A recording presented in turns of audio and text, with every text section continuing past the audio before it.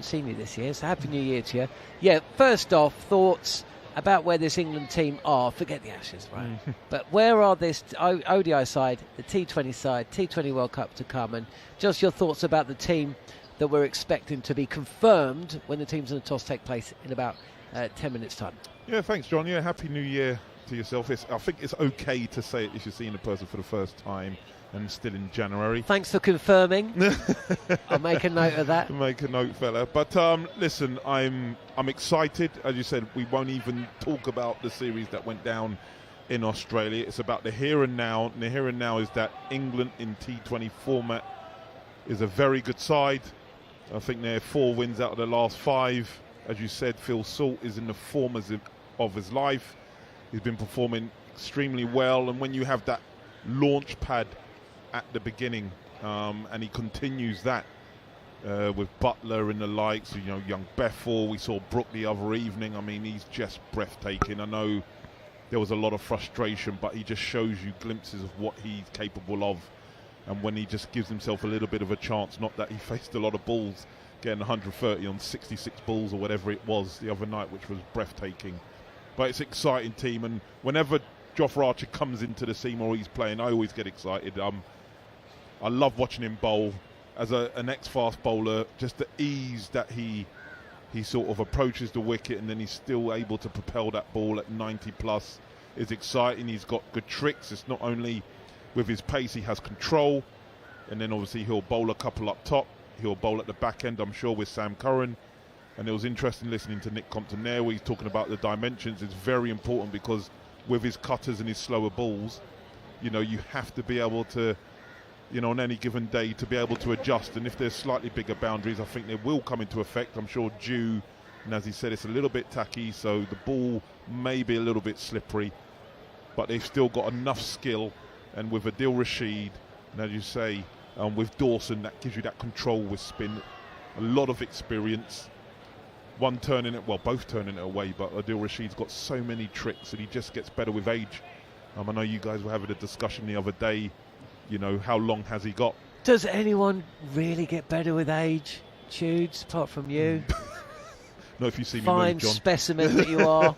But, you know, Rashid, I asked a question to Jared and you were listening in, you know, is he still, he's still operating, he's still absolutely one of the first men or players in the team, right? He's playing, and the question I was asking is, you know, how long can this guy go on for? Because there isn't someone ready to step in. Rayan Ahmed is, you know, some way off. Of course, he does provide something with the bat, but essentially, Adil Rashid commands a place in the T20 and ODI side now, next year, and probably the year after, if his shoulder and the body and the mind is willing. Yeah, I agree. I think, yeah, he might not be getting the wickets that he most probably would expect to when I was listening to Gerard speak about it, but his economy rate is still very good. He's still doing the do's. Yes, he does. And he gives you that control, doesn't he? You know when he comes on those middle overs that he's going to give you that control. He's still threatening. And players around the world, they respect him. So they don't really go after him. So that's a great asset to have in your side as a captain when you have that. And then with Liam Dawson also, you know, he also gives you that control. It's very seldom that he gets hit around the park. So then it's England, you know, other teams are they going to be targeting our seamers?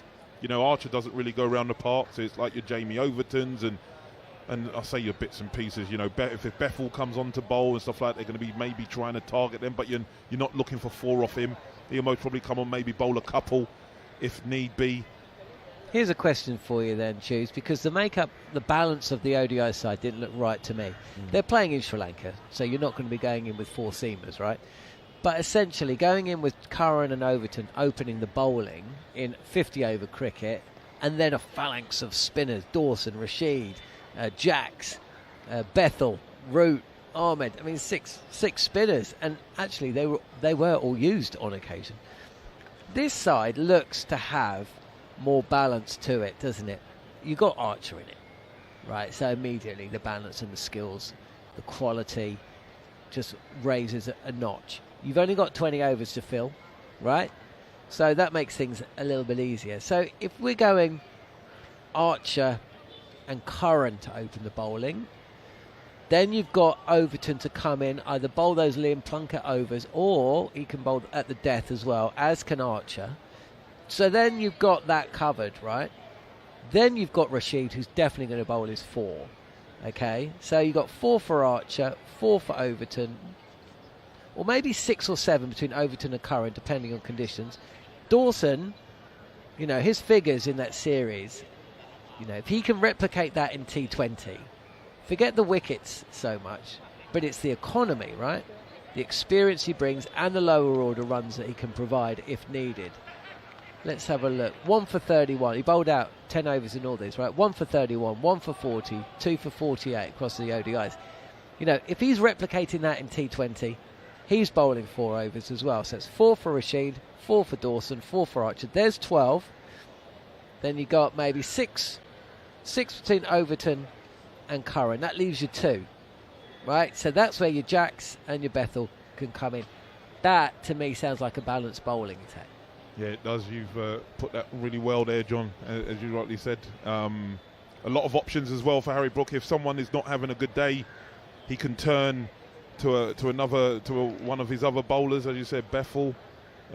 You've got Will Jacks, who bowls a lot in T20 cricket. Overton, he can come on and, as you said, be that enforcer. He's sort of hitting back of a length, that Liam Plunkett role that he did so well in England's winning World Cup year. And then, as you said, Archer, banker, Adil Rashid, banker. I think Liam Dawson is banker as well. So, as you said, that's your 12. And then you just got 8 overs to mix up with the rest. So, the balance of the side looks good. They bat deep. Everyone bats, literally everyone bats within that side. They've got, you know, people that can clear the boundary at the top, in the middle, and at the back end as well. So, you know, as long as England get off to a good start, you know, well, the world is their oyster. Even if the they runs don't. they can get. Thoughts on Jamie Overton? He's had a really interesting 6 months because, of course, he was called up to the England Test squad. He played in that final Test match against India. Then he announced his retirement in the short term from Test cricket, which came as a bit of a surprise. Then, of course, he's had, you know, he's travelled around. He's done a lot of white ball franchise stuff. But before Christmas, you know, he was almost playing a lone hand against New Zealand with the bat. 3 successive top scores in the innings, all in a losing cause. Then he comes to New Zealand, Sri Lanka, does exactly the same thing in the first ODI. So he's providing the batting. That's really stood up to scrutiny. He's now opening the bowling when for some time we commentated on a series in West Indies where he was a non-batting number 8 who was only bowling an over, which was slightly strange. But his role now seems much more solidified with variety in it, but the performances are coming as well. You know, so he didn't even bat in the second and third ODIs. He hit 34 in the first ODI. Figures of 0 for 66, 2 for 21 and 2 for 48. So again, you know, we're getting from Overton what I suppose England want. How do you identify, you know, as someone yourself, you're actually quite similar in physique, but how do you identify where his main skill set lies from this England T20 side? It's a great question, because when he decided not to play in his Test, I was straight onto his agent, who's Jason Ratcliffe, who I used to play with at Surrey. He said, what's going on? And I think it was just a case of, what is he, 31, 32?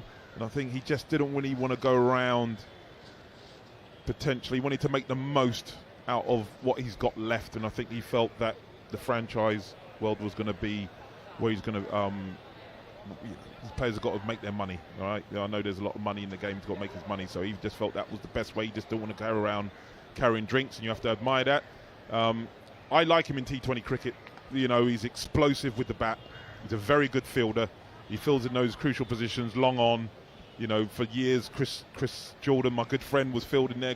Bucket hands, never dropped anything. Yeah, no better than Chris. Yeah, no better. He's absolutely outstanding. Overton, you're right. He's a fantastic outfielder, and he's a very good slip fielder as well. Not that you have much requirement for slips in the shorter form. And then, as you said, with his bowling, I think in T20 cricket it's slightly more effective than maybe in the longer format. He can, because he's always looking for wickets, because that's just his mindset. You can get milked a little bit in the 50 over game, but in T20 I think with He mixes up the ball quite well. He bowls a heavy ball, and what I mean by that, he hits the bat hard, hits the splice of the bat. He can bowl at good pace. He can get his Yorkers in as well, so he can be very effective, picking up 2 wickets. He said fielding out deep, taking those catches with a big strong arm. And as you said, he can come in at the back end with maybe 12 balls, 15 balls, and he can get that 30, 40 extremely quick. And in T20 cricket, that is really important to have in your side. Yep, excellent point. And Jos Buttler at the top of the order. I still find... Do you know what? He didn't look quite... I mean, he didn't even bat in the 3rd ODI. It was his 400th ODI. Macca was getting very excited about that. And then he didn't even bat. But, you know, he actually... he provided a score, 33 not out in the 2nd ODI, saw England home, 19 in the 1st. That still didn't look quite... It didn't look like the Jos Buttler that we have all come to love and appreciate and rely on over the last 10 years. So, you know, and that happens. You know, it's a long career. You can't be, you know, hitting 9, 10 out of 10 every time. You know, we're not all Alex Tudor. But essentially, it'd be great to see Buttler back at the top of the order alongside Phil Salt, where actually there's almost more attention now. You know, if England are going to have any chance in the T20 World Cup, you would have thought that one or both of Phil Salt and Jos Buttler have got to have the series of their lives. Yeah, listen, I'm a massive Buttler fan. I think he's outstanding in the white ball format of the game. It does baffle me sometimes in the T20 format and franchises when I don't see him opening the batting. I just feel that's where he best suited. I just remember that incredible IPO he had a good few years ago where he was phenomenal. It was just raining runs for him and boundaries. I think that Phil Salt is a very good ally for him, because obviously Phil Salt, his first instinct is to hit a boundary. And I just think, you know, that allows Jos to just ease himself into a T20 innings as much as you can, because there's not that many balls. But even still, of that class, he's able to just give himself a bit of a chance while Phil Salt's going crazy at the other end, and then he just comes into it. And as you said, if he's in past 5 overs and he's 10 overs, they tend to worry massively, because Buttler can go crazy, and as you say, any boundary around the world is just not big enough for him. We are awaiting the teams in the toss. If you're just joining us here on talkSPORT 2 and the talkSPORT Cricket YouTube channel, been a lot of rain in the build-up to this match. It's an evening game in Pallekele. The covers, and we know how quickly the ground staff work and how much of the pitch gets covered when there's rain in the air. Well, it was just blue tarpaulin as far as the eye could see about 45 minutes ago. That was taken off, but there is a bit of moisture in the pitch. So we have had a delayed toss, and sad to say that the big blue cover has been brought back on and is just covering the strip. Now, the rest of the pitch is still without cover, so hopefully it's more of a precaution, because of course even when the toss is taken and the teams announced, there will be a little delay before the match gets underway. I did just see Russell Arnold, former Sri Lankan batter, along with the 2 captains out on the field just a few moments ago, but one of the covers just in front of the sight screen in front of us has just been taken out onto the field as well. So we might be set for a delay, or maybe they're just folding it up and putting it back, if I'm being very, very optimistic. That's just going to be the game, I'm afraid, and that's what it's like in Sri Lanka. You do get sudden squalls, you do get some rain. It's one of the reasons why it's such a lush and green and beautiful country. So bear with us here on talkSPORT 2, the talkSPORT Cricket YouTube channel. Myself, John Norman, Alex Tudor will be coming back very shortly with more updates from the ground ahead of this first T20 that we're bringing you in this 3-match series. But for now, just sit back and wait. The teams and toss will be coming very shortly here on talkSPORT 2.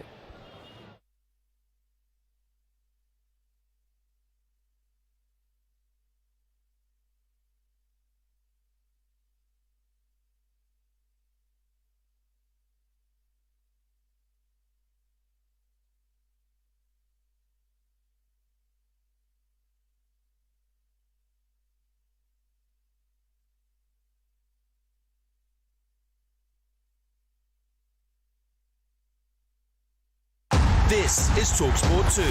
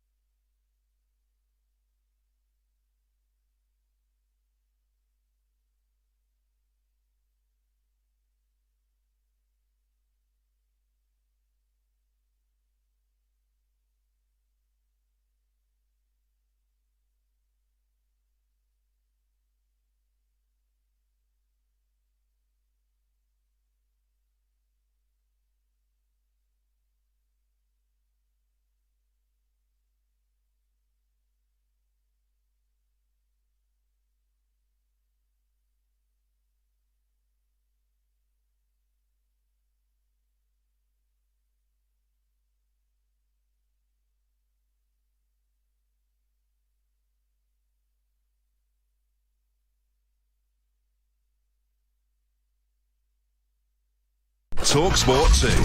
Traffic and travel. Due south of Manchester, M60 clockwise partially blocked by Princess Parkway Junction 5. Emergency repairs. The M5's closed northwest of Bristol, shut both ways. Portishead 19 to the M49, 18 tailing back to Clevedon one side and Cribbs Causeway the other. Police dealing with an issue. And it's queues northbound for the M11 at the Cloverleaf interchange. That's junction 14. The inside lane's out for emergency repairs. Queuing back to Duxford now at 11. I'm Jules Buckley. Hi, Jeff Stelling here with news of another supercharged weekend of live and exclusive football on talkSPORT and talkSPORT 2. It all gets underway tonight from 8 as Bristol City take on Derby County in the Championship live on talkSPORT 2. Then tomorrow afternoon from 12:30 it's Leicester versus Charlton, followed at 3 by QPR versus Coventry. Both games are live on talkSPORT 2. Rounding off at 8 with an exciting Premier League showdown as Liverpool go head-to-head with Newcastle live on talkSPORT. Going for goal with a glorious weekend of high-powered, full-on football, live and exclusive on talkSPORT and talkSPORT 2. Live ball-by-ball commentary of England's white ball tour of Sri Lanka. It's a claim for a catch, it's got him! Exclusively on talkSPORT 2.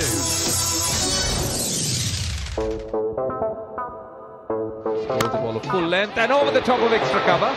Butler makes it look easy. He gets another boundary. Overton down the track, and he has pulled this high and handsome. Harry Brook uses his feet to Hasaranga, hits over the top and clears long on. Lovely shot from Harry Brook. Hasaranga comes in. And oh my goodness, that's 6. That is 6. For me, this is one of the best innings I have witnessed in white ball cricket from an Englishman. It really has. England trying to get back to being a force in white ball cricket, and I tell you what, if their captain can continue playing half as good as innings as what he's just played in this, then England are going on the right track. So that's how the ODI series ended up. What a knock from Harry Brook, absolutely astonishing. Even in today's game, that took the breath away at times. 136 not out from 66 deliveries. England signing off in some style, winning the ODI series 2-1 after being 1-0 behind, with Harry Brook and Joe Root both unbeaten and with centuries to their name. Can we expect anything better today and across this 3-match T20 series? Well, not in the next 20 minutes or so, because the covers are on the outfield and the strip in Pallekele. Not the entire pitch covered, which is the only bit of optimistic news I can bring you. So that does suggest that they're not expecting a deluge anytime soon, and possibly, just possibly, with the ground staff still out there on the field of play, maybe we'll be getting underway. The toss and the teams we know the England team as it stands. Yesterday was announced. We don't know the Sri Lankans, and the toss still has yet to be called. So we'll wait for that. Well, let's bring you news of a competition that we're bringing you here on talkSPORT 2 and the talkSPORT Cricket YouTube channel. Win a trip to South Africa with the Barmy Army on talkSPORT 2.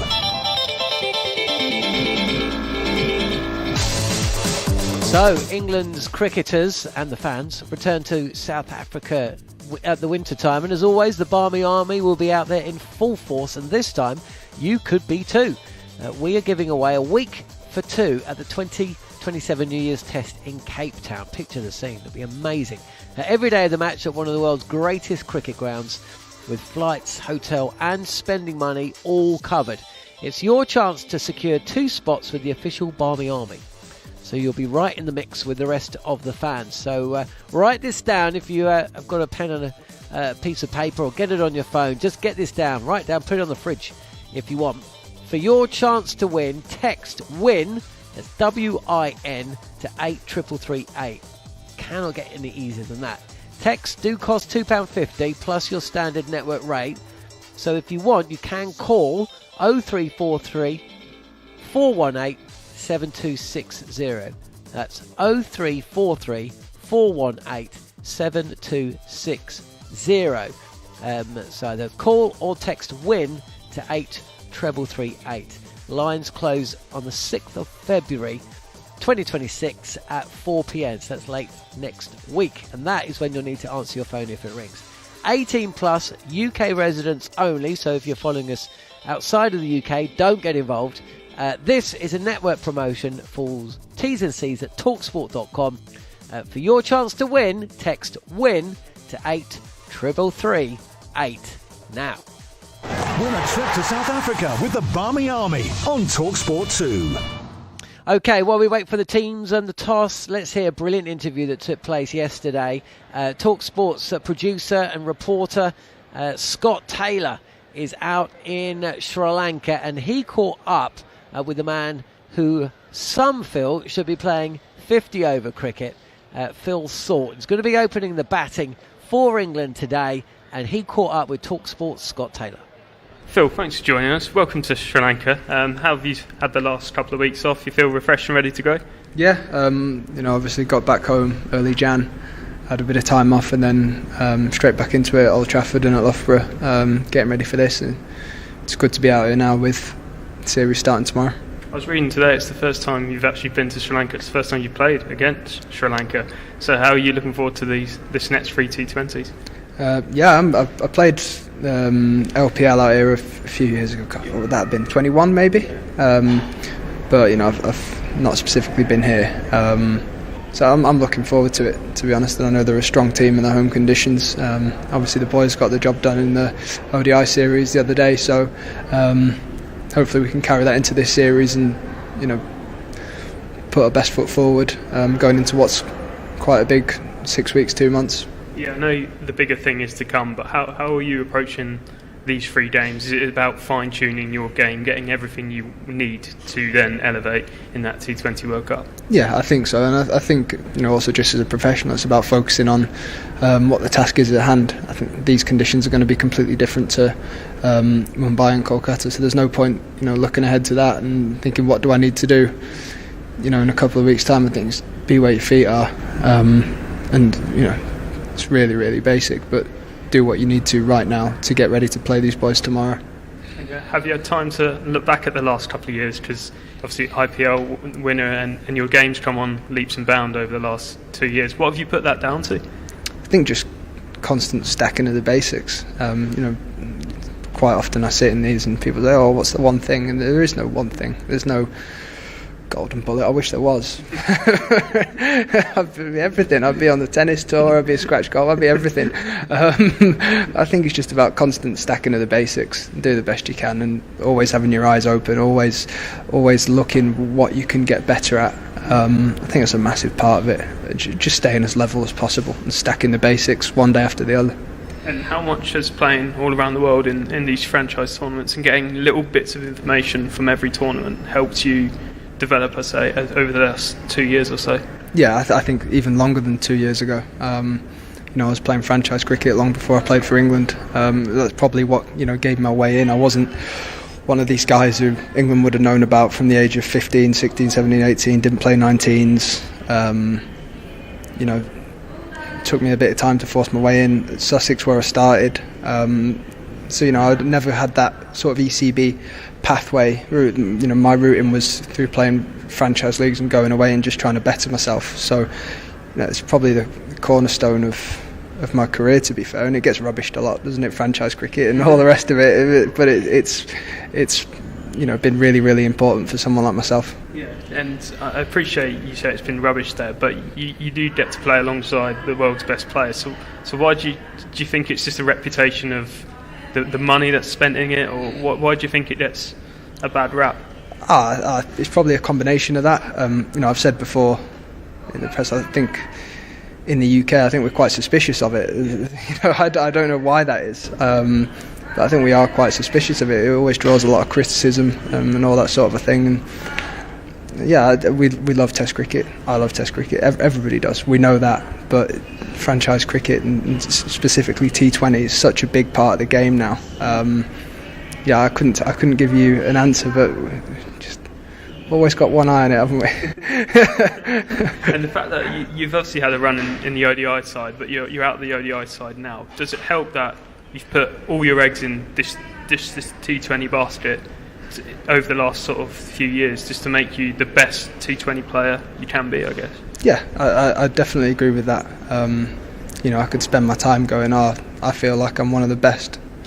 if not the, in the country. And why aren't I could spend my time doing that, but what I'm going to do, instead of just focus on myself, just say I'm going to be the best I can be at this. This is where I've still got an opportunity to impact and win games and, you know, take us deep into a World Cup. And that's what I focused on. That's what excites me, and that's what I'm going to do. You know, a lot of guys often say, "Oh, the spread too thin, the schedule." You know, there's all sorts of challenges that come with playing more than one format of international cricket. But now I feel like I've got an opportunity where I can put my full energy into being the best I can be at T20, and that does really excite me. I know preparation has been a bit of a key word over the last few months with the Ashes and stuff, but I was reading you tend to watch quite a lot of the opposition. So when did that come along? Has that been something you've always been done, or with experience have you now got a formula that you stick to in terms of preparing for series? Yeah, I think it's been a case of tweaking it over time. I always tried to do it when I was a bit younger, but you know, it's a skill essentially, preparing. It's a skill in itself, and I've got better at it over the years. And now, you know, I keep it a lot simpler than I used to. But I think it's just about setting it up for yourself that there's going to be no surprises. You know, teams play with different balances here. You know, they're probably going to play the 3 spinners here, 2 seamers all round, like whatever they go with. It's about just knowing that, you know, if they play, you know, the 1 seamer and the all-rounder, that you're prepared for that you know that guy that's to come in. You know what he does. You know he likes to set his overs up. You know he likes to get in and out of overs. Really, really basic things. It doesn't mean you're guaranteed to hit any of those balls for 4 or 6. But it's just, you know, you've got a handle on the game. Sometimes that split second quicker than they do, and that, I find that can be a massive advantage. Are you a firm believer then in if you put in the work, the outcomes will follow? And is it even more satisfying when you are in the form that you're in because of all this behind the scenes, what people don't see? Yeah, I'd say so. And I think, you know, like I said to you about my route into it, you know, from when I was, you know, late teenager, everything that I've done has been, you know, built on just doing the basics and keeping it as simple as possible. So yeah, I suppose it is. I just want to keep stacking good training session after good day. You know, that's going to give me the best opportunity. You create your own luck, as they say. So that's, you know, the way I look at it. Let's talk T20 World Cup then. In footballing analogies, is this your FA Cup final? Is this your big moment? Well, I suppose Champions League, isn't it? At least. That's true. Oh, Club Bit World of a Cup. traditional answer. Yeah. For the FA Cup then. It's Champions League. Times have moved on now. Yeah, in the 70s maybe. Yeah, I suppose so. You know, I'm not sitting here and putting that expectation on it, putting anything on it that shouldn't be there. But I am. You know, once we finish this series and hopefully get a good result here, you know, it is something to really, really look forward to. Yeah. I know you're City fans, Champions League is more your vibe anyway, but going back to, you said the wickets in Mumbai and Kolkata are different here, but psychologically, how big does it help going to a place where you've had great memories winning the IPL and just that little, you go into India with that little extra spring in your step because you've had good memories there in the past? Yeah, I think, you know, a few of our guys have those good memories as well. It definitely adds a bit. You know, it's like, you know, football are going to, you know, a ground that they've done well at, or also going to a ground the last time they played there they got injured. You know, it just creates a mood that you can't quite, you know, put into words. So yeah, hopefully we get over there and we have that feeling. You know, we've just come off an ODI series win. Hopefully we go there with a T20 series win under our belts. Hopefully, you know, we just create that mood and just keep it rolling, one after the other, I suppose. And how do you feel this T20 side's building over the last couple of weeks? Because there's been a lot of talk about the ODI side and obviously a great result here. But in T20 cricket, you've won 7 of your last 8. You hit 300 in a T20, for goodness sake, 6 months ago. So where do you feel this T20 side is at? I think we're in a good spot. Did you say 7 out of the last 8? 8 completed games. You had that washout against South Africa. But yeah, we did. Yeah, that was a 5 over.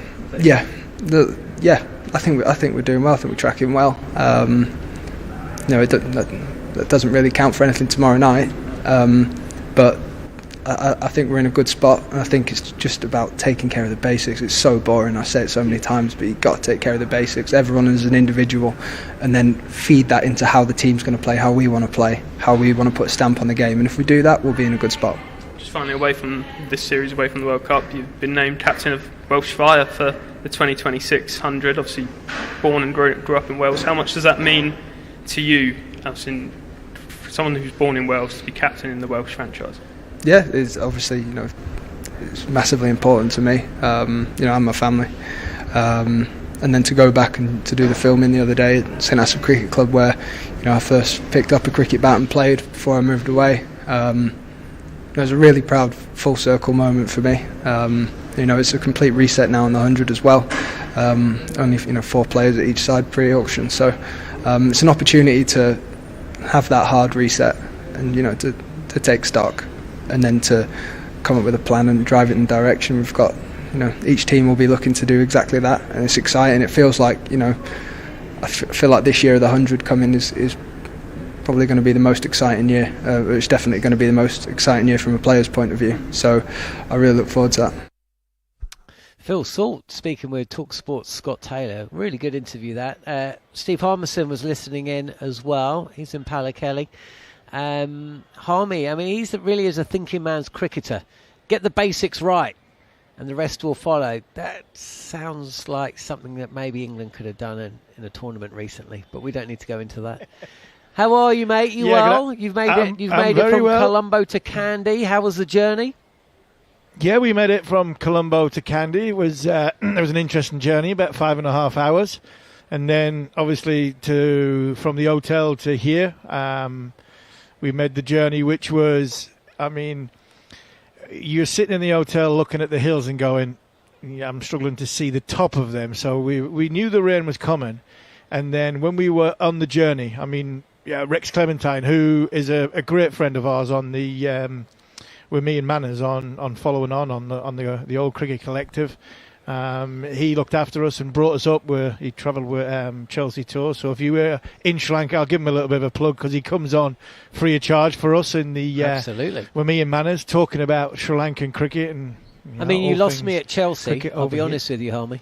Yeah, well, it's Chelsea Tours, so it's not exactly a walk down King's Road. It's a proper touring company who look after people in Sri Lanka and give you a great time. I tell you what, there's a lot of tourists out here who are not here for the cricket. We've spent a lot of time in Colombo. Kandy's a bit different. We've gone from a city to a bit more of a town, a bit more rural area. So I felt a little bit more at home, and even more so at home when I got in the car and we just kept going up and up and up. You go up the hill to Pallekele International Stadium. I was whistling the Sound of Music. I had Julie Andrews in my ears at one point, but as we were getting higher, we were getting closer and closer, unfortunately, to the rain. And now, we've got the same sight what we had when we arrived, and obviously the full covers are on, and it's not looking good after what we thought was going to be a start on time, because the covers came off. The pitch looked. I'm just talking to Nick Compton, who's doing the TV with us, and he did the pitch report. He said the pitch feels a little bit tacky, so we're expecting the seam to play a little bit of a part. But unfortunately, the full tarpaulin has gone back on, and worryingly a little bit more, the ground staff have disappeared. There still seems to be 1,000 or so spectators still there on the banks on either side square of the wicket. The umbrellas are up. I imagine the majority of them are travelling Barmy Army, Gulliver's International Cricket Tours. No, there's a lot of locals here, John. Oh, okay, okay. That suddenly makes me feel a bit more optimistic. Yeah, there's a lot of local here. The Barmy Army touring groups are in the stand. They're huddled under. We've got the Pallekele International Cricket Stadium. There is a big stand at one end which has got about 30 or 40 executive boxes on top of each other, and then you've got the sort of terrace, and it's a little bit like Centurion, a smaller version of Centurion behind one of the sort of wicket ends. You've got the big bank of seats, then you've got the hospitality bits, and then you've got the grass banks on either side. And where on the other side of the ground there's a big tall tower for the TV commentators, radio commentators, written press are above us, and I'm not sure there's any hospitality over here, and grass banks either side. So on the other side, the grass banks, there's a lot of local, probably more local here at this moment in time than there was at any point in Colombo. and then the touring groups are in the shall we say the posher seats, but they're huddling for cover at this moment in time. So, while this rain continues, I would say there's we're about 25% full, 30% full, and we're expecting a big crowd. The local said here that Roshan said we were expecting nearly full capacity. So hopefully, if it stops raining, we'll see a few more people come up. I was speaking with Alex Tudor a few moments ago, and I was just saying that the balance of this T20 side just seems a little bit more well-rounded than the balance in the ODI side in terms of 3 pace man attack, not an overabundance of spin because you can only bowl one bowler at a time, and there's a lot of power at the top of the order. That opening partnership makes sense to me. Your thoughts as you look down the 11? I mean, it's very similar to the ODI side, just 3 changes. One of them enforced because Duckett's out, but actually Duckett being taken out of that 11 kind of makes, on paper at least, a little bit more sense. As you run your eye over the 11 that was announced yesterday, what are your overriding thoughts? Well, the balance looks better because Archer's back. That's a given, and he's so influential to this team. I think in how England are going to, fare in the World Cup. Having that, I was crying out for that bowler at the top in the 50 overs. That the balance wasn't right because we didn't have that 3 overs, especially in this part of the world, 50 over cricket. Probably 3, possibly 4 overs with a new ball.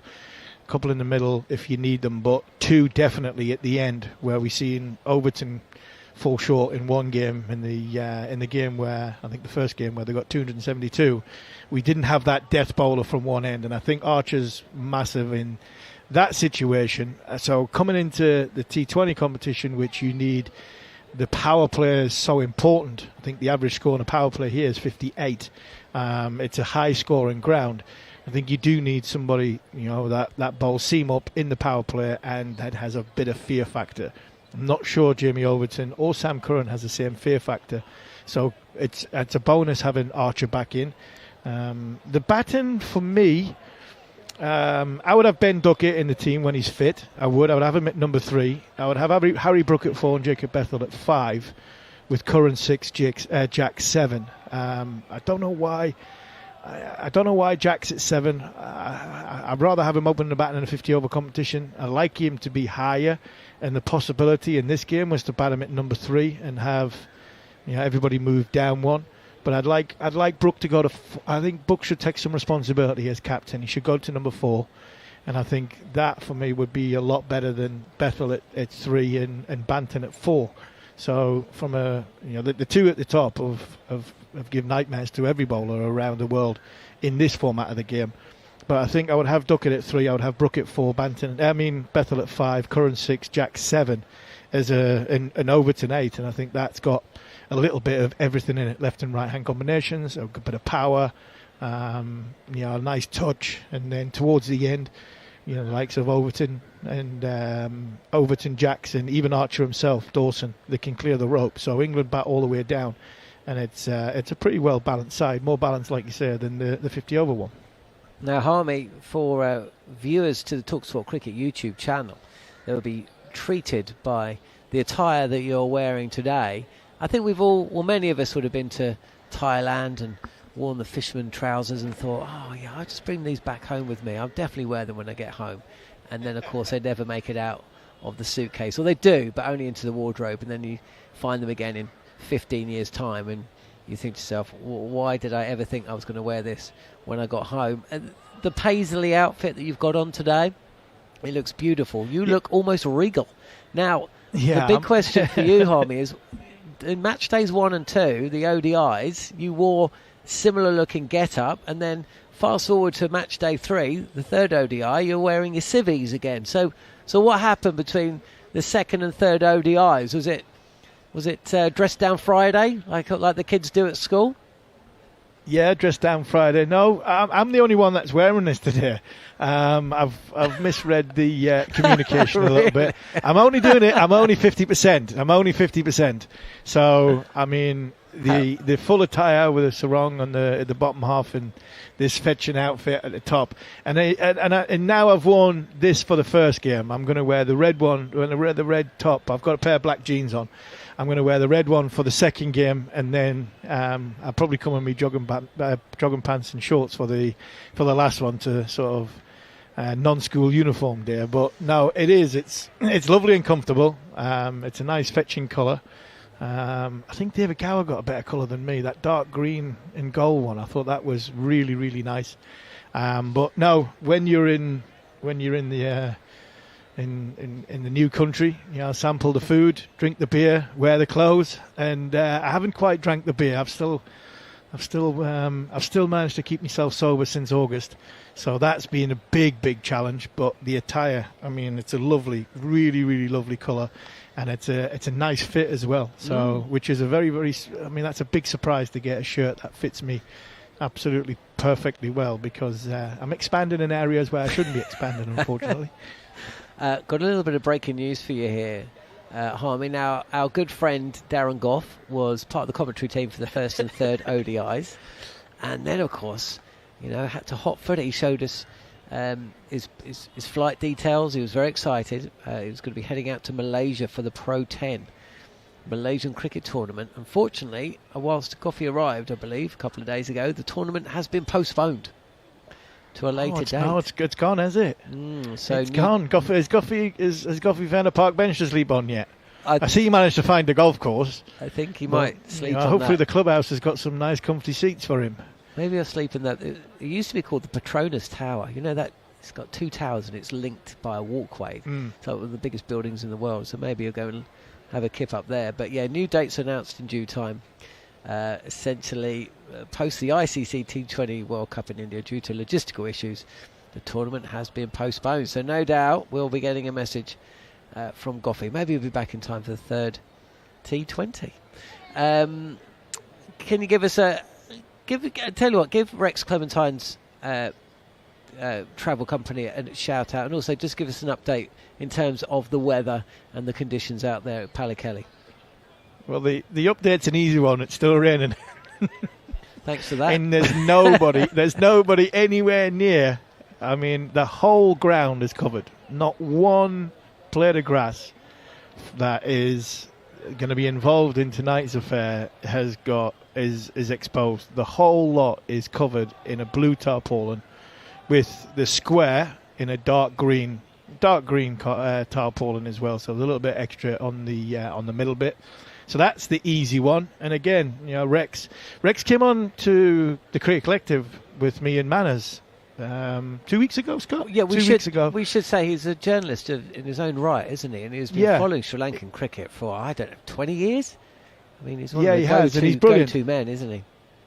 Yeah, he's been on multiple times. He comes on whenever we want a story, or there's a story come, and any sort of political views have happened, like they always do in this part of the world. Rex seems to be our go-to guy in Sri Lanka, and coming to Kandy, this is where he's from, and he's helped us out no end with a few lifts here and there, because the taxis they're not as frequent as what they are in Colombo. So he runs a travel company as well as being a very, very good cricketing journalist. That's called Chelsea Tours, and if you are over or heading to Sri Lanka and you're coming over here for a holder, give Rex a shout on Chelsea Tours, because he organises not only, I think, adult cricket tours. I think he organises school kids cricket tours, and I think he organises other tours for other sports. So he's a well-connected man in Sri Lanka, and we are grateful that he helped us out getting to the ground. But it also helps us out whenever there's a story breaking in Sri Lanka.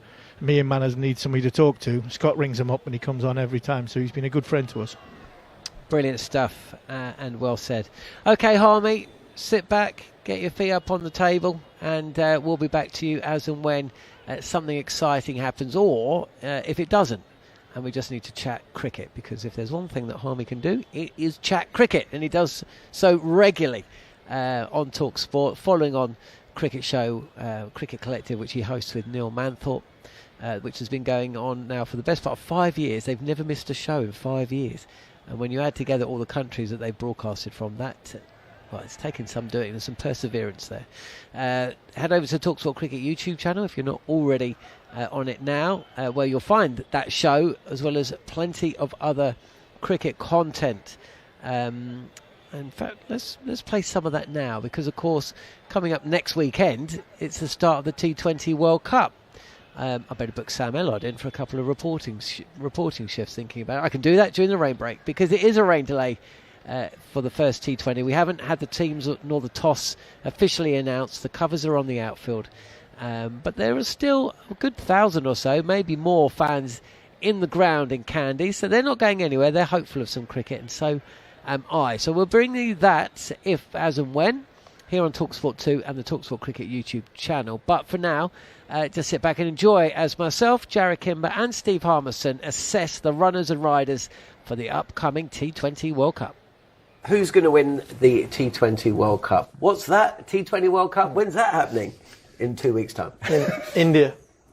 But if not India, I mean, you can't look at it. Who's going to be the knockouts, the semi-finals? I mean, I think one of your questions was... Okay, the question could be, who will India beat in the final of the T20 World Cup?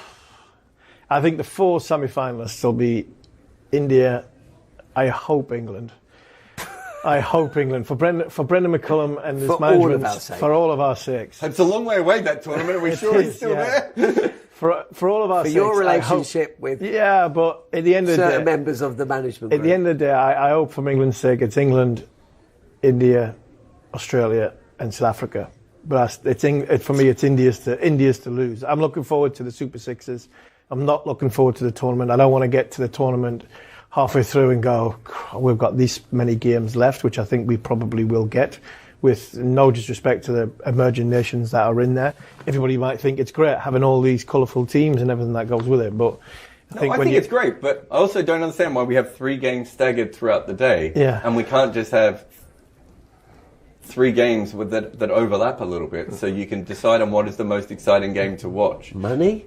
But how does that help? Because at the moment... Well, then you just have to watch it all. Yeah, and I don't think you watch... That's the thing, of like, great, the World Cup's starting today. There's 3 games on, and I've now got 11 hours of I've got to watch Italy versus, whoever they're playing. And people are complaining about Test cricket lasting 7.5 hours, and you've now put an 11.5 hour deal. It's like a really crap version of Finals Day, this World Cup, where I'm just like, I don't think you need to do that. But it lasts a month. I think there's a way of doing it. I just think they keep getting it wrong. And I think the cricket is terrified of having 2 games played at the same time and having audiences decide. Mm-hmm. That's what I want, right? Because if that Italy game gets exciting, I was going to say Joe Burns, but Joe Burns, maybe not. If one of the other Big Bash guys in the Italy side suddenly goes nuts, I'm going to turn over to that game, right? Like when I'm watching it, because if everyone's talking about it. But I don't necessarily want to have to watch all 3 hours of it to wait for the one moment of Dwayne Leverrock taking the catch, right? Or whatever, that incredible moment of associate cricket. But if the game gets close, I'm definitely going to watch every Italy game in that situation. So I think that's done wrong. But that wasn't your question. Your question was, I like South Africa as a T20 side. I think they've got lots of different plans that they can go with. I think Australia is still such a muscular side. Like I think they're almost like the old West Indies side, where you just like so many guys can just hit sixes so often. India is obviously the best side, all things considered, but I think one or two form issues, like with Sky hasn't made runs of a while, and Boomer and injuries and all that sort of stuff can bring them back to the other sides a little bit. And I don't know about England. I think England are 1 bowler short at this moment in time with Archer in the squad. I think they're 2 bowlers short if Archer's out of it. I think Archer's so important for England's chances to get to the knockout stages. I really do. And if Archer's not there, backup spinner, I don't see the backup spinner or the backup go-to gun seamer that can, like a Bumrah, like a Rabada. Australia have got Cummins. They've got a bowler who, and people will be saying, well, hold on, it's played in the subcontinent. I mean, them 4 overs with one of your seamers or 3 overs from one of your seamers makes a difference. It'd be interesting to see if it's a tournament where you need 2 spinners, 2 frontline spinners. And if that's the case, I think that's probably where teams like Australia, maybe and England drop back a little bit. Yeah. If it's a series where you only need one spinner and then a part-timer, I think that's very different. But if you need two frontline spinners, I think that's where South Africa and India and have a huge advantage over some of those other sides. Because South Africa have quite a few different spin options that they can go with at the moment. Whereas England's biggest problem hasn't usually been the frontline spinner, right? It's been the second spinner. I think England's batting will do okay. I think England's batting's fine. I think. But I'm not sure if it's at the level of Butler, Brook. What will it be? It'll be Bethel. There's one more in there. And then you've got Curran, Overton. Salt. So you'll have Salt. Yeah. Salt at the top with. It could be one of those Duckett. tournaments that they could ride Salt. We've seen that in the IPL a couple of times, haven't we? Where he's on a run. The batting doesn't worry me for England. Even in spinning conditions? Even in spinning conditions, I think they've got enough muscle to hit it out the park if they need to. Butler can play spin. I think Brook can play spin. Salt can have a go if he needs to at the top. I think the worrying for me is that 2 overs in the power play from a seaman's point of view, where Jofra would be very, very good, and the 18th, 19th over, 17th, 18th, 19th over, where you might need that injection of pace just to make a difference, where Rabada is very good at it, where Bumrah is good before he bowls the last one. Yeah. That, for me, is where I think if no Jofra Archer, I think that's where we come up short.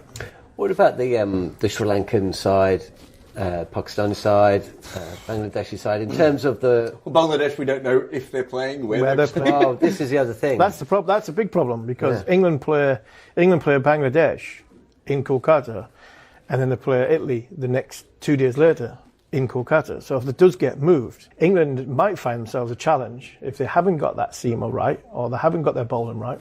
They might not even get out the group stages. So that's because they've got Bangladesh. They have to have a bad day against the West Indies, hitting and big hitters. West Indies are putting together a bit of a better side of recent times as well. Look, Sri Lanka on paper looks really, really good, but it has for the last couple of World Cups, and I think they had the Asia Cup where they started incredible in the group stages and then just couldn't win a game, and then they beat India. We're all like, well, where's the form line here? Sri Lanka on paper has built a really good bowling attack, and they've got plenty of batters and some optionality that can change the stuff around. It just hasn't worked at a major tournament yet. Pakistan, I talked to some people involved in Pakistan a while I think it might have been the Asia Cup. It was the Asia Cup, and they were like, they just think, they had this feeling the World Cup might come too soon. They think they're onto something, and they don't think they're far away from it, but they don't think they're ready. So I don't know. I think if you were putting your attention on either side, Sri Lanka's probably the one that you should be paying more attention to. But if everyone gets fit from Pakistan, there's still some bowling there that can do some damage. And Shadab Khan's bowling well again, and you get a couple of those fast bowlers back fit, and you've got something. Bangladesh are starting to play T20 cricket like they understand it, which is a huge change to what they've done before. And I think Afghanistan had their best chance, and maybe they've just dipped down a little bit. I don't think teams are terrified of Rashid Khan anymore. So unless Noor Ali gets to the Rashid Khan level, they don't have that one banker that you can just lock down a part of the game with in the way that you used to. What about players? Do you see this tournament as a tournament that's going to see the breakout of some new players, or are we in a position now where we kind of know everybody? Because there's so many franchises. Yeah.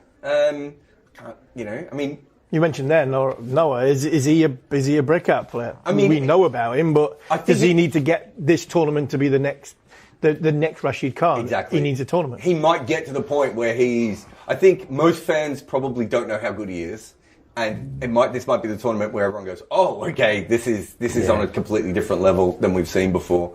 I don't know. Maybe Glenn Phillips is another guy that needs that one big tournament.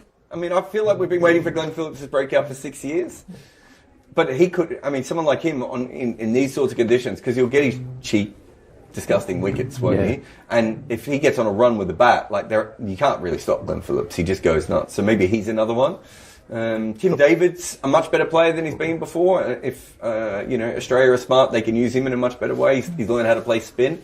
So you've got some, flexibility with him as well. From England, you're looking at, you're hoping that the Salt at the top, a Jackson and a Bethel have a good good World Cup, because you're expecting Brook to do well, you're expecting Butler to do well. They're your experienced players. Sam Curran likes the big stage, so you'd hope that the experienced players of them, you'd want the sort of the younger players, the ones that are not fringe players, but they need to come of age in the franchise world that they live in. The big tournament, like you're talking about Noah, if he comes of age, gets to the level of Rashid Khan, I think it's important that we desperately need Salters to get us off to a good start, and that Bethel and Jacks in the middle area, Mortar plus them overs they're going to have to bowl, could be vital for England's chances. Can I add one more? Daryl Brevis. Okay. Yeah. I think the last year, he missed out in the last IPL auction, not the one that's just happened, but the one before that, and we all went, what? And then since then, I think that was the wake-up call he needed, and he's gone to a completely different level at the moment, and he could have a huge tournament. What about the pressure on Gambia and India? It's huge. I don't know if you read Sid Monger's piece the other day. There's a lot of different pressures on Gambia at the moment, and the thing that is keeping him firmly in that job is how well they've played in white ball cricket. Right? So they are having a World Cup at home. They are massive favourites. I haven't looked at the bookmakers, but last time I did, they were huge favourites for this tournament. Even if Bumrah didn't play or Sky didn't make any runs, you would still expect them to win this tournament comfortably. If they don't win, then Gambia is probably done. I think the tide against him is so strong now, I just think that he would lose his job almost automatically. That's pretty major. Yeah. It's India. India haven't really got... They go to New Zealand later this year. It's aboard a Gavaskar this time next year. Then, of course, it's the 50-over World Cup in South Africa. So he's going to be desperate to cling on through 2026, because essentially 2027 is when his and India's era is going to be defined with those two. And the thing is, he's won the Champions Trophy and the Asia Cup, right? But if he loses the World Cup off the back of that, I don't know if that does enough. And, they had a good end to their Test series against England, right? But it's just, then, they're not maintaining that, and they did struggle in that last series against South Africa quite a bit. South Africa's a good side. I think you can write some of that away. And India, there should be a natural time, they've lost, Pujara, Rahane, Kohli, Rohit, Ashwin. I mean, I'm probably missing a couple there, right? Sharma? Did you say Sharma? Ishant Sharma. Or Rohit Sharma. Both. Yeah. Also. And Mohammad Shami never bowls for them anymore. There are reasons why there is a natural pullback, but they are probably on paper the best T20 team I think we've ever seen assembled, domestic franchise international ever. If they don't win that World Cup and they lost the 2023 ODI World Cup, he's gone. Good luck. He's not a particularly popular figure in Indian cricket culture at the moment. Live ball-by-ball commentary of England's white ball tour of Sri Lanka. It's a claim for a catch. He's got him. Exclusively on talkSPORT 2. Get bowled over with Following On, the fast-paced cricket podcast from talkSPORT that'll hit you for 6. It's a pitch-perfect delivery of first-class cricket news. And that's a beautiful straight drive. Boasting an impressive strike rate of exclusive big-name guests. Oh, you little ripper! And fielding fierce fan reaction. Oh, that might be out. Don't get caught out. Subscribe now to the Following On podcast. Available on Acast, Apple Podcasts, Spotify, or wherever you get your podcasts. talkSPORT 2. Traffic and travel. Big problems to the northwest of Bristol. The M5 is closed both ways between Portishead at 19 and the M49 at 18. A police incident there, the northbound queue prior to Clevedon 20, southbound back to 17 at Cribbs. Northbound M6 from the M5 to Wednesbury, so 8 to 9 partially blocked and queuing. As it is northbound for the M11 up to 14, the Cloverleaf interchange, and clockwise M60, 2 lanes out in queues. Repairs around Princess Parkway at Junction 5. talkSPORT Podcast League. Outspoken. The best of White and Jordan. White versus Jordan. Now with added time. Simon and I have a difference of opinion on this, as we do on various things. When the mics go live, the gloves come off. That wasn't a proper fight. That was a tune-up. Oh, no. Come on. Opinionated debate as combat sport. And most of these teams have underachieved. Outspoken. Listen or download for free on the talkSPORT app. My goodness, who could argue? On your phone, on your smart speaker, or from your favourite podcast portal. Fight Night Extra on talkSPORT 2. Tuesday evening from 5. Get weighed in for a massive night of big boxing drama. I'm just ready to go to war. Explosive insight and heavyweight boxing banter. I'm a generation fighter. I actually feel sorry for all these guys who's had to fight me. Hard-hitting boxing discussion that jabs you between the ears. Fantastic boxer. But this is a big step up in weight class. Really big step up. Get in the ring and go the distance. She's got movements that look like Mayweather at times. Fight Night Extra. Tuesday evening from 5. On talkSPORT 2, the home of boxing. The Minnows take on the might of the top flight. Shoots under the goalkeeper and in. It's the road to the FA Cup on talkSPORT and talkSPORT 2. It's a goal! Get all the goals at all the games. Round the goalkeeper and taps it into the net. High precision FA Cup football. And that's it! This is why we love the FA Cup! Witness the magic of the FA Cup. What a finish we're in for here! On talkSPORT and talkSPORT 2. The PGA Farmers Insurance Open, live on talkSPORT 2, tonight from 10. As the world's golfing elite go head-to-head at Torrey Pines South, hear full swing-by-pitch-by-putt commentary of all the action direct from San Diego, California. The PGA Farmers Insurance Open, tonight from 10, live on talkSPORT 2. On DAB+, online, via the talkSPORT app, and on your smart speaker. Live ball-by-ball commentary of England's white ball tour of Sri Lanka. It's a claim for a catch, he's got him! Exclusively on talkSPORT 2. You're listening to live and exclusive coverage of the first T20 of 3 here on talkSPORT 2 and the talkSPORT Cricket YouTube channel between Sri Lanka and England. I'm John Norman alongside Alex Tudor, but sadly the covers are on the outfield and the main square, uncovered on the grassy banks though, where actually the crowd seems to have got bigger than it was about 20 minutes ago. So hopefully they know something that we don't. Floodlights on. It looks a beautiful sight, but unfortunately no play as of yet. We haven't had the toss. We heard the England team yesterday, so we'll find out confirmation on that shortly, we hope. Alex Stewart, as I say, is alongside me. We're going to be talking about England's bowling lineup. Of course, a number of bowlers were used over the course of the Ashes. A couple of them got injured and had to come home early. Some succeeded, some struggled. Some took wickets, some were economically secure, some leaked a few runs. There's a lot to talk about there, and so we will be, myself and Shoes, very shortly. But first off, let's hear what Steve Harmison and Jarrod Kimber had to say. This is available on the talkSPORT Cricket YouTube channel. The question coming up very shortly here on talkSPORT 2. Who makes up England's first choice bowling attack? Harmy? Do you want to start over? He's retired. Yeah, David look at a younger shirt, big enough to fit me. I think when I break this down, I break this down and look at this is, I think, England's one of England's big problems over the course of the last 3 years when they've been heading for the Ashes, 90-mile-an-hour bowlers, spin bowler this and whatever the makeup of the side. I think they've gone for individual bowlers and not gone for a unit. The hardest part for me when you're playing against a good side is to come up against a bowling unit, and that is variation. So England wanted 5, 6 90-mile-an-hour bowlers, tall release point, and they got them, and they went there. Now, over the course of the last sort of 10 years, 15 years, you look at the bowling attacks England have had.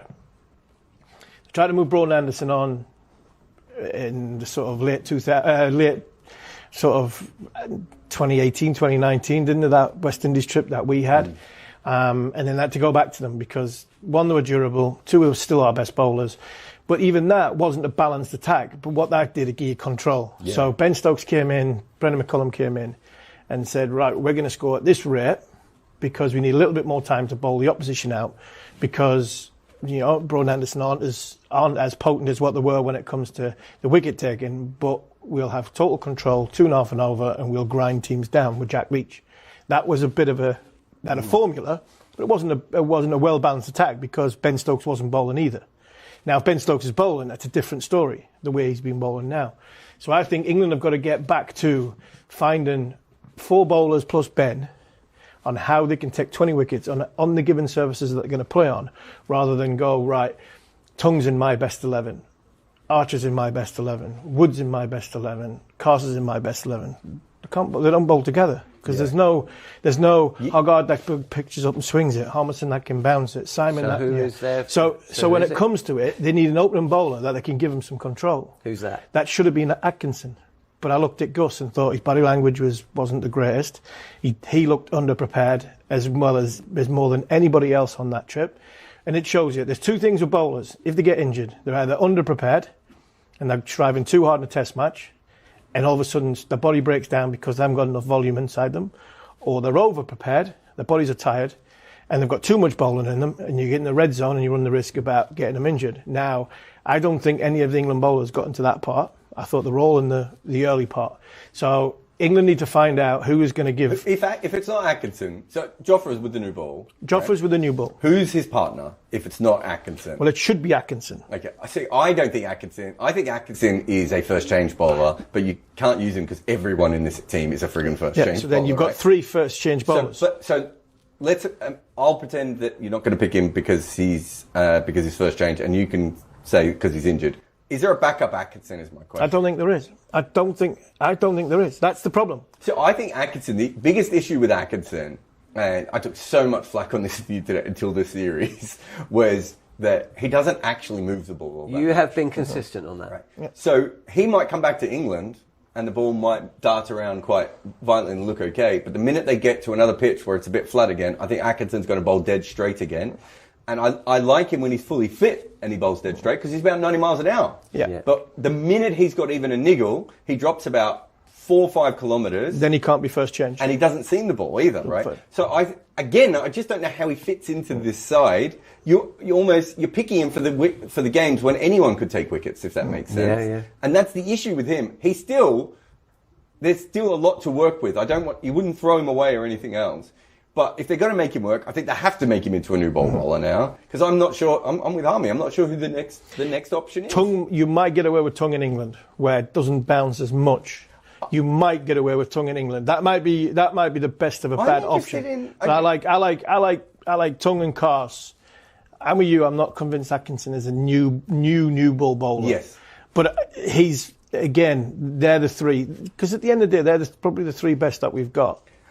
They're the 3 best we've got, because you still want to be picking your best bowlers, but you want to make sure that I struggle to find a way of getting Carson Tongue in the same team. I'm not having Carson Tongue in the same team. What about if Tongue opens? If Tongue opens, then I think you just say we don't know what's going to happen. Key, Stokes, everything could fall apart, right? Let's just assume there isn't that many changes, but you have to be honest and say we have to start again from where we are now. I think you say, let's start again. If we can make Tongue into an opening bowler here, because he can bowl with the old ball, he suddenly becomes a bit like Mitchell Starc, right? Where you're just like, oh, wait, we've got multiple times to use him through, right? A bit like he used to be. We've got multiple times we can use him. If he doesn't use the new ball, you've got the same problem that we're already talking about, which is you want Carson inside because he can bat a little bit. You've got Stokes, who also doesn't want the new ball. So you've just got this glut of guys in the middle. But if Jofra can stay fit and Tongue can work out the new ball, then I think you can play Cars. But you cannot play them if they're both first and second. And I'm not sure you can build a bowling attack saying, and this is a big issue, saying Jofra. That's the other issue, isn't it? Jofra, because... Well, no, Jofra's not playing 6 tests, right? So that's what I'm saying. Who opens the bowling? That's the problem. In the test that Jofra Archer doesn't bowl. How in a country where you only ever produce new ball bowlers have you ended up with no new ball bowlers? No. So who's coming through? Well, if you look at the Lions trip, you got Fisher's a new ball bowler. Fisher. A new ball bowler. But again, if you're talking about Jofra not being able to bowl and get through 6 test matches, Fisher's... I mean, I don't know how many first class matches Matt Fisher's played, but he's had a career so far about 11, 12 years. He's been injured for quite a lot. But so has Tongue. I mean, Tongue's been injured for quite a lot, and he's put a run of games together. Cast as well. So you just don't know. Fisher's probably the next cab off the rank. I think there is one that we I don't know where. Well, it's Sam Cook. Sam Cook. I don't think England. He is a new ball bowler with consistency. Yeah, and I think he had just a terrible first test. Yeah. He was unfortunate. He didn't bowl well. I don't think And there's Matt Potts as well. Yeah. We can get to Potts in a minute, but let's start with Cook. I think he was too badly treated after the first test. We had seen enough evidence to know he could bowl better than that. Yeah. Right? It's a bit like Brendan Doggett in Australia. Brendan Doggett didn't bowl anything near what he usually does, right? I don't think Australia should get rid of Doggett because of what happened there. I think they should be like, okay, it didn't work, and we've got Neeson now, but we know that Doggett can come back. We'll give him another shot. And I think Cook has to get another shot, right? Potts, for me, I didn't realise until I started doing the research how bad his last year of county cricket was. It wasn't terrible, but it was an ordinary year for someone who'd had so many in a row. He just looked like someone who had no confidence at all. And also, I wonder with Potts, and I don't know this, but this is a guy that was only in Australia because of injuries and retirements. Yeah. So he probably spent most of 2025 thinking, I haven't got a chance with England. And we know from other players when they go back to the county cricket after being kicked out of England, there is a massive mental recalibration which can go for or against you. Maybe that also played a part because he has got numbers behind him. Yeah, Potts is I think he's quite an intense sort of character. I'm not going to say he's been messed around with England because you don't get... I think he was messed around. I think he was bowling well and then they sort of pushed him to the side and he lost the mojo. You don't get messed around internationally. You put in... It's a bit like Jacob Bethel. People say last year Jacob Bethel got messed around. Well, it didn't. With concussion substitutes and squads and one-day stuff and everything like that. He was unfortunate. He just had to be there. He didn't play, but he had to be there. Sometimes that happens. And I think Pottsy fell foul of the same. I think when you look at his numbers last year, he didn't have the greatest year for Durham when it comes to. I think he averaged 40 in 11 games. And I think because of his intensity and his mindset, I think he has gone into that game not in the wrong frame of mind, but I think trying too hard, trying to overperform. He's the least accurate I've ever seen him bowl by such a distance. Exactly, and I think that a little passage away from that and a continuous run for Durham might just do him the world of good. Just leave him at Durham this year and let him play and go and play. And that's what I would do with Pottsy, to then bring him back to more towards the back end of the year and potentially go on to somewhere like South Africa, rather than... If you keep putting him in squads, you're not giving him false hope, but you're also not giving him the chance to rebuild what he did 2 years ago or 3 years ago or 4 years ago. I just think there are sometimes characters and players that not having them around for 6-8 months might do them a world of good to find what they need to find to bring themselves back. And I think Matthew might be one of them. And if he's not going to bowl with a new ball, he's not a Carse, he's not a Tongue, he's not that new ball bowler. My thing, come back to Archer. England need to build an all singing, all dancing bowling attack that can have a lot of variation, whether it comes from a spin bowler to the all rounder to the three seamers. It can't just be three blokes that hit 90 mile an hour and hit the deck, because it just didn't work. I like the idea of. I think Potts has to come back sooner if they can get any confidence back into him, because he has the ability to bowl 85, 87. He's kind of similar to Boland, right, at pace. He's not quite as accurate as Boland, but he's similar in a couple of ways. Comes a little bit wider on the wicket, has that angle in, seams it in both directions, all those sorts of things. I think if you have him, Jofra, and you give Tongue some chances with the new ball to show that, I thought he could, when he bowled with the newish ball a few times, I thought he controlled it pretty well for someone who doesn't bowl with it very much. It's not his thing, so he does need time. But if you can combine that would, for me, would be the best option, right? And then obviously Atkinson is the wild card in that of how they look at it. But it's still a very similar bowling attack to what we just saw them lose a series with. But I think what we're assuming in this is that obviously Potts won't bowl in the same way. Tongue should get a little bit better. And that Atkinson, maybe you only pick Atkinson when he's 100% fit, and you don't pick him when he's 97% fit. And there's guys, you would know this, like Unwritten O'Key is a perfect example of this. Unwritten O'Key, when he's 100% fit, is probably close to the best bowler in the world. Unwritten O'Key, when he's 97% fit, gets hammered. Yeah. There's no in-between for Unwritten O'Key. And both of those guys bowl very dead straight. And Unwritten O'Key is doing it 1.5 yards quicker than Atkinson, right? I think those guys, for whatever it needs, they need to be a little bit fitter. And there are some guys like Courtney Walsh who could be half injured their entire career, or Sean Pollock, and it doesn't matter, and they can get away with it, and some can't. And I think with Atkinson, you just wait. And when he's 100% fit, maybe that's when you... Coming into the series, the first test match, England's bowlers have got to have overs under their belt. Yeah. And that was key from Australia's point of view. So if you look at where the cricket's at, you've got Potts will play all summer. Well, for you've Durham. got the county championship in April and May, and the first test is against New Zealand in June. Yeah. So they will have... Atkinson will have... They will have... Atkinson will have them. Yeah. I want to throw in another name. Go. Ollie Robinson. Now we know that... Wasn't he playing club cricket? No, wicketkeeper. Now we know that under the current regime the chances of him playing are slim.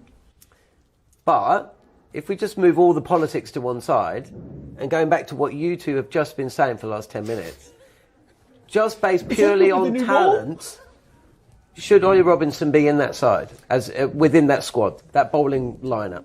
Talent's not the problem. No, I know, but that's the question. Just in terms of everything you've said. If it's just talent, then obviously he would be taking the new ball on this side.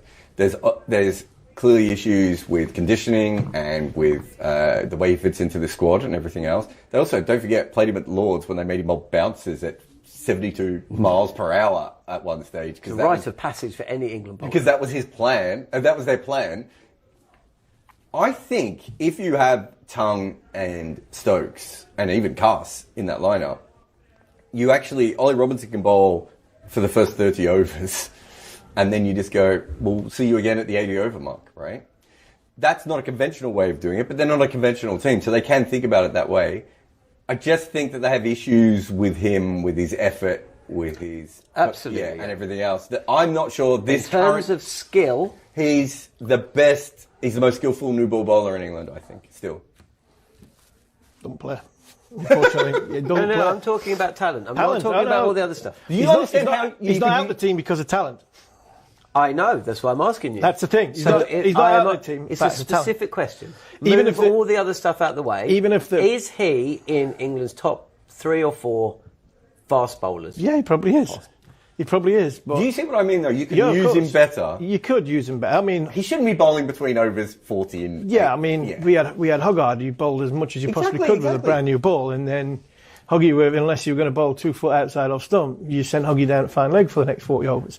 And you had the all-rounder to be able to do that. And we had the all-rounder to be able to do that. So but it's not about skill, unfortunately. And Ollie needs... I think there's a trust level with Stokes and the management group, and I think we have to get that. So, but from a skill point of view, I don't think there was ever an issue in that. Look at the other bowlers that England went away.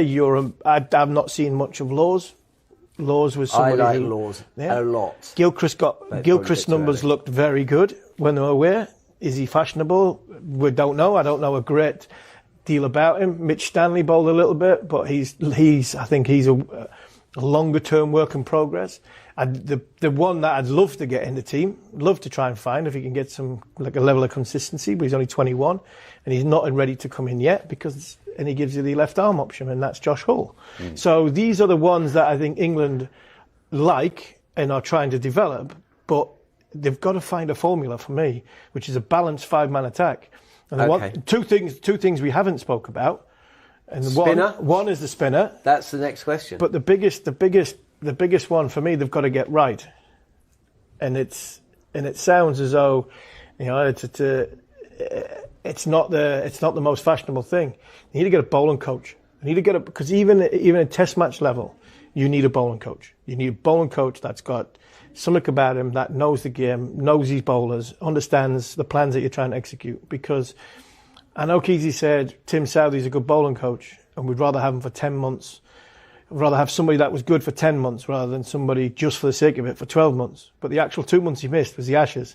And when you're coming off at lunchtime, you're coming off at tea time, the biggest thing that's evolving all the time is the plans, because somebody's either getting in and you need to try and change how you're going to bowl to that person, or somebody's getting, or you need to keep on top of something, and it's always fluctuating throughout the day.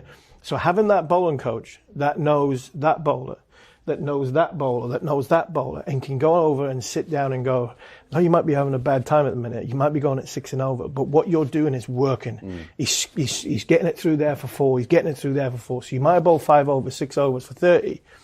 But if we plug that gap and you keep going there, you're not bowling bad areas, or you're bowling far too wide. You're going, it looks nice, you're going at 2 and over, but that's not good enough for this team. You need to bowl a bit straighter. You need to be a bit fuller.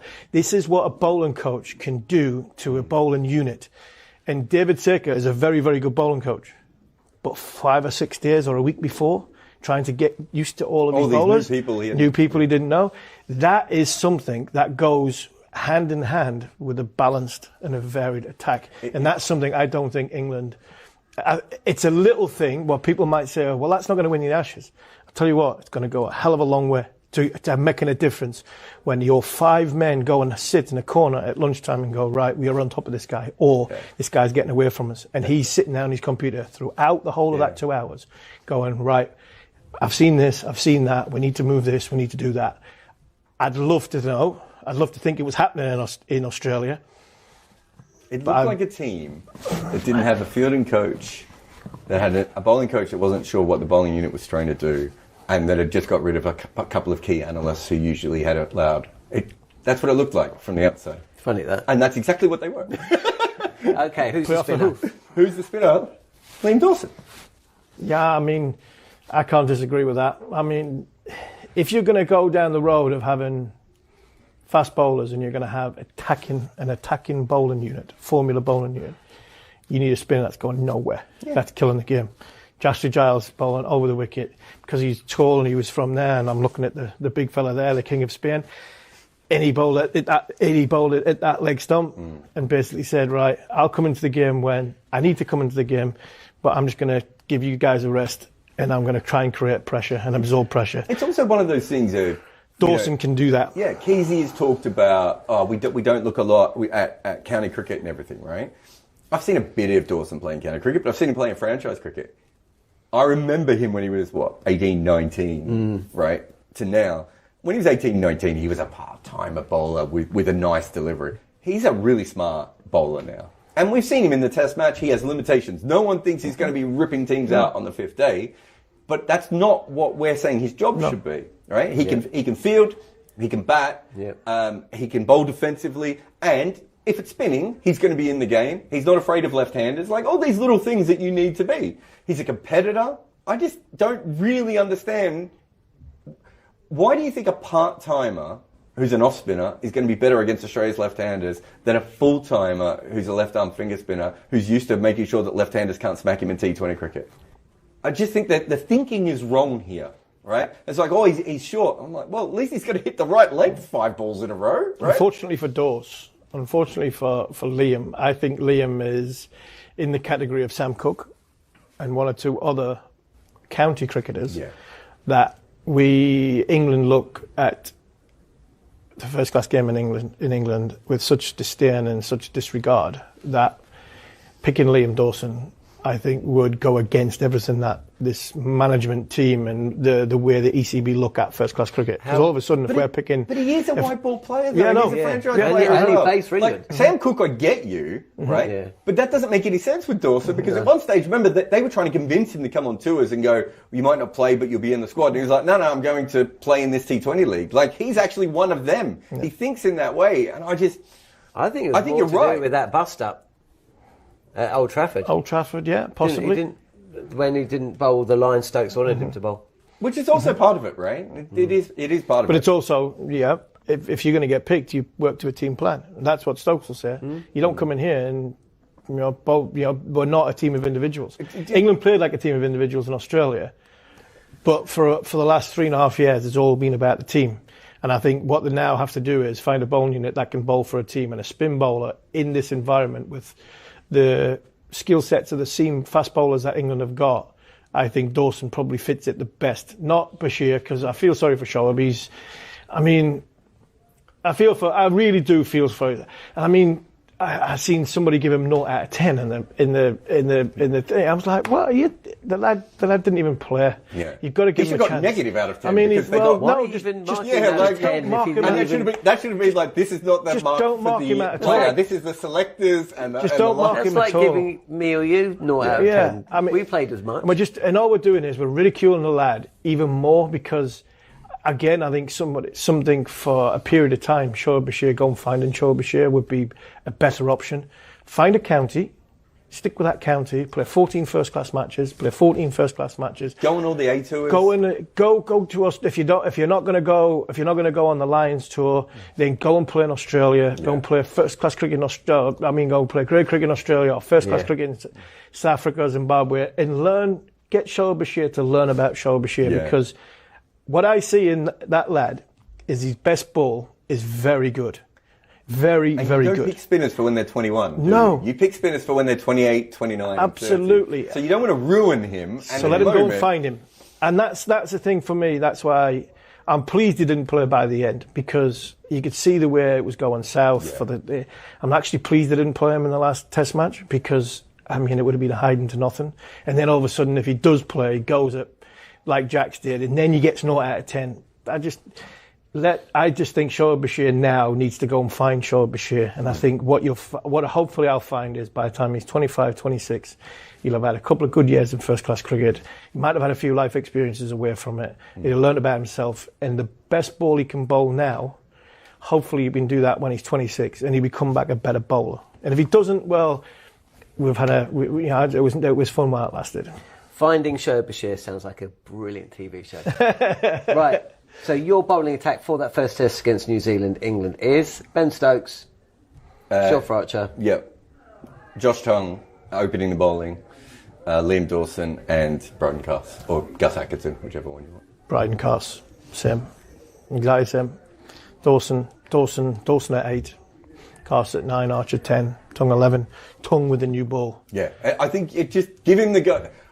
I was so anti him, but everyone during these test series was like, Tongue's got to get the new ball. I was like, guys, he's just worked out what he's doing. But then I was watching him more and more, and I was like, yeah, I think give him the new ball. Let's see what happens. Only because I don't think we've got much other variation options. We haven't got a pitch up swing bowler really in the country. There's not many, and I'm sure somebody will come and argue with me and tell me that person from your county is the one that goes for it. But I think for England to be successful, they need to find a varied attack. And at the minute, they haven't got one. Live ball-by-ball commentary of England's white ball tour of Sri Lanka. It's a claim for a catch. He's got him. Exclusively on talkSPORT 2. This is talkSPORT 2. You're listening to live and exclusive coverage of the first of 3 T20s between Sri Lanka and England. I'm John Norman alongside Alex Tudor. And you're either following us on talkSPORT 2 or via the talkSPORT Cricket YouTube channel. I've just realised we're on camera as well, so I better A, sit closer to Tudes, and B, sit up straight. You've just been listening to a conversation that took place between Steve Harmison, Jarrod Kimber and myself. Well, I was prompting really. And the question was, who should be England's first choice bowling attack for that first test against New Zealand in June? We're going to get Tude's thoughts on that very shortly. If you're just joining us, the good news from Pallekele is that the covers have come off. The umpires are out there looking very, very important in their green, in their pink tops. They're just having a little eye on the strip, the pitch, and just making sure none of that water that's come down in and around Kandy for much of the last 24 hours has seeped in underneath the blue tarpaulin which has covered the entire ground for the last half an hour or so. So while we wait for the umpires to have a chat, work out what's going on, and with the teams and the toss still, I imagine, even if there's no more rain, still a good 15-20 minutes away. The fans, by the way, have continued to stroll into the ground, so they're confident of cricket, and if they are, so am I. Let's get Chew's thoughts on what he's just heard, because I've just been sitting with Chew's listening to the output, and he's been nodding, shaking his head, making kind of grunts in appreciation at some of the points being made, scratching his head at other times, and he's helped himself to a few of the sugary snacks that we've got here. First things first, Chews. I mean, just your first thoughts. about the conversation that you've just listened to. Listen, it's a great one, and one I'm passionate about. Whenever you're talking about fast bowling or bowling in general, I take massive interest in that. Harmy makes great points, as he always does, and he knows best, and he's right. You know, I feel for too long we've all been worried about pace, and having conversations with people I trust and know in the game and away from the game. You know, so let's talk about Gus Atkinson. You know, people that know him best at Surrey, he's not a 90-mile-an-hour bowler. He's not. He can bowl the odd ball at that pace, but he's not a consistent 90-mile-an-hour bowler. He's sort of mid-80 bowler, can bowl about 87 miles an hour, which is quick enough. But I just feel if you tell someone that you're a 90-mile-an-hour bowler, he's going to be striving for that, and I feel you miss something, because that's why the injuries happen. In this day and age where your fast bowler's going against a speed gun, and you've got commentators like us and stuff going, oh, his pace is down and stuff like. In the old days when the speed gun wasn't there, you just knew by either how the batsman's playing, how the keeper's taking the ball. But now it's all about the speed gun and stuff like that. And I just think, and I remember Mark Wall saying to me years ago, he said, it's not all about the pace. You've got to be able to do something with the ball. And Harmy makes a good point where, your Sam Cooks and stuff like, yes, when he played his game at Trent Bridge, it didn't quite go well for him. What, do we disregard him? He's a very good bowler in English conditions, but how are people going to learn if they're not given that opportunity? Matt Potts, think about that last test match or whatever he played. Yeah, he went around the park, but he's been carrying the drinks for a while and bowling in the nets. There's only so many nets bowling you can do. They obviously didn't play any games away from the games that the Ashes were playing. So where is he going to learn to bowl in Australia and all these things? So it's a bit of a pet peeve for me. Was really impressed with how Bryden Cast bowled. Yes, listen, he's not a maiden bowler, but if you get your balance of the attack right, as Harmy was saying, then you will see the best out of him.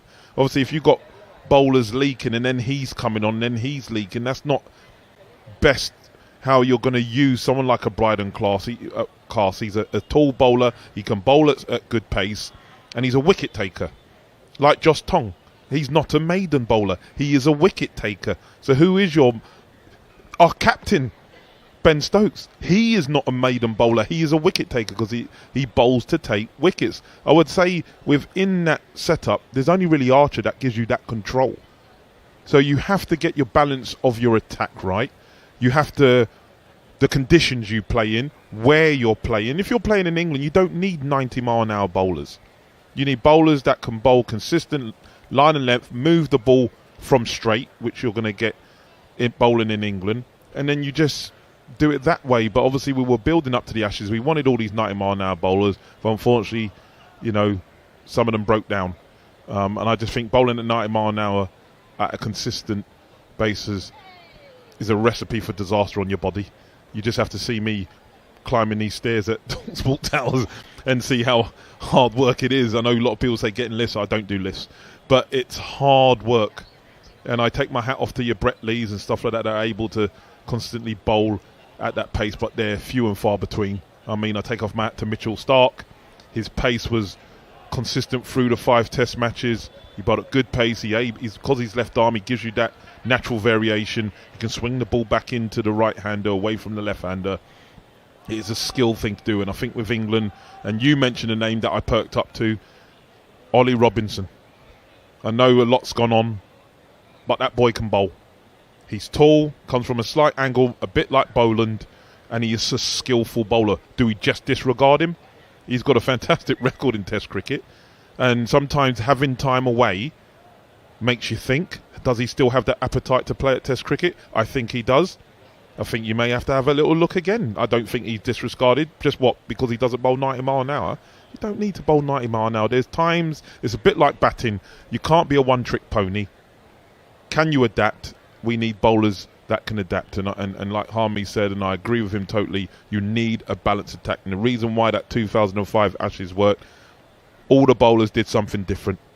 And the bowler that gets not spoken about a lot, and Harmy doesn't allow it, is Ashley Giles. Because when he bowled, he was able to allow the bowlers to have a little bit of a rest, so when they came on, they can bowl at optimum, and you need that balance. Wasn't Jack Leach kind of doing that job? Yeah, agreed. You know, I don't feel he was getting punished. He was able to give you that slight control, but then, you know, he got injured and then never really sort of got back into the side. I mean, the spin option is a weird one, and I agree with the guys, and I've been saying his name for ages, and Liam Dawson. I think Liam Dawson is a much better bowler from when he first started. He's a defensive bowler. Yes, he's not going to get loads of fifers, but he's going to give you that control. And the one thing this England attack doesn't have, if you take Archer out, is that control. They leak runs, and the opposition are able to score at a great rate. There wasn't many maidens bowled during that Ashes series, and to apply pressure, you have to bowl dot balls. We were talking about Jamie Overton's decision to step away from the longer format. I mean, having been through your own career, which was hit by injury, you know, he came out and said that it took him a week before he had got over that one test match. Can you understand that? You understand listen, I understand bowling. I understand what it does to your body. I can imagine everything. I mean, the intensity of it now is at a massive height. I mean, we didn't have social media and everyone has an opinion and stuff like when he was playing, so I can imagine the scrutiny that he would have been under while he was playing. And as you said, when your body takes a battering like that, he needs to look after himself.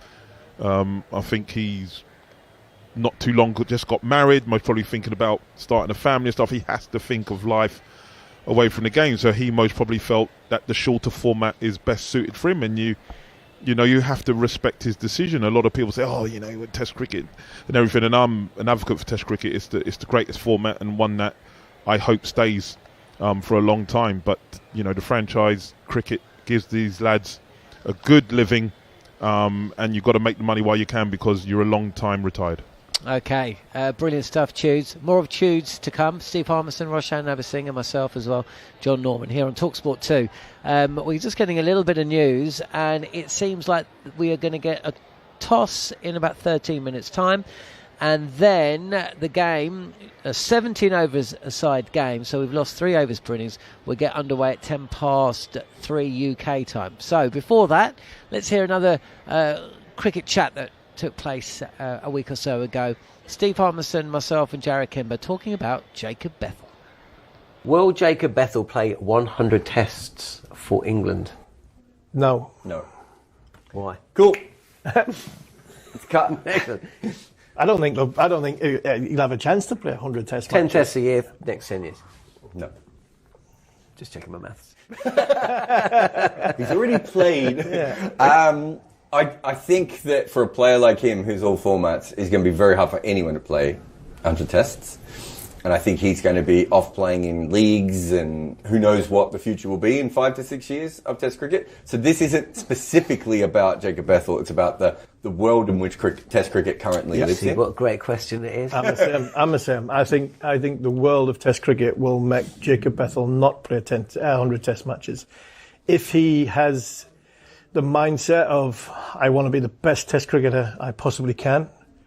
Well, hang on. Yes, he can. 6 tests are home summer, 4 tests away. No, I'm not saying there are. But there's no leagues that's going to take him away from that. If you listen to Owen Morgan, then the Test match cricket's dead. So we might talk about that later. Yeah. I mean, you could have a situation where the American leagues start paying people $2, $3, $4 million a year, right? That's a logic that overlaps with the English Test summer to start with.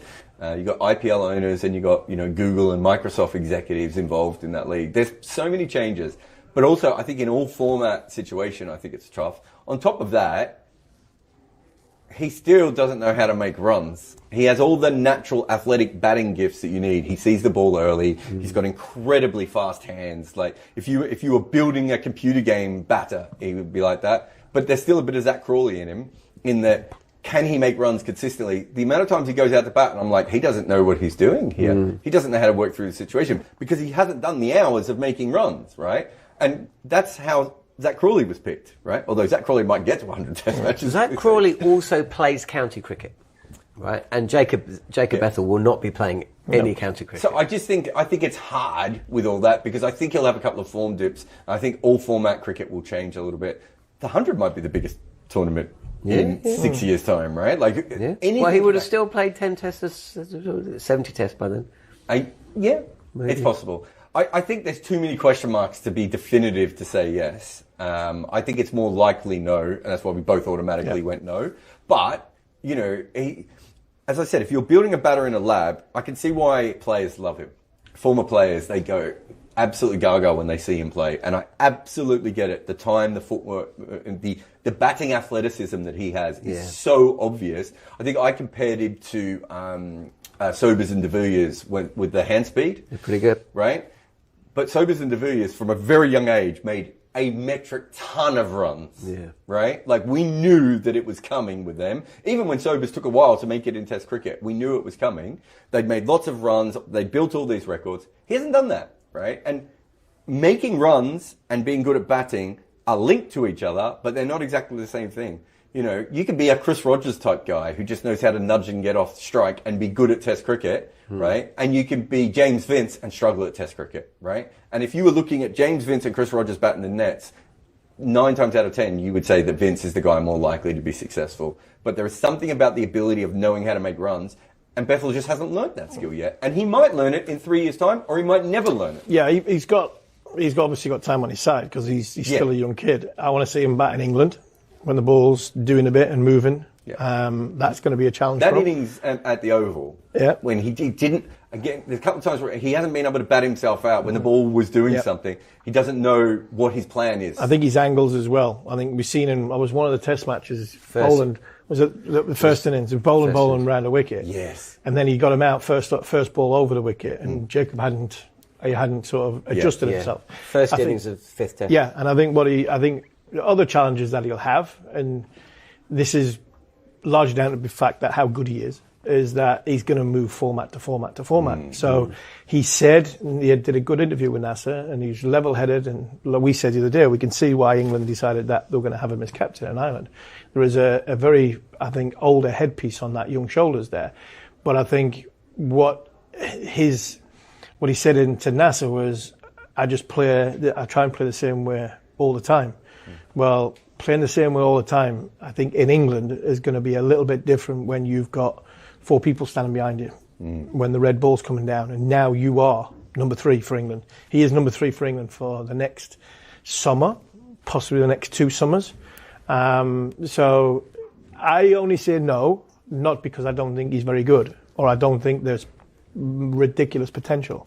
I just think the amount of options he's got on food he'll have on his plate might stop him getting to 100 Test matches or beyond where the likes of Joe Root and Ben Stokes and that have got from a number point of view. So I'm not saying no because I don't think he's good enough. I'm saying no because I think there's too much going for Jacob Bethell from an option point of view that might stand in his way. What about the fact he is batting at 3? Does that help or hinder? I think it hinders at the moment. I think traditionally a guy like him would bat at 6 or 7, right? And he's not the only one. Obviously, Vian Mulder is doing it. Cameron Green had to do it recently. West Indies have had all sorts of random number 3s. Washington Sundar. That would be a quiz question. Name West Indies' last 10 number 3s. You'd struggle. Exactly. Washington Sundar has done it a couple of times for India. So teams are throwing in non-traditional number 3s because they're trying to get extra bowling in, or because they know that don't have a number 3. No one's making runs. Nobody wants to. No one's making it in domestic cricket. Number 3s aren't making runs anywhere at the moment. I think that's really, really tough because you'll get Melbourne and Perth type wickets where you're just going to be. If the number 3 is just there to make sure that Root has an extra 20 minutes in the hutch, right? Yeah. Like that's essentially. I mean, we've been looking at it a lot, doing research on it. The number 5 position now is the best place to bat in Test cricket because people keep moving that worst batters up the order, knowing that you need your number 4 and your number 5 to come in at the 25 and 30 over mark, and you can't get those players in. The openers don't last long enough anymore. So you almost need to send sacrificial bats up. And Bethell's in the sacrificial spot, right? He's going to be facing Scott Boland and Rabada and Bumrah, when they've taken a wicket in the first over. Like, he's not ready for that, because how could he be? He barely played any red ball cricket. Do England need him to bat through that? If we think he's got such a high ceiling, and we think that he is going to be or the next generational player, can England afford him to bat three? Can England afford to sort of sacrifice him in the side, though? They can't fit him in, and where you hear people, and I would never want Ben Stokes to bat three while he's bowling the way he's bowling. Liam Dawson at 3.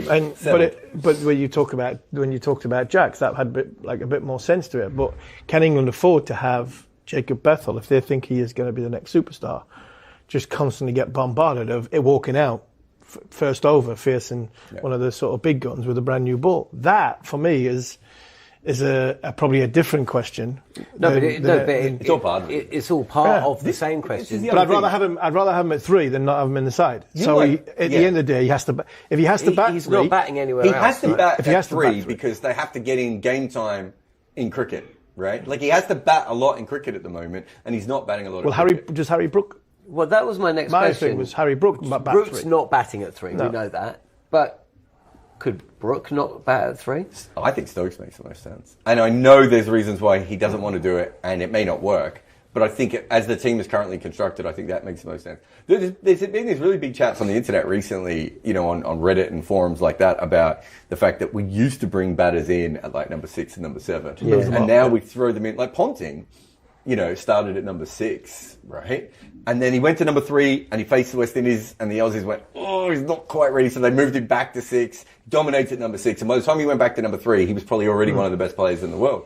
We don't do that anymore. And also because no one's making runs, no openers are making runs, no number 3s are making runs around the world. We're actually putting in more makeshift players at the top, which means all your best batting is 4, 5, 6 and 7 now. Right? So you can't fit someone like Bethel in. So I think you want to give him... He needs as many reps as possible batting. So I think the only place to bat him at the moment is 3, unless him and Stokes want to switch. It's a very small sample size. He's played 3 tests in New Zealand, 1 against India at home and 2 against Australia. But his first innings, second innings average is like mad. That doesn't make any sense to me. Does it make any sense? Does it quirk? No, I can't fathom There's that. There's nothing in his batting that suggests it should work. There's nothing in his game where you think... from a lackadaisical wafting that side off stump, new ball bowlers, they're getting tired, but nothing. No, there's nothing in there that I think that's changing for the massive fluctuation that he has. Might be that he likes the ball coming off the pitch a little bit slower. Concentration factor. Does he when he walks out to bat in the first innings? Is he too pumped up? Does he need to relax a little bit more, because batting in the second innings, you're in the game. You've had 150 overs in the field. Your sort of beans are going. Your energy levels are a little bit lower. You're a little bit calmer. That's the only thing I can think of. But I wondered if it was either there's a little bit less pace in the pitch. Maybe that just suits the way he bats, and we don't know enough about him to know that at the moment. The second thing, I think Josh Buttler has a really good record in the 4th innings as well. And there's a couple of white ball cricketers who are better batting in the 3rd and 4th innings than they are in the 1st and the 2nd. And that's because in the 1st and the 2nd innings, you're just batting as long as you can. And in the 3rd and 4th innings, there's usually plans to your batting, which is much more like limited overs cricket. So I don't know if that is because he's played a lot more of that. But I would say it's probably dumb luck, having spent 15 minutes on it. And lastly, what about his bowling? I thought he bowled really well in this last Test match. When he bowled at the Oval, I'm going to throw this person completely under the bus, but I was next to Robin Uthappa from the Indian cricketer, and he went, "Who's bowling? Who is this guy?" Because he looked like someone who had never bowled before, should not have been bowling, but he looked stiff and awkward. He looked a little bit more in rhythm in Australia. I know he didn't bowl a lot, but I thought he looked a little bit more in rhythm. I don't think... Let's say he plays your magical 100 tests. When? Yeah, when he plays your magical 100 tests, 50 to 70 wickets. Well, you have more wickets than Root. That's probably the most. I think Joe's got about 70 or 80 wickets. But from double the amount of games. If he plays 100, I'm saying. So I think he probably averaged more wickets per game than Root. Which is... But I don't think... good. Yeah, but just good enough. He's a 6th bowler, not a 5th bowler, isn't he? Yeah, but that's what you want him for. I don't think you'll... 6th bowler's fine if you've got an all-rounder. Yeah, I don't think you'd want him unless you play on a wicket where you think, right, it's not going to spin and we're only going to play 4 seamers anyway. then yeah, I think he's a part-time bowler. Yeah, 10 overs a day is fine. But I think he'd be a good foil to have, to give your bowlers a better chance of just that little bit extra recovery if you're going into a second new ball and you need to make a count. When he's in rhythm, I think he's fine. It's just that occasionally he comes on and it looks like he hasn't bowled in like 4 months, and he just gets a bit awkward with it. Live ball-by-ball commentary of England's white ball tour of Sri Lanka. It's a claim for a catch. He's got him. Exclusively on talkSPORT 2. You're listening to talkSPORT 2 and talkSPORT Cricket YouTube channel. Myself, John Norman, alongside the former England fast bowler Alex Tudor, just listening back to a conversation that took place between Jarrod Kimber and Steve Harmison and myself that went out on the talkSPORT Cricket YouTube channel. If you haven't already, head over there, hit subscribe. You can see us right now. Harmy is wearing a lovely Sri Lankan outfit, and Choose, you're wearing, that's quite a lovely outfit as well. Come and check it out. Choose, just listening to that conversation about Jacob Bethel. We're going to, by the way, be heading out to Pallekele for the toss and teams very, very shortly. Don't go anywhere. Just had a delayed start. We should have got underway an hour and a half ago. But the game will be getting underway in about 15 minutes' time. So stay with us. Choose, yeah, Jacob Bethel. I mean, he's playing for England in all formats now. Of course, gave a little bit of much-needed gloss at the end of the Ashes with that century at the SCG. Just your thoughts about him, the role he plays, the talent he has. Is he going to be an all-format player across T20, ODIs and Test matches for years to come, or do you think the allure of possibly the franchise and the way the game's going may see him play way more white ball than red ball? What is your assessment? Listen, I'm going to be slightly biased because of his brought up in Barbados. Yes. my parents being there. So, look, listen, over the moon for the young man. Obviously, the potential was always there, as you said, at the end of the Ashes, for him to go out and bat the way he did with that assured, he looked accomplished, technique looked on point. I mean, you were hearing names like Garreresque and stuff like that, and that's high praise indeed from people. So, listen, a little bit of light at the end of the dreary Ashes series. Listen, all format player. It just depends on him. He's still very young, so he will harbour ambitions to play Test cricket as long as he can. But as you said, for the lure of the franchise game, which will throw big money at him, like anyone in any walk of life, if someone's throwing a lot of money at you and you're having to work not that long, do you decide not to take it? I mean, as I said, an injury is only around the corner. So that's a decision he will have to make, and ECB will have to make how they, I suppose, look after him. But potential is definitely there for everyone to see, and you just want to see him carry on and flourish now. If you were to pick one format, which one would suit him best, suit his game best? I'm putting you on the spot a bit. You are. Technically, you would say, well, a good player in Test cricket can play anything for me. Technically, he's great for me. He's a very good player. I would like to think that would be Test cricket, but I suppose one-day form as well. He can hit the big boundary. He's a good fielder. He can bowl his left-arm spin. Look, he most probably won't bowl 4 overs, but to get 2 or 3 maybe out of him, you're going to do a job in a T20. So I'm going to say Test cricket, John. Okay, heard it here first. Let's head out to the middle. Russell Arnold is with the captains of Sri Lanka and England.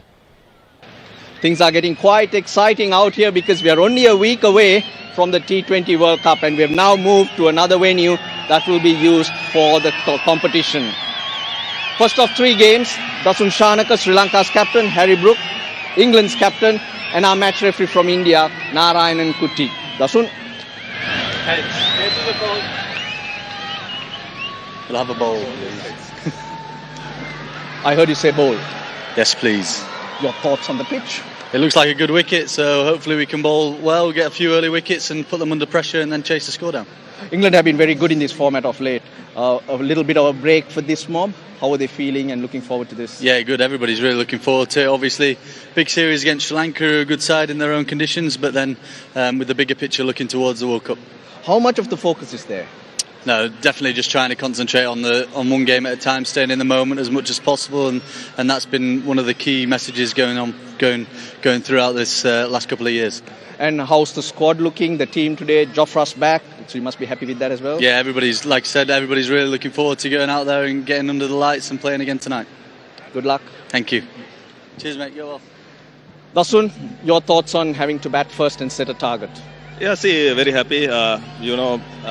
Outfield is quite wet, so in the last series also we had the same challenge, so we are happy to take it. Well, you're back in charge of the team because you were not in the one days. How's it taking charge of the mob? Very happy about the squad with me. They've been playing some good cricket in recent past, so yeah, looking forward for the series. Look, consistency, that's something that has deserted your team over a period of time. How do you rectify it? It's very important for the tournament. Very much key is the consistency. So I had that chat, with these individuals and of course with the team. We need to make sure we do the right things, right execution with all three disciplines. So hopefully, we come better and better. Tell me about your team today. Same team as the last game we played in Pakistan, so which includes 2 fast bowlers, 2 genuine spinners and the all-rounders in the middle. Now, Dushmantha Chameera, is he rested or is there something wrong there? He got a niggle, but at the same time we wanted fully fit in that World Cup game, so he's rested. Good luck. Thank you. Well, the news from the centre is that England have won the toss. They're going to have a bowl. Choose, no surprise there. With a game that's going to have rain in and amongst it, you want to be chasing, don't you? And also, don't know what that pitch is going to be doing, having been under covers for the last few hours. Yeah, that's right. Yeah, obviously there's no real massive decision to make there for Harry Brook, the England captain. Yep, win the toss, have a bowl, see what conditions. I think obviously early on it's going to do a lot of movement, try and take some wickets up front, keep them down to a low score, and then, as I said, with that batting lineup, just go out and chase whatever they get. Okay, time now to get an odds update with William Hill. In the Zone on talkSPORT 2 with William Hill. 18+, gambleaware.org. William Hill's Dave Kellner is with us. Take it away, Dave. Thank you. Well, England, as you mentioned, having won the toss, have got a lot shorter in the betting, as you would anticipate. They were as big as 8-15 to win this match with Sri Lanka at 11-8. Those prices have contracted on England, who are now 2-5 to win this first T20 of the series, with Sri Lanka in the betting at 7-4. England, of course, coming into this on the back of that victory over Sri Lanka in the ODI series decider, and they are well fancied to win this first T20 match, and all eyes will be on the ICC World 2020 coming up at the end of the month, and England are 11-2 to win that, with India 11-8 favourites and Australia in the betting at 7-2. When we have the in-play markets live, it might be worth a look at Phil Salt to be the top England run scorer in this first T20.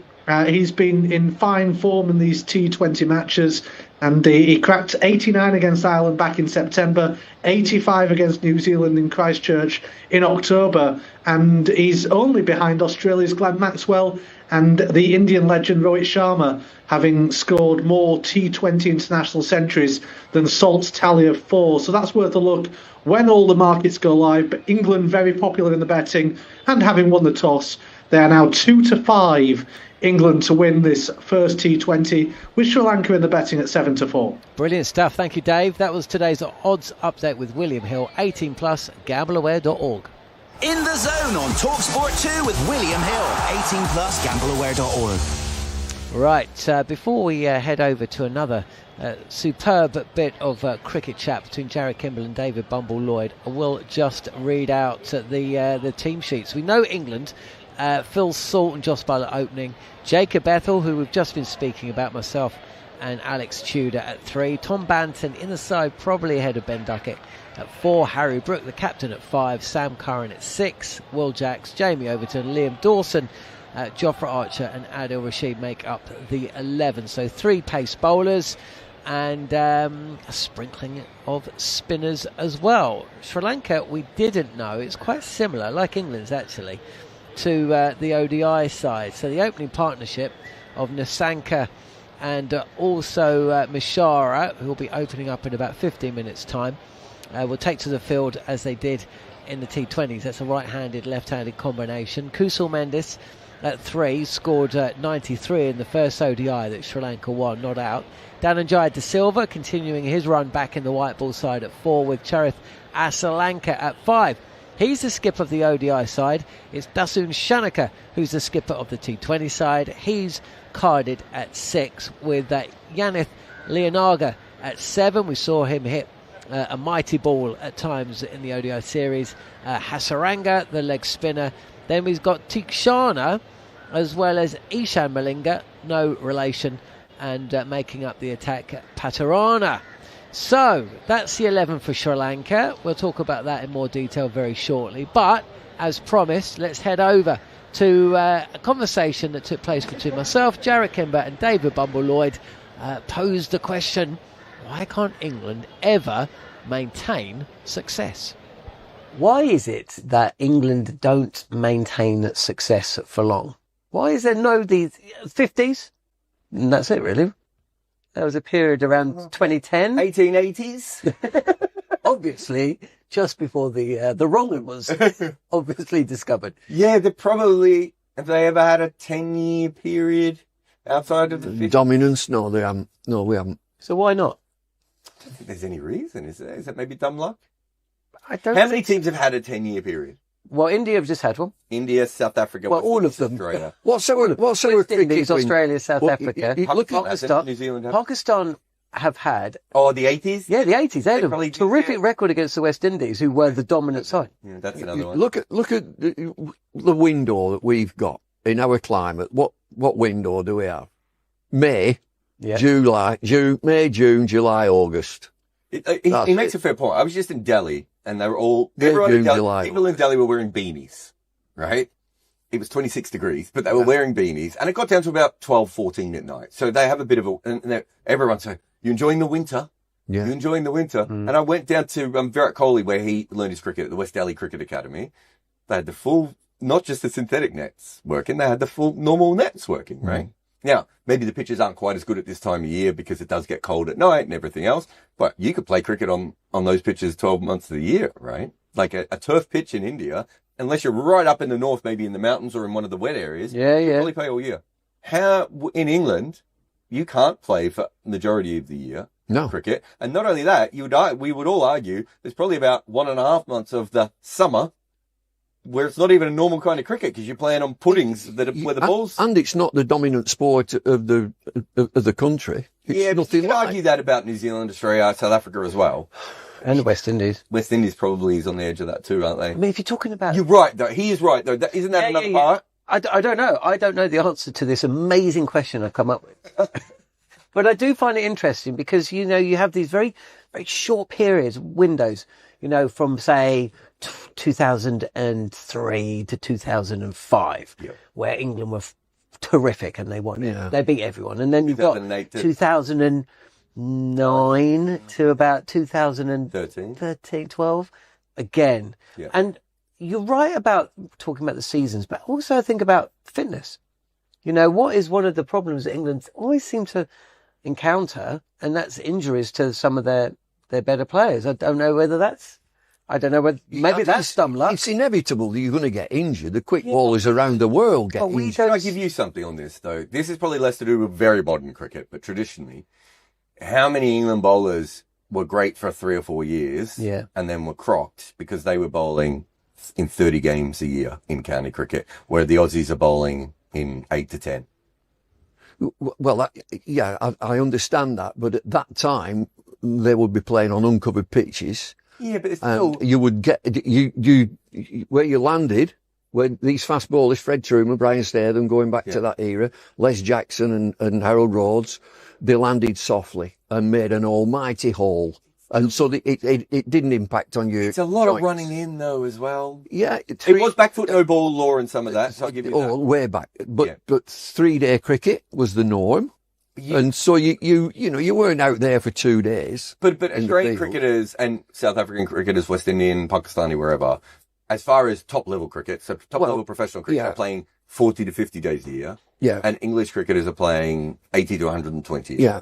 That is a big difference. It is. And so is some of the best cricket that some of those guys played in county cricket and not for their national teams, whereas generally for the international teams, it would be for your international team. You see, you come on to present day, and I would prefer a system of 3 divisions of 6, and to play county championship, 10 matches with a promotion and relegation. That's what I'd do, to make it quality rather than quantity, and play it in the summer months, make it meaningful, and out of the 550 million that the game has had an injection, take 20 million out of that, and that's for the winner of the county championship. Okay, well, that will have to wait, because I'm pleased to say that we're just about to get underway at Pallekele with Sam Curran with ball in hand. I thought it might be Jamie Overton. And it's Patam Nasanka who is facing with one wide slip in place. And first ball, we'll see a leg by. Decent bounce there, actually, from Curran. And just sees that the opening bat, Nasanka, just a touch late to get the bat down onto the ball. So Sri Lanka off and running at the start of this T20, the first of 3 that we're bringing you on talkSPORT 2 and the talkSPORT Cricket YouTube channel.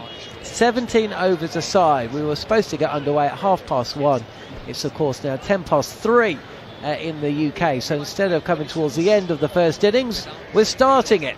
But at least we've got some cricket. We've got a good crowd in place. They've stuck around. In fact, they've grown steadily over the course of the last 2 hours.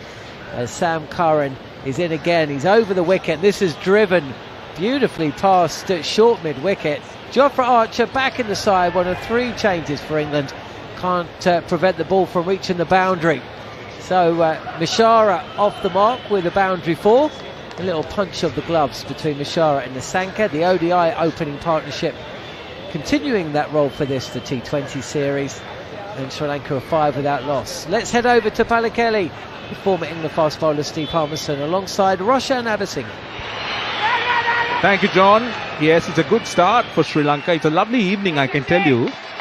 There was so much doubt about this game because there was rain about, and I'm sure you heard how we were very nearly to the toss and then the rain appeared. The Cowboys came back. I honestly doubted it, but now this outfield is bone dry, and Sri Lanka has just got off to a wonderful start. And what a series it promises to be, because we got a World Cup after 3 games. Here comes Curran, slip in, short third. Nasanka drives and 4. As I say, a very good evening to our good friend Steve Harmison. Yeah, stand and deliver there for Nasanka, wide outside off stump. 2 straight to the left-hander, Mishara, 2 wide to the right-hander, Nasanka. Curran's first 4 balls, 2 of them have gone to the boundary. That there on a pitch which has got a little bit of dampness on the top, skid on, hoping for a little bit of swing. Harry Brook win the toss and bowl first, hoping that the bowlers might be able to get any sort of movement at it, but unfortunately, half volley's half volley, and off you go for 4. Right, they've got 10 runs of the first 4 balls. A little pause from Curran before runs in and steering it behind point. And just a single. So 11 runs now of 5 balls. Yeah, good angles from Sam Curran to make sure fielders are in the right place. Bethel is out there in between a deep point and a deep third. Left-hander now on strike, so he's staying out at a more backward square leg than actually fine leg. 1 slip, everybody else on the edge of the ring. Here comes Curran. Goes, that's a wide. Has to be. Umpire Vimalsari calls it a wide. So Sri Lanka got off to a marvellous start. 12 runs on the first 5 balls. Curran has been just a little bit wayward, taken to task by the openers. Struggling to understand this decision, Curran bowl in the first over. You want to set the tone, and Jofra Archer normally bowls the first over, so bit of a strange decision. The slip goes out, he goes to short third, and short third goes over to fine leg inside the circle. Curran it is. Mishara up-ish, but in the gap. For a moment I thought he hit it to the man at extra cover, but what he's done is he's punched it in the gap and he gets a boundary. And what a first over for Sri Lanka. They got 16 runs off that first over of Curran. And a quick reminder, you're listening to talkSPORT 2 and talkSPORT Cricket YouTube channel.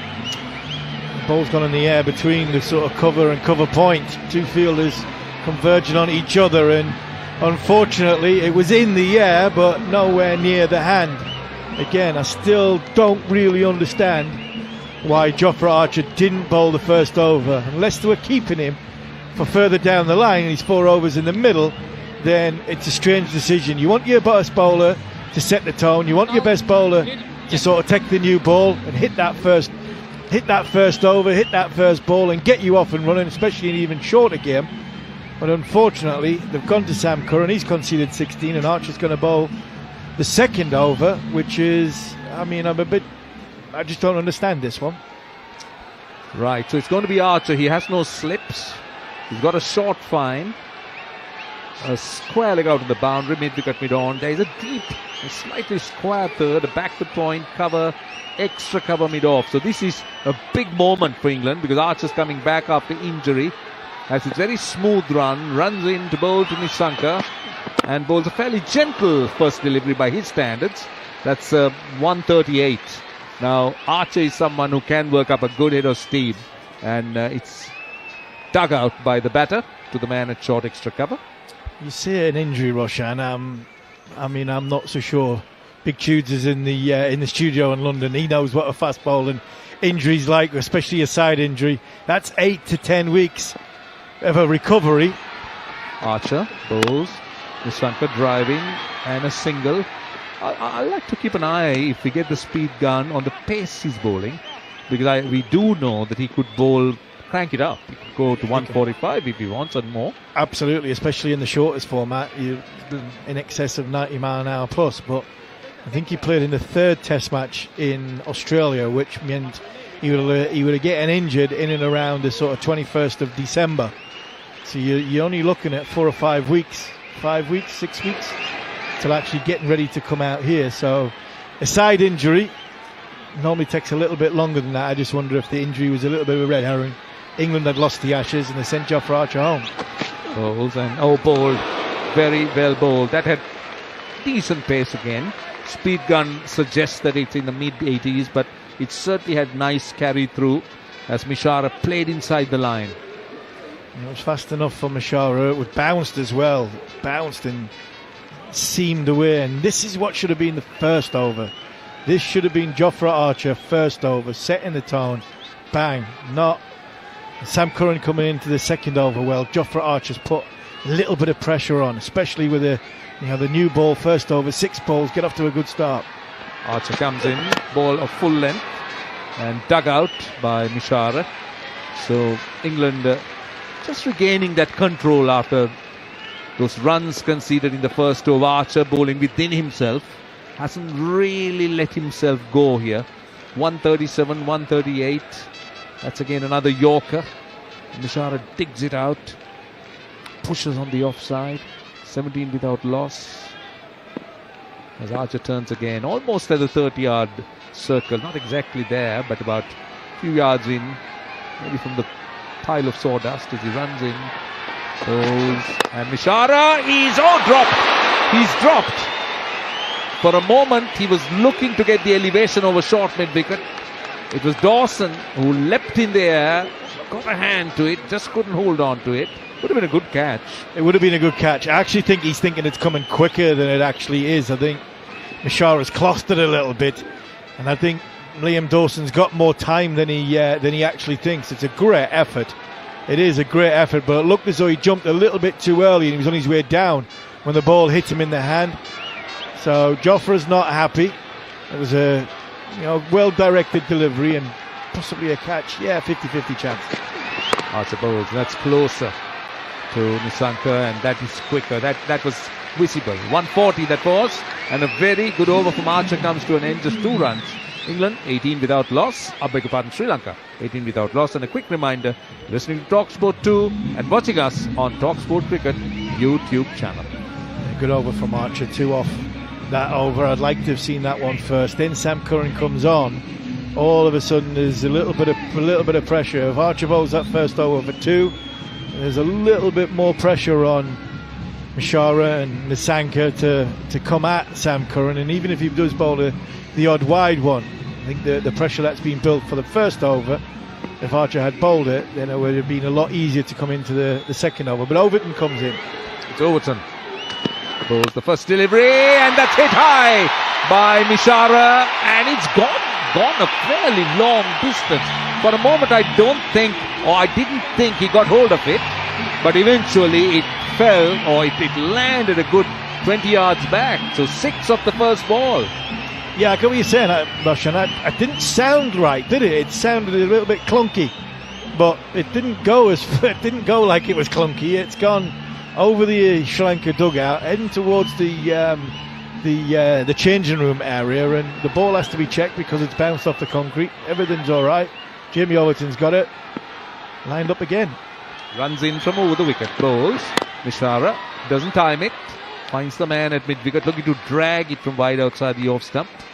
A bit quicker from Overton. The first one was 135. This is close to 138. So he's got hit for 6 and then bowled a dot. Yeah, a little bit more of a scrambled seam. The second ball. The first ball he's tried to see if it swings from down that end. He's pitched it up that little bit further. The second ball he hit a better length, but it was a great shot first ball. Overton comes in. And this should be taken. It should be taken, yes. Someone's getting underneath it. And it's quite easily taken at mid-wicket. That's Dawson, who dropped or tried hard in that previous attempt of Mishara. And he's been dismissed for 16 of 9 balls. And Sri Lanka have lost their first wicket in the 17-over game. And the batter dismissed is Mishara. And Overton gets the wicket. Yeah, effort ball. Banged in short. Mishara's still looking to go over sort of straight mid-wicket, and it just beat him for pace. If anything, it's skidded on. Not sure if it was a cross-seam delivery or not, but it's just skidded on. And Mishara, he's took one hand off the bat. It's a little bit wider than he was expecting, and then he's spliced to the back, gone straight up, and Dawson makes no mistake this time. Nice looping catch. Mishara's gone. He had a 16 off 9 with a big 6 in there. Sri Lanka are 24 for 1 and made a decent start after 2.3 overs. Yep, the power play is 5.1, so they got 24 for 1 in 2.3, almost at the halfway stage. And yes, you're right, that was the effort ball. That was quicker. And was on to Mishara a little bit quicker. And I felt that's why he lost a hand on that bat, because it was on to him quickly, hit the bat harder than what he expected. But Kusal Mendis got a very fine 90 in the ODI series, anchoring the Sri Lankan innings in that game. Comes in now. England are on the attack, and that's good captaincy. They're bringing in a slip. Yeah, look to try and pitch it up, but they've also got a deep square leg, so he's also got cover for the short ball. He's Overton, that's a wide. Should be a wide, yes. Kusal Mendis, I felt it was a little bit premeditated. He was quickly inside the line, looking to go over short fine leg. And Overton just missing out on that line. Yeah, Overton's not happy with the decision there from a wide point of view, because he felt Kusal Mendis has gone across the stumps, but it was a wide. It definitely was a wide. It's gone too far down leg side, but I agree. I think he was premeditated from Kusal Mendis. Comes in again. Overton. Mendis just nudges on the onside. Again, a bit of bounce. He's working up that pace gradually. That's close to 140 that time from Overton. And Mendis up on his toes, just works it to the man Banton at short mid-wicket. Yeah, Banton's in the team for Ben Duckett. Ben Duckett's got a finger injury, so he's still in the squad, assessing what's going on. But great chance for Tom Banton, bat at number 4, very, very powerful, big hitting batter from Somerset. Again, now will this be called a wide? I don't think so, because Kusal Mendis went right across his stumps, and that was in the mid-130s from Overton. But still, just a touch down the leg side, but importantly, it's a dot.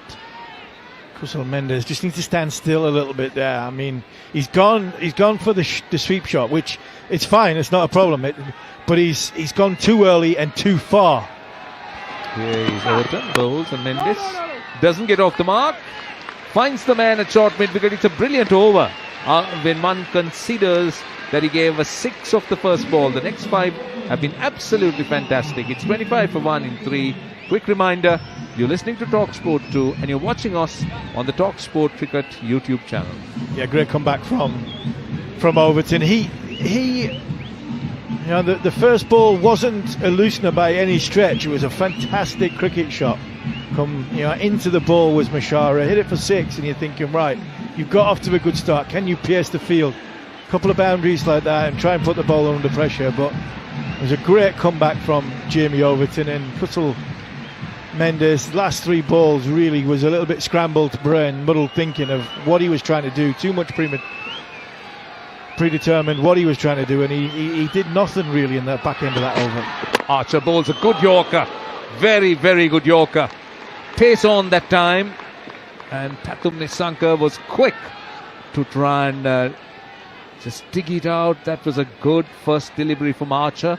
He's bowled 7 deliveries for 2 runs, and that is extremely well bowled. It's a good face. It's 6 deliveries now without a run off the bat. Yeah, and 3 or 4 of them, Roshan, have been Yorkers right in the block hole. Here's Archer. Bowls. And Nissanka is hit on the pad. They're asking the question. They're very confident. Umpire doesn't think so. He was looking to sort of flick it away on the onside. And they're thinking of a review. He's asking to review. They haven't still made the decision. Harry Brooks thinking about it. What do you think? I think Phil Salt behind the stumps thinks it's him outside the line. I think it's possibly just outside the line. Just wonder if the umpire thought he possibly had hit it, but he hasn't. He's given it as a leg by. I think it was out. It did look like being outside the line. Why does he signal leg by? They didn't run. Did they take a single? I don't think so. Don't think so, no. Yeah, so why was he signalling leg by? Here comes Archer. Bowls. And Nissanka gets 4. Gave himself a bit of room. Pace on. And he slapped it over cover. And that's a welcome boundary, but that was 142. Yeah, that's better from Nissanka. He's just stepped back a touch. Give himself the room. But he's gone early, so he's given himself the best chance. When Kusal Mendes moving around, all of a sudden facing 90 plus miles an hour, you've got to be in a stable position. If not, the bowler wins, and there the batter certainly won. Here comes Archer, bowls to Nissanka, who looks to swing it away on the onside. Inside edge onto the pad. They get a single. It's 30 for 1 into the 4th over, and I think it's time now to join John Norman and Alex Tudor. Brilliant stuff. Thank you, Roshan. Fantastic to hear you, and Steve Harmison on commentary. 30 for 1 then Sri Lanka. We've had 3.4 overs of the innings. England winning the toss and deciding to bowl first. No surprise, because it's been raining in Kandy for much of the day. The start of the match was delayed, so England are going to want to have a chase. Fantastic crowd, though, have turned up for the first of 3 T20s. It is the precursor to the T20 World Cup. 2 full-strength sides, both very similar to the ones we commentated on for the ODI series. And Sri Lanka certainly enjoying batting against Sam Curran and Jamie Overton, although it's he who has picked up the 1 wicket to fall, but Jofra Archer has been bowling beautifully in the 2 overs that we've brought to you here on talkSPORT 2 and the talkSPORT Cricket YouTube channel. He's continuing 7 runs from his 10 deliveries, and this is cut square of the wicket by Kusal Mendes, who just, with the time of the shot, just waited for the ball to arrive. There was a modicum of width there, Tudes. Just stood tall and just powered that through to the boundary, and the cameras picks up Harry Brooks, and he kind of just shrugs and says, okay, good shot there, mate. Let's get on with the next ball, shall we? Yeah, as you said, he's been bowling beautifully, Archer, but just giving a little bit of room in the one-day format. And any player worth his salt's not going to miss out, and Kusal Mendes is a quality player. Fuller, and loses his body shape, does Kusal Mendes, but There's nobody out on the boundary at deep point or deep extra cover, so relatively risk-free shot there. Didn't look particularly gainly. He's a good-looking batter to watch at the creases, Kusal Mendis, but comes back for a second, and that has actually turned out to be an expensive over. 11 runs coming from the final 4 deliveries of the over. Sri Lanka after 4 overs here on talkSPORT 2, the talkSPORT Cricket YouTube channel, 36 for 1. Yeah, and that's why you can see batters like to bat at the top of the innings, because only a couple of fielders are allowed outside the 30-yard circle at the beginning while the power play. And he got a thick edge, tried to create some violence down the ground, got a thick edge, sort of went deep point area where Will Jacks just went to retrieve it. As you said, Archer looking good. Yes, he went for 11, but he's looking good. His rhythm's looking good, bowling at good pace. He said not quite reached 90 yet, but I'm not worried about that. High 80s and bowling with great skill.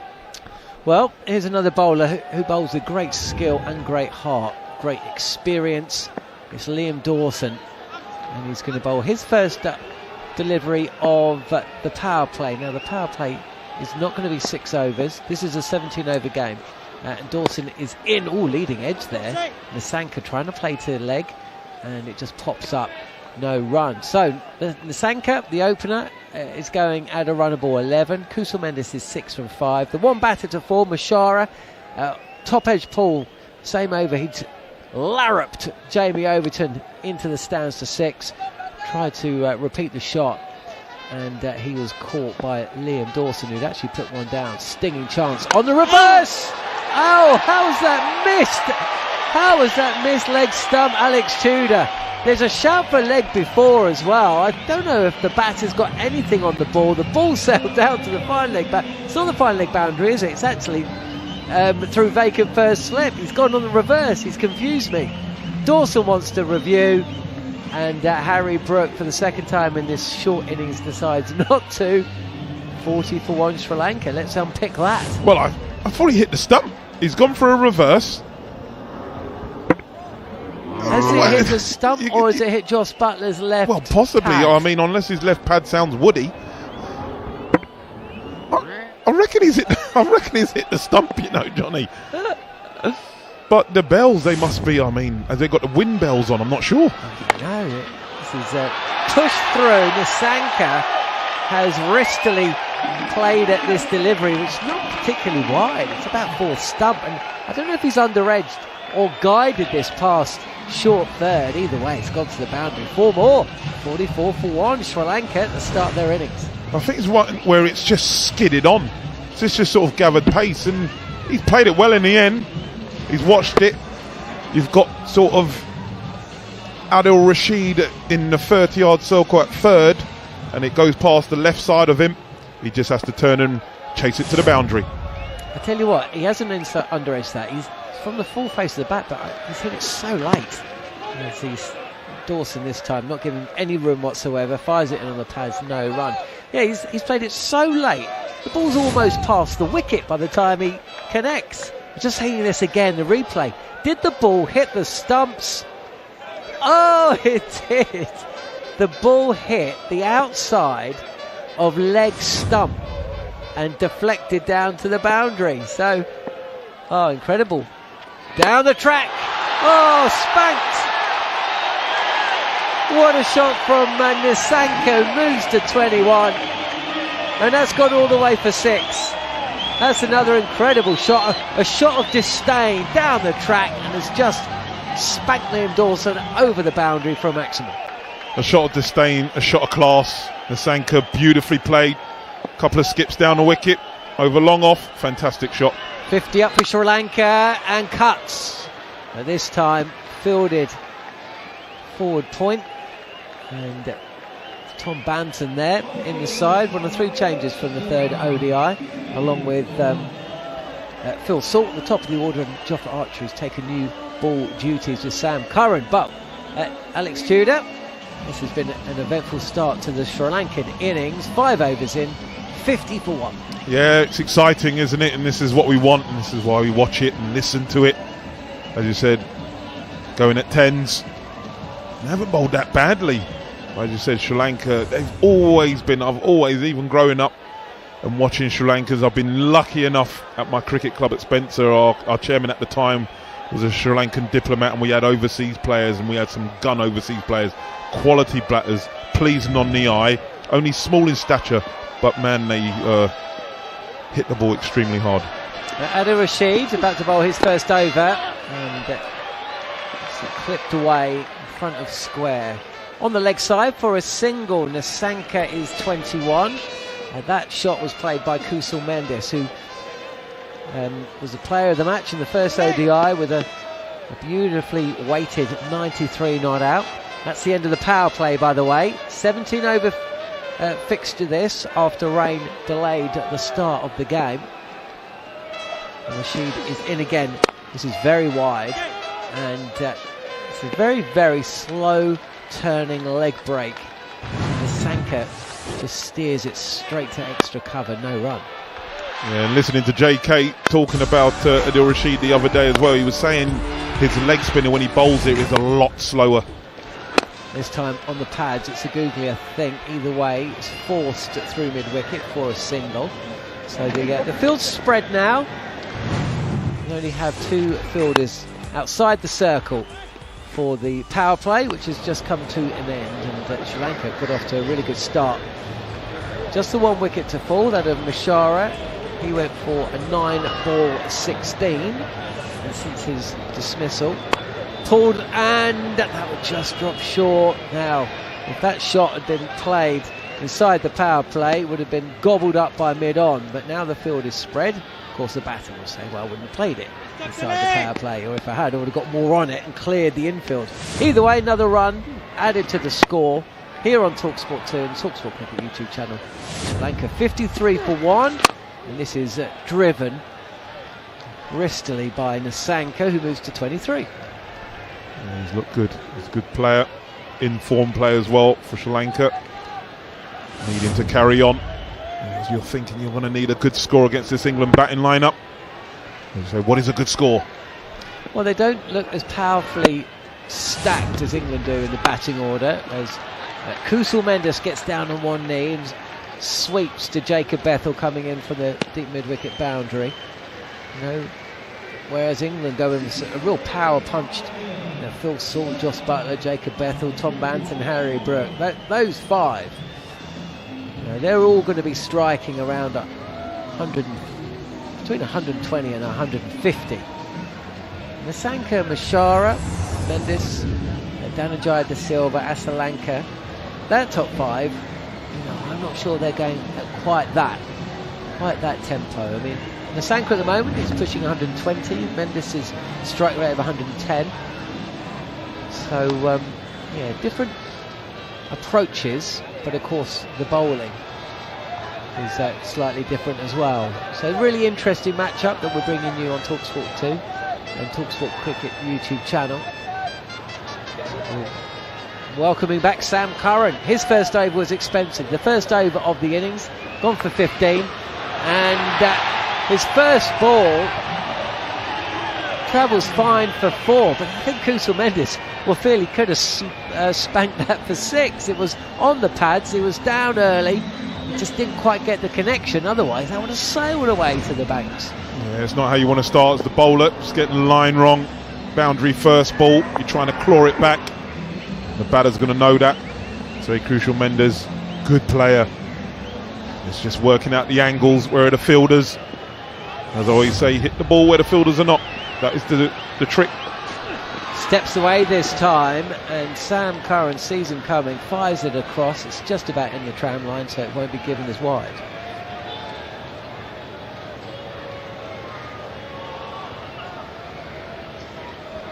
.59 for 1 then. Nissanka 23, Kusal Mendes is 13.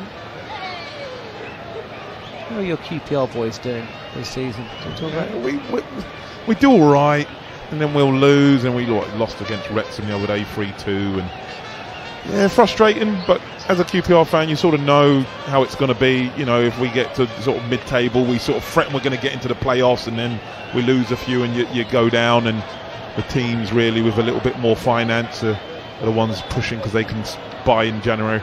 Here is Curran again, over the wicket, and Mendes targeting mid-wicket, and he's going to get it, just bounces short. It'll be a 4. Fielder running around from long on, can't cut the ball off. And Sri Lanka are going at bang on 10s here, 6.3 overs, they're 63 for 1. Yeah, he's played up well. Again, I think it's the cut of the slower ball from Sam Curran, and he's just played that sort of wide of mid-wicket, sort of wide of mid-on, and for a minute he most probably thought, can the fielder get round? I think it's Tom Banton out there, as you say, just bouncing inside of the boundary. 1 bounce 4, 2 boundaries off this over, and he's halfway. Just as a bowler, you're trying to claw it back, and in doing that you're searching. Over the wicket, short again. Mendes takes it on, it's gone high, and it's gone far enough to reach the wall on the other side of the boundary. That'll have to be checked as well. Dig out a bit of concrete. Sam Curran, you've gone for 29 from your 10 deliveries.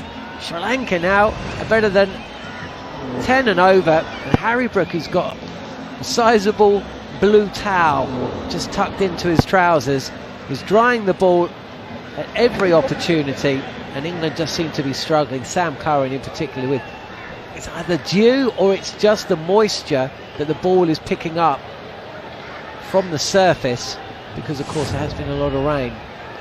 Yeah, agreed. Maybe just not sitting in the hand nicely.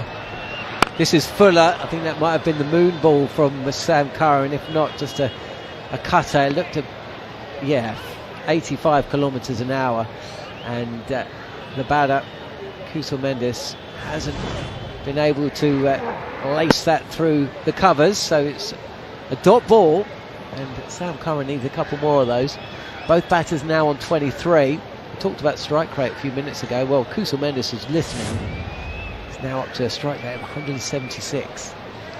Sam Curran, well, he doesn't ever really look frustrated. He looks angry. He looks like he's not quite nailed the deliveries that he intends, but he also looks like he's put it behind him and he's just going to get on with the next ball. He's going to back himself. Another moon ball, and Kusal Mendes has unfurled a Virat Kohli-esque on the up cover drive, held the pose, and then all of Kandy has watched as the ball has sailed up and just over the boundary at long off for a 6. Well, he's gone for the double bluff, he's gone for the moon ball, that one at 50 miles an hour. And as you say, Kusal Mendes, players are now looking for that. There's so much footage, tape on these bowlers. I think sometimes you can overdo it. And as you said, he just held the pose, as you said, like a check drive, straight as you like, going for 6. The partnership now moves on to 51 off 28 balls, and this is what Sri Lanka need, as you said, especially up against that strong England batting lineup. They'll need these two to carry on for another 20 or so balls, that they can unleash the sort of middle order to come in and do what they do. But as long as these two are here, they're going to have a good total. Gary Morgan's firing stats at me left, right and centre. Sides batting first have only won 2 of the last 10 T20s on this ground. And Harry Brook, winning the toss, decided to bowl first. So stacked against Sri Lanka. They got off to a great start. This will be called wide. Rashid continuing, and that's wasn't turned, but it was already angling on and going away from the right-hander past the tram line. So another run to the score. Rashid, lots of loop, top edge, and this should be caught by Joss Butler behind the stumps. Nasanka's walking off before the catch has been taken, and England's strike Rashid again. Sri Lanka 76 for 2. Yeah, good bowling from Adil Rashid, and you come to expect that of him. He gave that one a little bit of air. Was it the wrong one? Nasanka felt that he could hit it to the boundary. He didn't get it as he would like.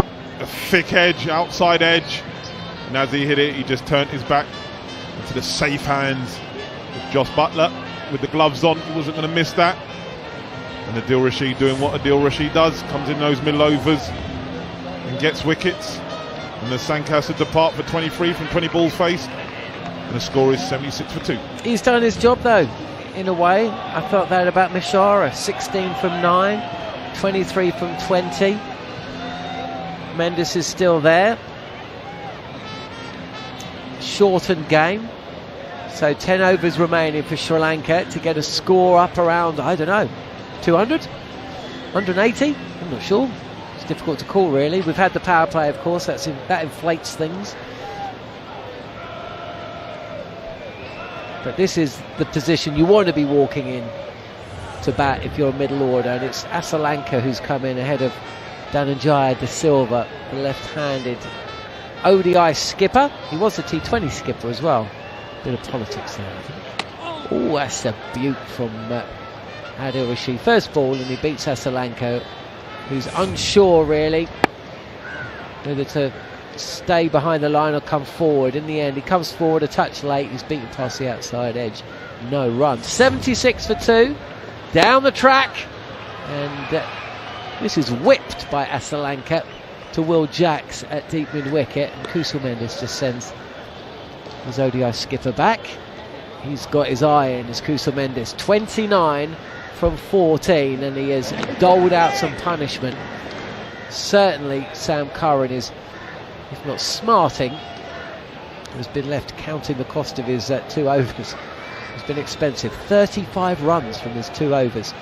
Most of them coming from Mendes. On the sweep this time. Touch of an under edge there. Just be a single. So good over here from Rashid. Not for the first time, just dragging things back. Yeah, and this is what he does, and this is what his captain Harry Brook can turn to him at any time and just say, listen, either get me a wicket or just keep control. It's a great skill he has.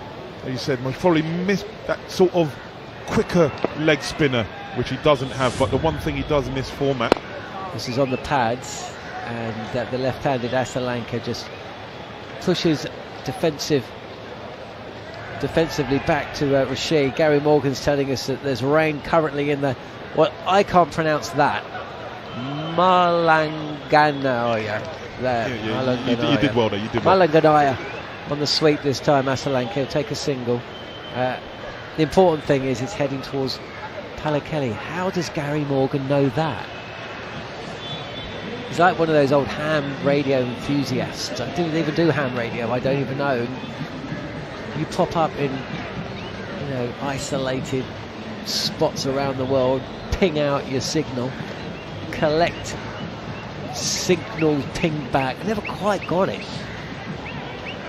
A friend of mine, Matt Smith, used to do it. He used to travel to Tonga just so he could put up his ham radio antenna, ping out a few signals, and then get back on the plane and head back to New Zealand.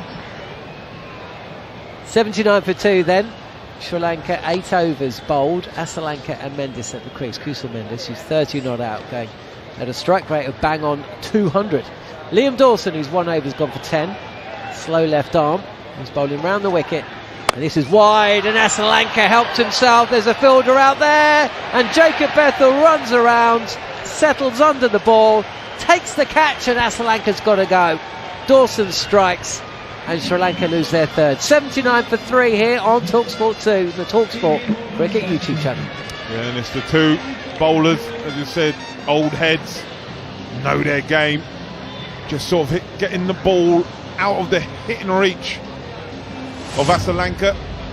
He's had to fetch it, and he's not got it where he wanted in the middle of the bat. He's got an inside edge, left hand side of his bat. Jacob Bethel, safe pair of hands, not going to drop in that. And Asalanka has to depart. Okay, and so will we. Let's head over to Pallekele. Steve Harmison and Roshan Navasinghe. Thank you, John. 79 for 3 into the 9th over, and England have come back very strongly. Dawson getting the wicket. I really thought with the left-hander coming in, the idea was to take the spinners on, spinning into you, and because Asalanka is so good with those slog sweeps. You spoke about there being reluctant sweepers on television, and that's exactly how Asalanka has perished. Yeah, I mean, the sweep has been, I think, a fruitful shot for a couple of players. One's Kusal Mendes, and the other one's Joe Root. And I was out the other night with Marcus Trescothick, the England batting coach, and he talked about how the players were talking about some shots were very, very difficult. He didn't think the slog sweep was in the game. He thought that was a really tough shot to execute. And if you were going to sweep and you were going to hard sweep, it was you had to get low to the ground and the bat almost horizontal with the ground to make contact with the ball. Now, Kusal Mendes and Joe Root did that brilliantly in Colombo. But the rest of the players, if you remember in that first game, there was a lot of players got out, top edge sweep and everything, because there was a little bit of an angle to their bat. And because of that angle, it was getting more and more difficult to sweep. And Marcus was saying the players were finding that the slug sweep and the sort of more hard sweep was more difficult to execute. So that's why you've seen a lot of either reverse sort of dab sweeps or just putting their bat there and using the pace of the ball. So again, another player who succumbed to try and hit the ball too hard from a sweep shot. Right, Dhananjay De Silva comes out into the 9th over. It's been a little bit topsy-turvy, isn't it? Sri Lanka got off to a good start, lost a wicket, then a good partnership, 2 wickets close to each other. Asalanka the last wicket out for 2, I beg your pardon, of 5 balls. Dawson striking with a wicket off the very first delivery. And Sri Lanka need a little bit more urgency. Into the 9th over, almost at the halfway stage. It's a 17-over game. Dawson has a spread out field, slight hold up because the rope is been taken around just to make sure that you get rid of all the moisture that the ground might have. That's a method that's been used in these parts of the world. I think it's the biggest. I mean, it's the biggest waste of time ever, really. Whenever you see the rope going round, all they seem to do is lift the water off the ground. It goes up in the air and then it comes back down. So where does it go? It goes back on the ground. What a waste of time that rope is. Here is Dawson coming in to bowl to Dhananjay De Silva. And he gets off the mark with a little chip on the leg side. And a single, only 1 run. Time to have a nice hot cup of tea. Nice cup of tea, yeah. Beautiful. It's, I mean, we've waited quite a bit for this game to start. There's a lot of supporters in here. Not quite full house, but probably about 70% full, 75% full. Making a good noise, enjoying their hospitality. Dawson bowls, and that one just sort of, I'm not sure whether it just had a little bit of grip the way Kusal Mendes played it. He just was a little bit tentative as he pushed it away on the offside for a single. But this is a very good phase for England. They're just bowling those, not exactly dots, but 1-run deliveries, not those boundary hits. As Dawson comes in, Dhananjay looks to drive, doesn't really get hold of it. It goes down to long on of an inside part of the bat for a single. Yeah, I mean, England's best partnership from a bowling point of view in Colombo was Dawson and Rashid. So you throw Archer into the mix, and you'd think England have got a better, more balanced all-round balance unit for not only for T20 cricket but for this surface, which has got a little bit of moisture on top of it, a little bit of tackiness, a little bit of grip. Dawson comes in, bowls, and Kusal Mendes hits it away on the onside. That ball pushed through quicker. That's 96 Ks. That's Dawson's role, and I like what I see in him. Rashid would tease you with flight, would look for turn, but Dawson is very, very meticulous with what he does. Just seen glimpses of the Barmy Army, George. And obviously can't see it we're on the radio, but mentioned the Barmy Army. They give us a lift up to Colombo, and we spent 3 or 4 hours with them. That's good bowling. That was pushed through quicker, and it is a very fine over that Dawson ends, conceding just 4 runs. He's 83 for 3. Quick reminder, this is talkSPORT 2, and you're also watching us on talkSPORT YouTube cricket channel. Both sets of supporters, whether it's the Barmy Army or the other travel groups from England or the locals. Do you know what, Roshan? I'm not sure who will be the happier here. We're seeing a gentleman with a Barmy Army t-shirt on, with a daft hat on. St George's flag. He's enjoyed himself. He's really enjoying himself. England might be just the happier, I think, with the 3 wickets. Here comes Rashid bowling a ball of full length, which is whipped away on the onside for a single. It's a phase that England is winning because they have completely taken away those boundaries, only singles. Dhananjay De Silva is just in, he's made 2 of 3. Kusal Mendis has slowed down considerably. Here comes Rashid, tosses it up and, well, he's not hitting it properly. It comes again off an inside edge. He was looking to go to extra cover. So this is clever bowling by Rashid, and as I said, a very, very important phase in this game. It just seems that when you take the pace off it from a spinner, if you're not fully with in a balanced position and ready to hit the ball, you cough it. That's better. That's it with a lot of power. Kusal Mendis gets hold of it off the middle of the bat. The only mistake, I don't have a problem with the length, it's the line. I loved him to play the sweep. On the off stump, it would have been a good ball, but there's a good packed field on the offside. Yeah, that was a well executed sweep shot. It was a little bit straighter from Adil Rashid and a little bit shorter from Adil Rashid. It was well adjusted from Kusal Mendis. Mendis hits it high. This should be taken at long on, and it is taken. And wicket number 4, that's Overton who catches it, and Rashid teasing the batter with his very, very fine leg spin has accounted for Kusal Mendis for 37, and Sri Lanka are 4 down for 89. Kusal Mendis is absolutely livid with himself. We heard the anguish, the shout, the no. As soon as he made contact with his ball, he knew straight away, one, he didn't have enough on it, knew he wasn't quite to the pitch of the ball, didn't have a stable base. It's gone straight up in the air, and Jamie Overton, he runs in about 10-15 yards, but a comfortable catch. And now I think England are ahead of the game. 4 wickets down, going at 9 and a bit and over. But Kusal Mendis, big player who's batted really well in this white ball tour of England's white ball tour so far. He's gone for 37, and Sri Lanka are 89 for 4. Yes, indeed. Now 9.4 is the rate of scoring. Janit Lianage comes out, and England, I think, will be pleased. These little moments. Now you had Kusal Mendis going after the bowling at one end and taking them on, playing those sweeps. Come to that as Rashid comes in, bowls to Lianage, who gets a googly and works it away on the onside, and he's off the mark with a single. Now this is a good position for England. I say that because 2 new batters. Absolutely, it is, and it's always crucial when you get that 2 new batters. It's the 3 or 4 balls, isn't it? It's that 3 or 4 balls that take out of the game the 2 new batters. Not big shots coming. Drags it from outside the off stump, but he can't find the boundary. It's only a single. England would mind it. No problems about singles. And Adil Rashid ends a very, very fine over, and it is successful. Sri Lanka are 91 for 4 after 10 overs. Run rate of obviously 9.1. I think even I could work that one out.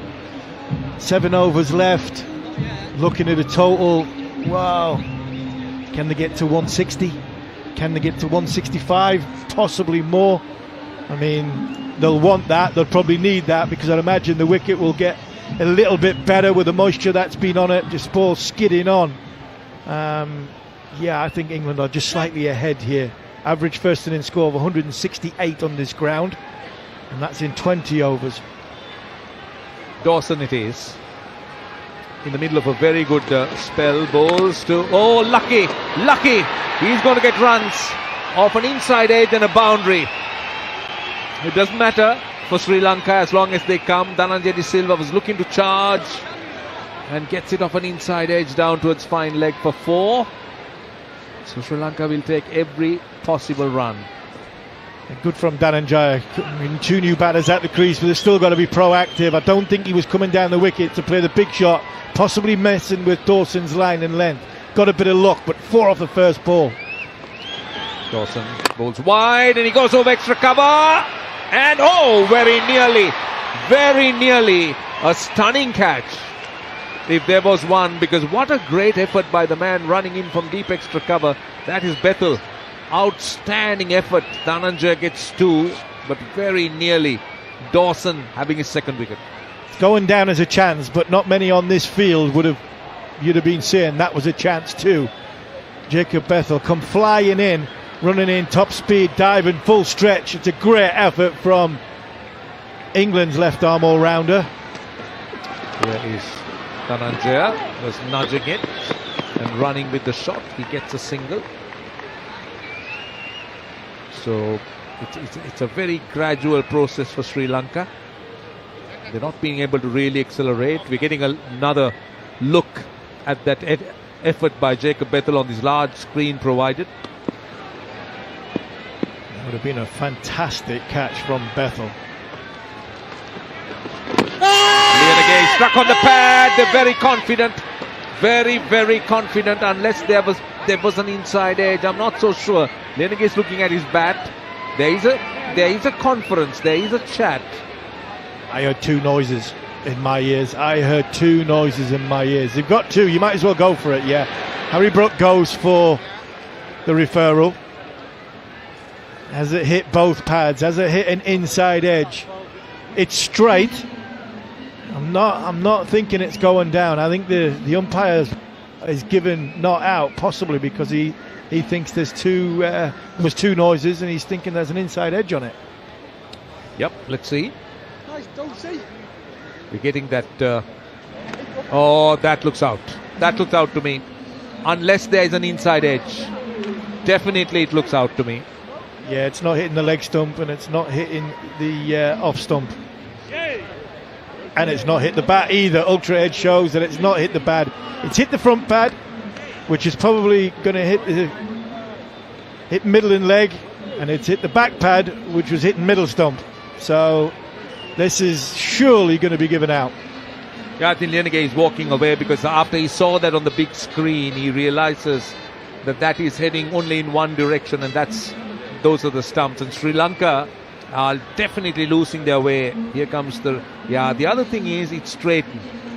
It was not sliding, it straightened. It was hitting the middle of middle. So very good review by England, and the review is retained. And Sri Lanka have lost 5 now after such a good start. In its 50th T20I game, just getting it wrong that time, but England using the review well. Yeah, Roshan, he got it wrong, but I don't blame him for not giving it out. I really don't, because I think there were 2 noises. We've seen it on the replay. There was a front pad, back pad noise. So in the umpire's mind, he's possibly thinking one of them noises is an inside edge, which means he wouldn't be given out. So I don't think the umpire's made a mistake there. I just think that's great use of the technology. Yeah, that's true. I agree. Well, it's not an easy job, the umpire's job. It's a thankless job. Was scrutinized by not just 1 million, could be about 100 million. Yes, could be about 100 million. Possibly when it comes to the World Cup it will be. Dawson to the captain now. Dasun Shanaka, who he doesn't get a run because Dawson dives to the right and stops it. And still he has been very miserly. He's into his 3rd over. Hardly conceded a run in this over. Sri Lanka 98 for 5. 1 ball to go in the 11th. Dawson it is to bowl to Shanaka. Oh, could have been easy to that man at extra cover going off a leading edge. A wonderful over comes to an end, and Sri Lanka are 98 for 5. You're listening to talkSPORT 2 and watching us on talkSPORT Cricket YouTube channel. 2 for 21 off 3 for Liam Dawson. A really good display by England's 2 senior spin bowlers, both very, very experienced. Dawson experienced in the first class game, starting to build up a good reputation in the international game, especially in this format. And Adil Rashid, one of England's all-time great spin bowlers. England in a good position here. This is bowled, very well bowled.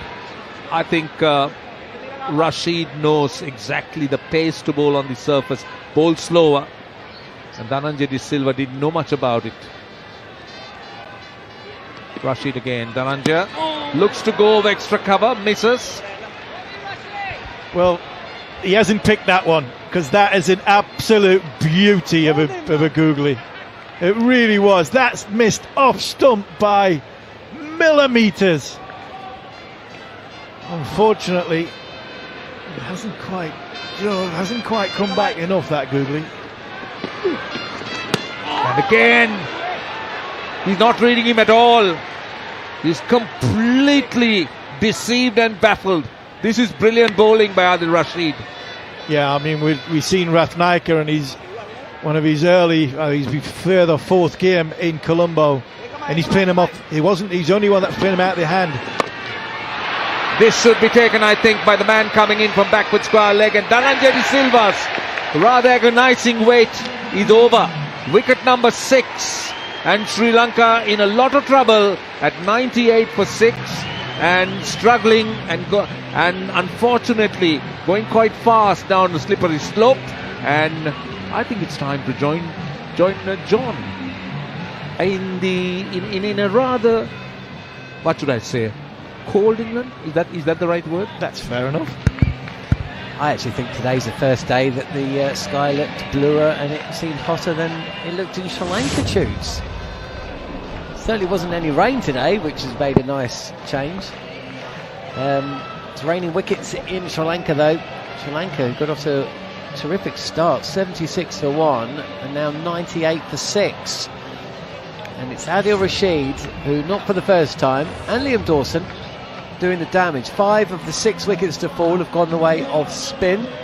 Dhananjay, the latest to fall, for 11. And I mean, Sri Lanka going to get bowled out inside 17 overs, Tubes. Yeah, it's looking that way, John. And as you say, this is why I'm confident that England will go deep in this World Cup, is because of these two. Rashid and Dawson got a lot of skill, a lot of experience, know how to bowl on different wickets.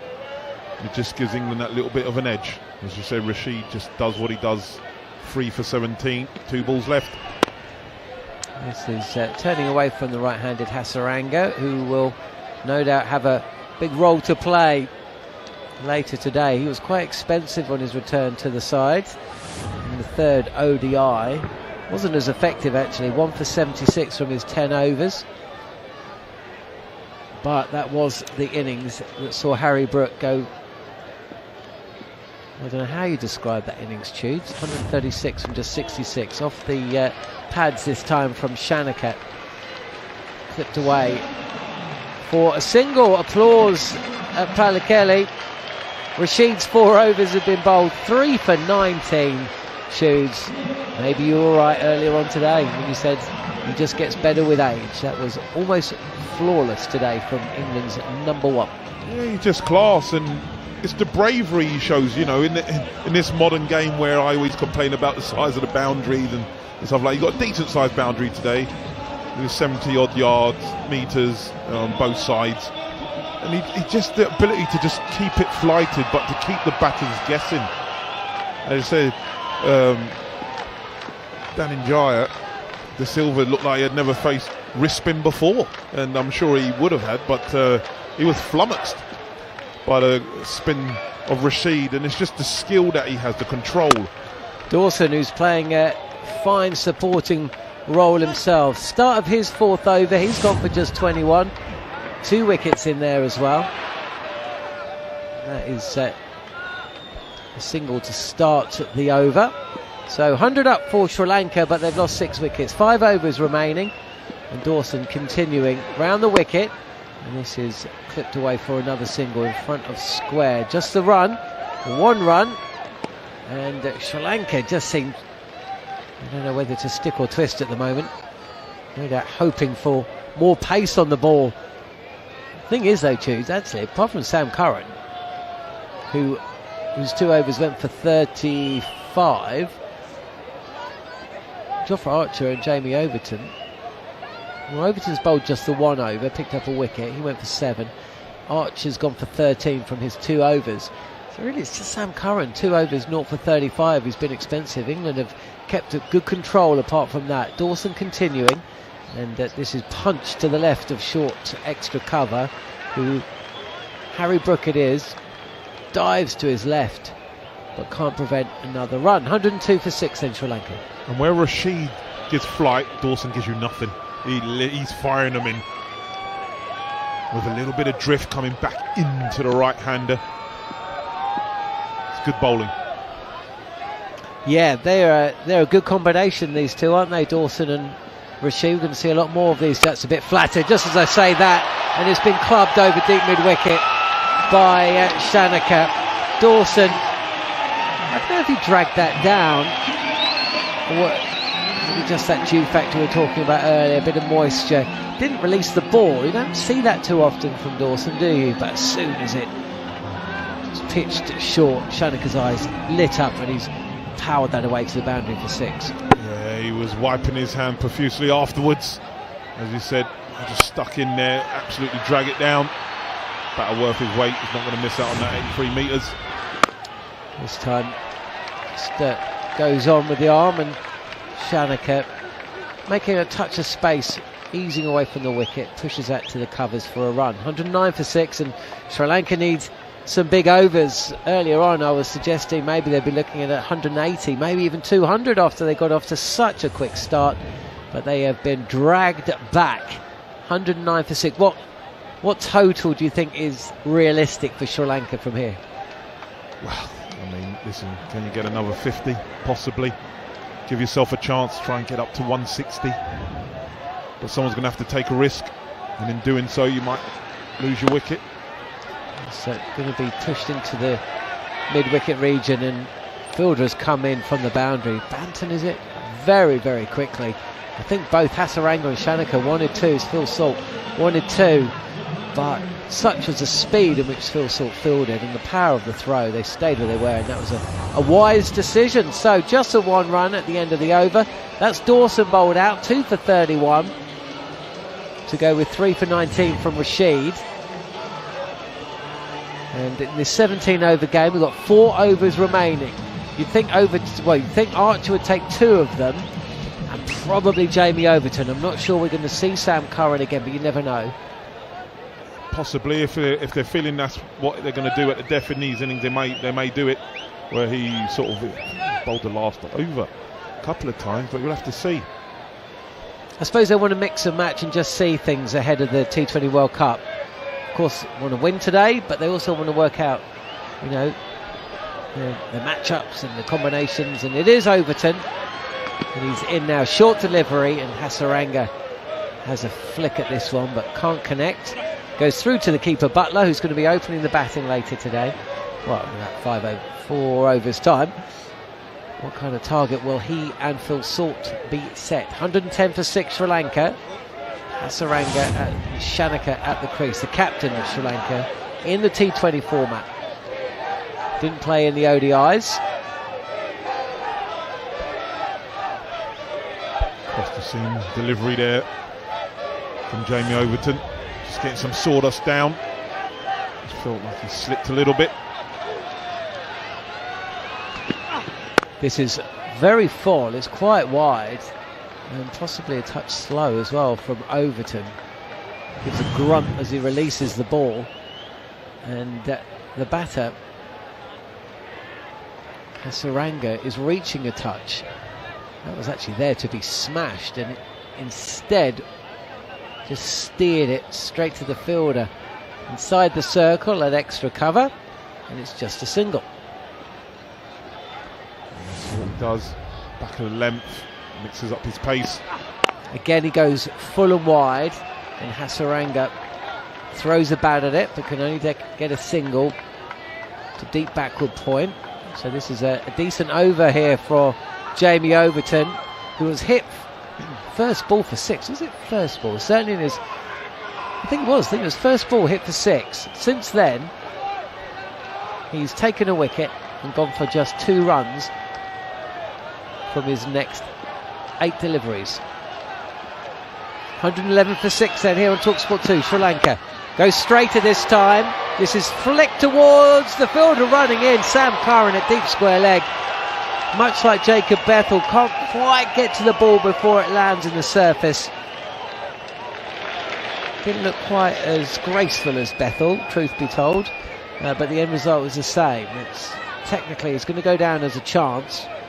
Tough one. Singles scored. The score moves on. Yeah, it's a great effort. Coming in off the backward square boundary. Lunge and dive. And you say if you can't catch it, get your body behind it. It's only a single. Overton again. Right arm over the wicket. Steps away from the crease as Hasaranga. And just helped this up and over the infield. And away to the boundary for 4. Needed runs for Sri Lanka. Moved to 116 for 6. 1 ball left of the 14th over. In the T17 after rain delayed the start. You're disappointed with that, Johnny. Sort of a drag down, and you say with mid-off up in the 30-yard circle. It's a bad delivery. Easy pickings for Hasaranga. 1 bounce 4. Want to come out the over, always talk about finish the over well. It's been a good over up into that delivery. Do not go for a boundary in your last one. Yeah, it just kind of sat up to the hit that time, didn't it? And it was swatted away. Last ball of the over then. Overton is in. He goes full and wide again. And Hasaranga can't reach the ball. That's a good end to the over from Overton. 6 runs coming from his second over. Sri Lanka after 14 overs, 116 for 6.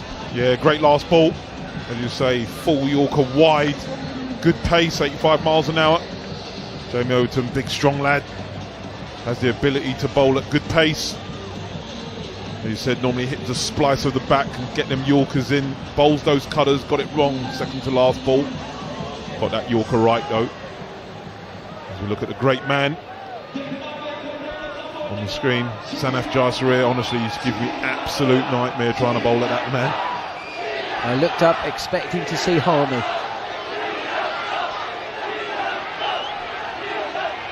Yeah, I mean,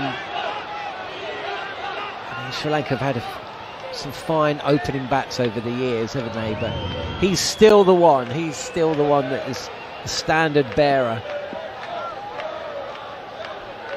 Jofra Archer then.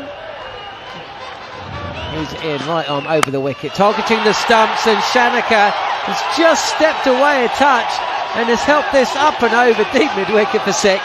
Jofra Archer turns around and walks back to his mark and says, all right. Decent shot that. Again, boundary first ball. A lot of batters now. They attack that first delivery, put pressure back on the bowler.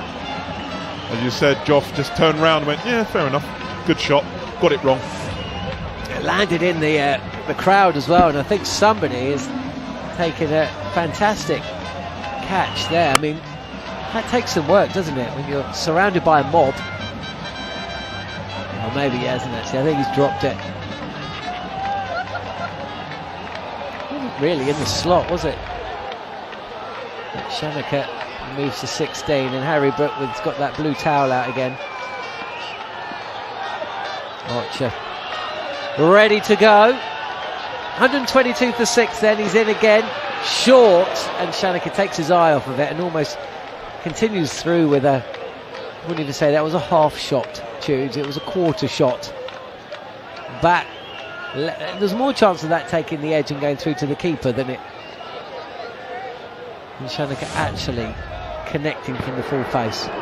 Yeah, the first ball was a back of the hand slower ball. Didn't get it right. That one, 89 miles an hour. Smell that. Good luck hitting that one.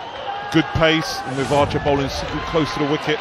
Short again, too fast for Shanaka again, who sways and swishes and has an optimistic look at this square leg umpire, but there's nothing given there, and that's pushing 90 miles an hour. Don't hit Jofra Archer for 6 first ball, Chief. Well, this is my only thing. When you have that ability, and I had this debate with Tyrone Mills a couple of times, if I had the ability to bowl at 90 miles an hour, I ain't bowling many slower balls, let me tell you. Archer again goes fuller.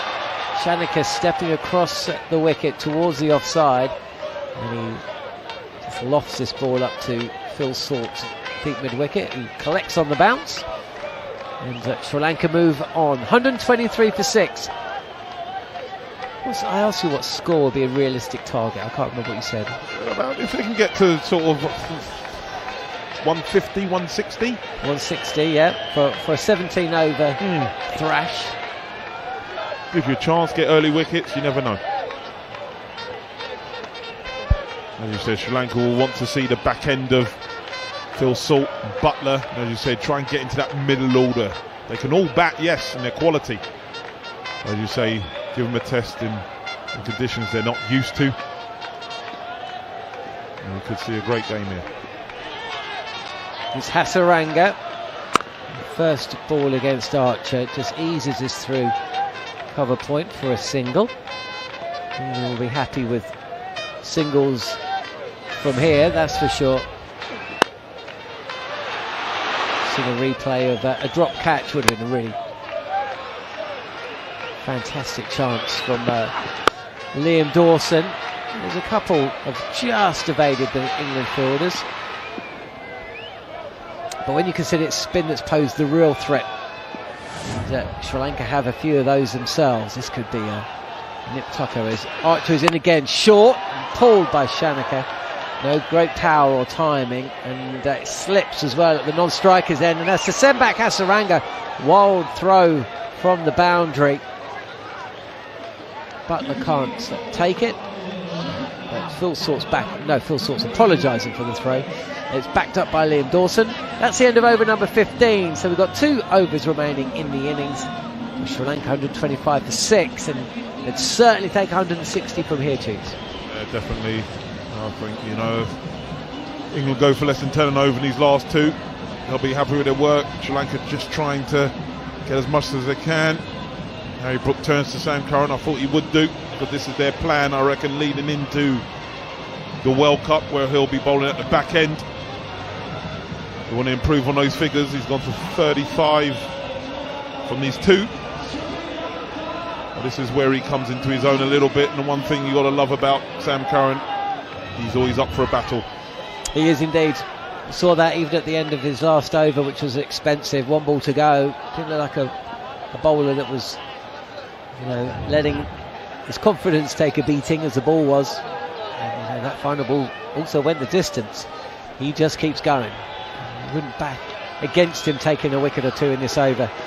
He's in now, slow delivery. It's on the pads, and Shanaka runs this first one very quickly. There's a chance for a run out at the non-striker's end, but both Hasaranga and Shanaka could see the opportunity for 2, and that's what they got. It's 127 for 6. The bowling just trying to fire it in there. And Sam Curran with the line. Jacob Beff on the boundary. Yeah, definitely Hasaranga is the end to go for. Turned a little bit like the QE2. Had to get his the old fast feet on. On the pads again, and Shanaka targeting the boundary square of the wicket. He's through the shot too quickly, and it comes off the pads in the end. So decent start to Curran's 3rd over. 128 for 6, Sri Lanka. 10 balls left of the innings. Not 10. Yes, 10. Doubting myself.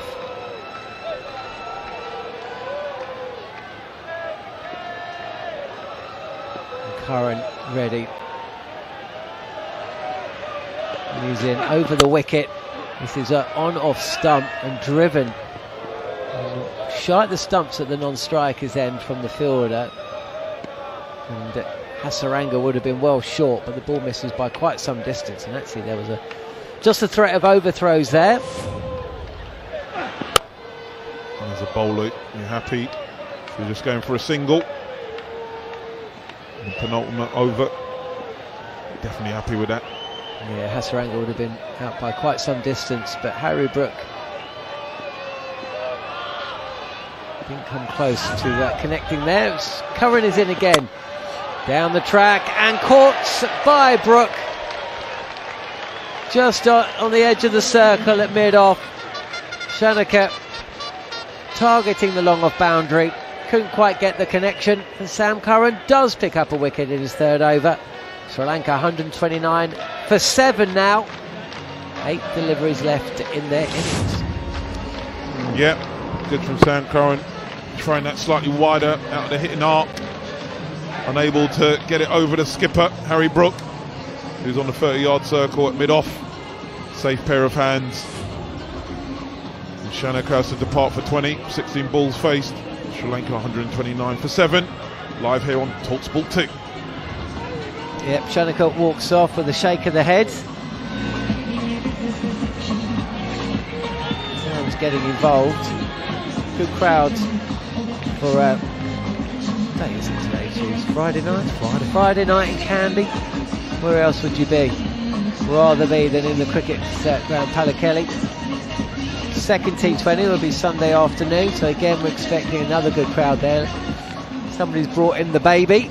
He's asleep on mum's shoulder. So I love about watching cricket in and around Asia and the subcontinent. All the generations that rock up, don't they? Curran continuing. Might pick up 2 here. 2 in 2 for Sam Curran. Tikshana first ball has holed out. Jamie Overton just had to take a couple of paces in from the long on boundary. Settles under the opportunity, takes the catch. And Alex Tudor, dare I say it, Sam Curran's on a hat-trick. Listen, this is why, you know, you've got to have a little bit about you. You've been put around the place in your first 2 and you come back. And this is what can happen. You can either go to the boundaries or you can pick up a little 2-3 for. Now you say as soon as it goes out to Jamie Overton, he's got absolute bucket as hands and he's not going to drop that. And he's 2 for 2. Tikshana has to depart. First ball. I'm looking forward to seeing Mahesh Tikshana later on today. It's a shame he didn't bowl in the ODIs, but certainly a bowler that has more than proved his worth in the circuit. IPL, Sri Lankan cricket, white ball cricket around the world for the last few years. So I'm sure that won't be the only time we see him today, but his stay with the bat has been a short one. And Sam Curran is on a hat-trick. It's Patarana facing the right-handed Sri Lankan number 10. And Curran just making sure his field is where he wants them to be.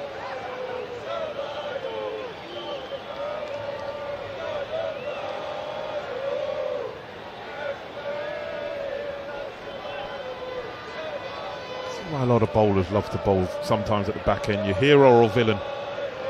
Certainly the hero at the minute. Sam Curran on a hat-trick, targets off stump, and Sam Curran gets a hat-trick. Patarana stepping away, exposing all 3. You miss, I hit, and Sam Curran has turned things around. Smiles all around. Brendan McCullum to Southey. He's getting high fives from his teammates. The crowd are on their feet. And Sam Curran has just picked up 3 wickets in 3 balls. Sri Lanka now 129 for 9. Well, that's fantastic. It's not often you see it.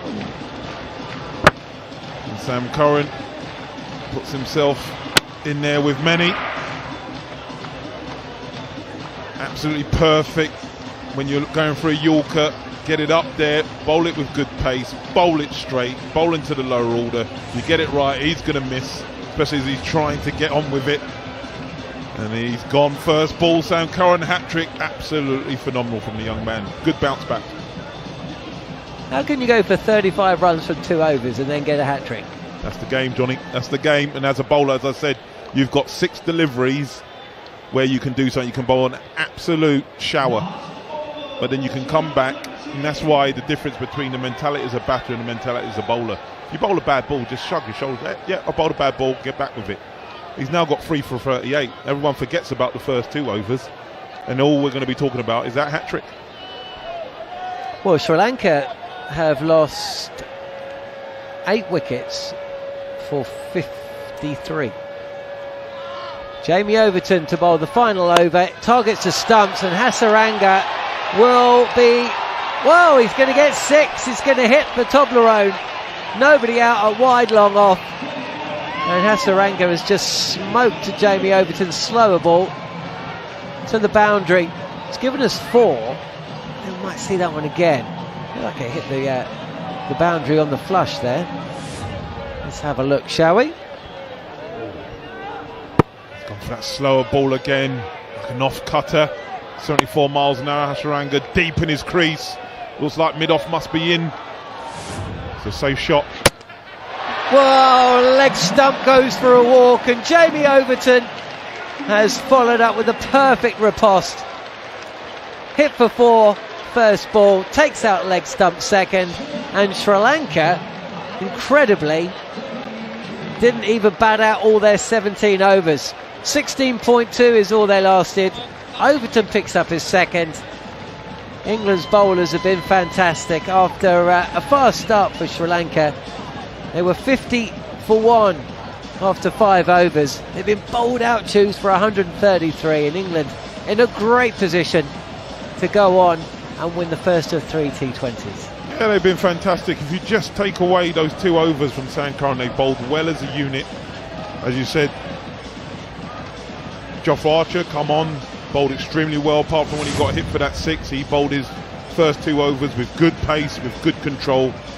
And then obviously the spin twins in Rashid and Dawson, with all their experience and all their know-how, but with a lot of common sense.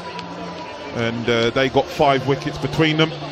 And as you said, Sam Curran coming on, mopping up the tail, getting a hat-trick. And then Jamie Overton, big strong Jamie Overton, clean bowling Hasaranga at the end, leg stump out of the ground, always a great sight for any fast bowler. And they bowled them out, always good. Sri Lanka not able to bat their full allotment of 17 overs. Great effort from the England team. Only the 81st T20 international hat-trick. Gary Morgan with that stat. And you've got to go back to earlier this month. Shamar Springer for West Indies against Afghanistan in Dubai. So there you go. Great stuff from England. I hope you've enjoyed the commentary. There were doubts we'd get any commentary for you at one stage. But here we are. Sri Lanka have been bowled out, 133. I'll just run through the scorecard. Nisankara Mishara getting Sri Lanka off to a good start with Kusal Mendis. Mishara went for a 9-ball 16, but Nisankara and Mendes combined well. 76 for 2 when Nisankara was dismissed, and from that point onwards it was all England. Sam Curran had been expensive. England opening up with a couple of overs from Archer, 1 from Overton and 1 from Curran. Dawson bowling the 5th over of the power play, but it was Dawson and Rashid. 2 wickets to Dawson, 2 for 31 from his 4, 3 for 19 from Adil Rashid. And once they were bowled out, Jamie Overton, Jofra Archer, who actually didn't take a wicket today, and Sam Curran, who picked up a hat-trick in his final over after going for 35 from his first 2, wrapping things up. Right, we'll be back very shortly here on talkSPORT 2 and the talkSPORT Cricket YouTube channel with England's run chase. They've been set 134 to win.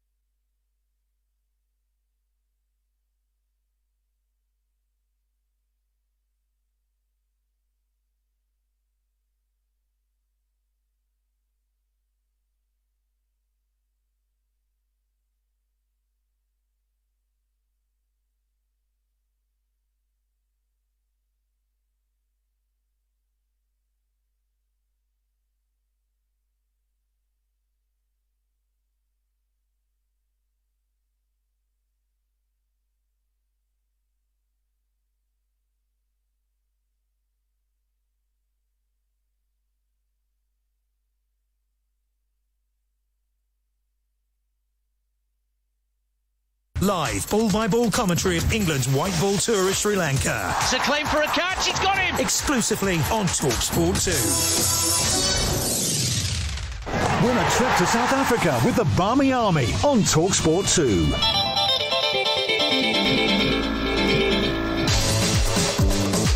Well, if you didn't know by now, well, you're about to find out that England return to South Africa this winter, and as always, the Barmy Army will be there in full force, and this time, so could you. We're giving away a week for two at the New Year's Test in Cape Town, so it's January 2027. Every day of the match at one of the world's greatest cricket grounds, some would say the greatest cricket grounds, flights, hotel, and spending money, all covered. It's your chance to secure 2 spots with the official Barmy Army, so you'll be right in the mix with the rest of the fans. Now, if you don't want to enter this competition, then you won't want to know that for your chance to win, text WIN, W-I-N, to 83338. Text costs £2.50 plus your standard network rate, so that's text WIN to 83338 to be in with a chance of winning this competition. Or you can call 0343 418 7260. Lines close on the 6th of February 2026 at 4 o'clock. That's when you'll need to answer your phone if it rings. 18 plus, UK residents only. This is a network promotion. Full T's and C's at talksport.com. For your chance to win, all you have to do is text WIN to 83338 now. Win a trip to South Africa with the Barmy Army on talkSPORT 2. Okay, so it's been quite a first innings, 133. If you're just joining us, you can hear how that first innings sounded on talkSPORT 2. Well, the news from the centre is that England have won the toss. They're going to have a ball. The first delivery, and that's hit high by Mishara, and it's gone a fairly long distance, landed a good 20 yards back. So 6 of the first ball, and this should be taken. It should be taken, yes. Down the track. Oh, spanked. What a shot from Nisanko, and that's gone all the way for 6. Rashid, lots of loop. Top edge, and this should be caught by Jos Buttler behind the stumps. And this is wide, and Asalanka helps himself. There's a fielder out there, takes the catch, and Asalanka's got to go. Again, struck on the pad, they're very confident. This was hitting the middle of middle. So very good review by England. It's raining wickets in Sri Lanka. They're a good combination, these two, aren't they? Dawson and Rashid. We're going to see a lot more of these. That's a bit flatter, just as I say that. And it's been clubbed over deep mid-wicket. Shanaka has just stepped away a touch and has helped this up and over deep mid-wicket for 6. Somebody is taking a fantastic catch there. I mean, that takes some work, doesn't it, when you're surrounded by a mob. Down the track and caught by Brooke. Curran continuing. Might pick up 2 here. 2 in 2 for Sam Curran on a hat-trick. Targets off stump, and Sam Curran gets the hat-trick. Bowled out for 133, and England in a great position. Who decided on that music? I'm blaming Jack Hayton for that, surely. Welcome back to... So I listened to a bit. Welcome back. talkSPORT 2, talkSPORT Cricket YouTube channel. Here we are then for the run chase. Jos Buttler and Phil Salt walking out to the middle, just about to get underway. 134 is the target. England have got 17 overs to chase those runs down. Sam Curran with a hat-trick after going for 35 from 2 overs. Jamie Overton with wicket number 1 and wicket number 10. Liam Dawson 2 for 31. Rashid 3 for 19, and Jofra Archer excellent times on his return to the England setup. Have really restricted Sri Lanka, who got off to a beautiful start, 76 for 1 at the time Nisanka was dismissed, and from that point onwards it was all England. To talk you through the opening few overs, I'm pleased to say we can head out to Sri Lanka, Kandy, where it is dry, and Steve Harmison and Roshan Nabasinghe are waiting to pick up comms. Thank you, John. And it is going to be Mahesh Theekshana coming on to bowl the first over. And straight away, 6! That is salt. He's in fact robbing salt into the Sri Lankan moon with a 6 of the first ball, and England are on their way. Absolutely, just a little bit too short from Tikchanika, and a powerful hit from Phil Salt. The line's just not quite right, is it? Length, he might get away with the length if it was a little bit straighter towards off stump, but he's just strayed onto leg stump or just outside, and it's an easy pick-up swivel from Phil Salt. Good start from England. Well, they certainly mean business here. 6 of the first ball. They're after 134. They've got 17 overs left. Salt on strike. Tikshana comes in, and he is hitting it for 4. That's pitched up, and he bangs it through cover. 10 runs of the first 2 deliveries. England couldn't have asked for a better start. Well, Tikchanika was rested for the ODIs, I think. So, whether he was rested or he was left out, unfortunately, first ball towards the leg stump, second ball outside the off stump, and England flying. I mean, Sri Lanka was 75 for 1 at the early point in this game, and all of a sudden, England only need a run rate of 7.4 to win this game. Tikshana it is. Salt, he's getting it fine, and 4. Well. What a start for Phil Salt. I saw him play in the Lanka Premier League, and I can tell you, when I saw him then, I really didn't think he is this good, with due respect, because he struggled. But looking at the way he's batting now, I think I told you, I was thinking more Tom Kohler-Cadmore. That was England's next man. But what a start by this man, Phil Salt. He's got 14 runs of the first 3 deliveries. You couldn't have asked for a better start as Tikshana comes in. And Salt is getting a good delivery, and in fact the first dot to the man at extra cover. Yeah, I know where you're coming from, Roshan. I think he struggled in the early part of his career against spin, and I think he went away. He worked very, very hard at that discipline, playing spin, especially in power plays, and I think he's not turned back since. Waiting is the call as he punches it to mid-off. Another dot. Asalanka is the fielder. He did a brilliant interview with Scott Taylor yesterday, talking about trying to keep it simple, and keeping the simple processes and the way he goes about early in his innings. And there, he's been given 2 gifts when it comes to from a delivery point of view. He's put them away and now given himself some confidence. Here comes Tikshana, both the last ball of the over, hit hard into the ground. It's a crowd's catch. It's taken at extra cover by Dasun Shanaka. It's 14 without loss at the end of the first over. Quick reminder, you're listening to talkSPORT 2 and you're watching us on talkSPORT Cricket YouTube channel. Well, Josh Butler's been standing at the non-striker's end now for 6 deliveries. He's had his pads on in the last 3 days and watched some unbelievable shots. I mean, he sat for the best part of a 2-hour period watching Joe Root and Harry Brook just completely blitz the Sri Lankan bowlers in the last 20 overs of the third ODI in Colombo. And there he's seen Phil Salt start with a 4, a 6 and a 4, and now Josh Butler's thinking, right, it's my turn now. Yeah, it's going to be Matisha Pathirana, the slinger. Not so sure that he enjoys bowling with the new ball. He's someone who bowls in the middle. He goes at close to 9 runs and over. Best of 4 for 24. He's got pace. He can be very, very deceptively quick when he gets everything right. But he's got that awkward action.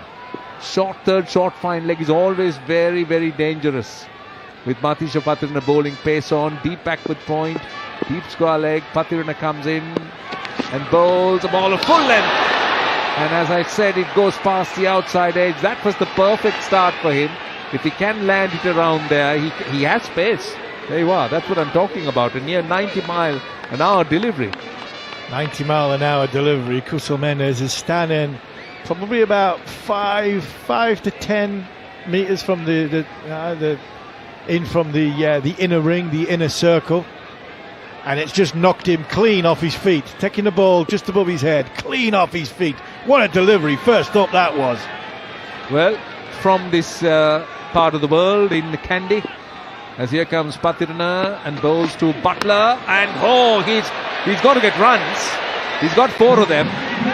And is it off the pad or bat? The umpire is signalling leg by, but that is the quickest delivery we have seen in the game. 148. Pearce. That is pure Pearce.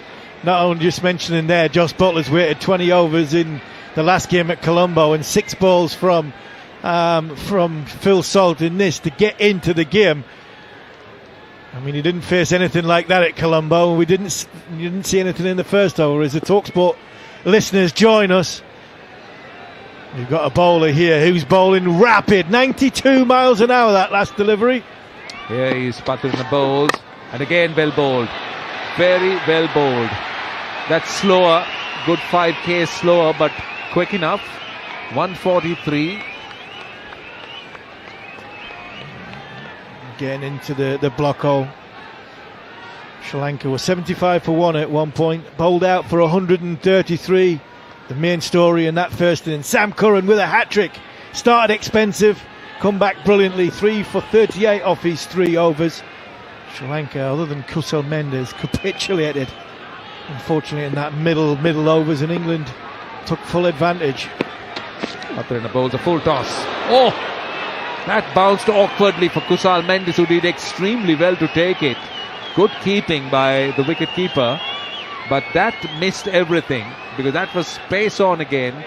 Butler was done for pace. It landed about a foot or two in front of Kusal Mendes, who again was completely deceived off that turf as the ball hit it. And luckily he had both hands or both gloves.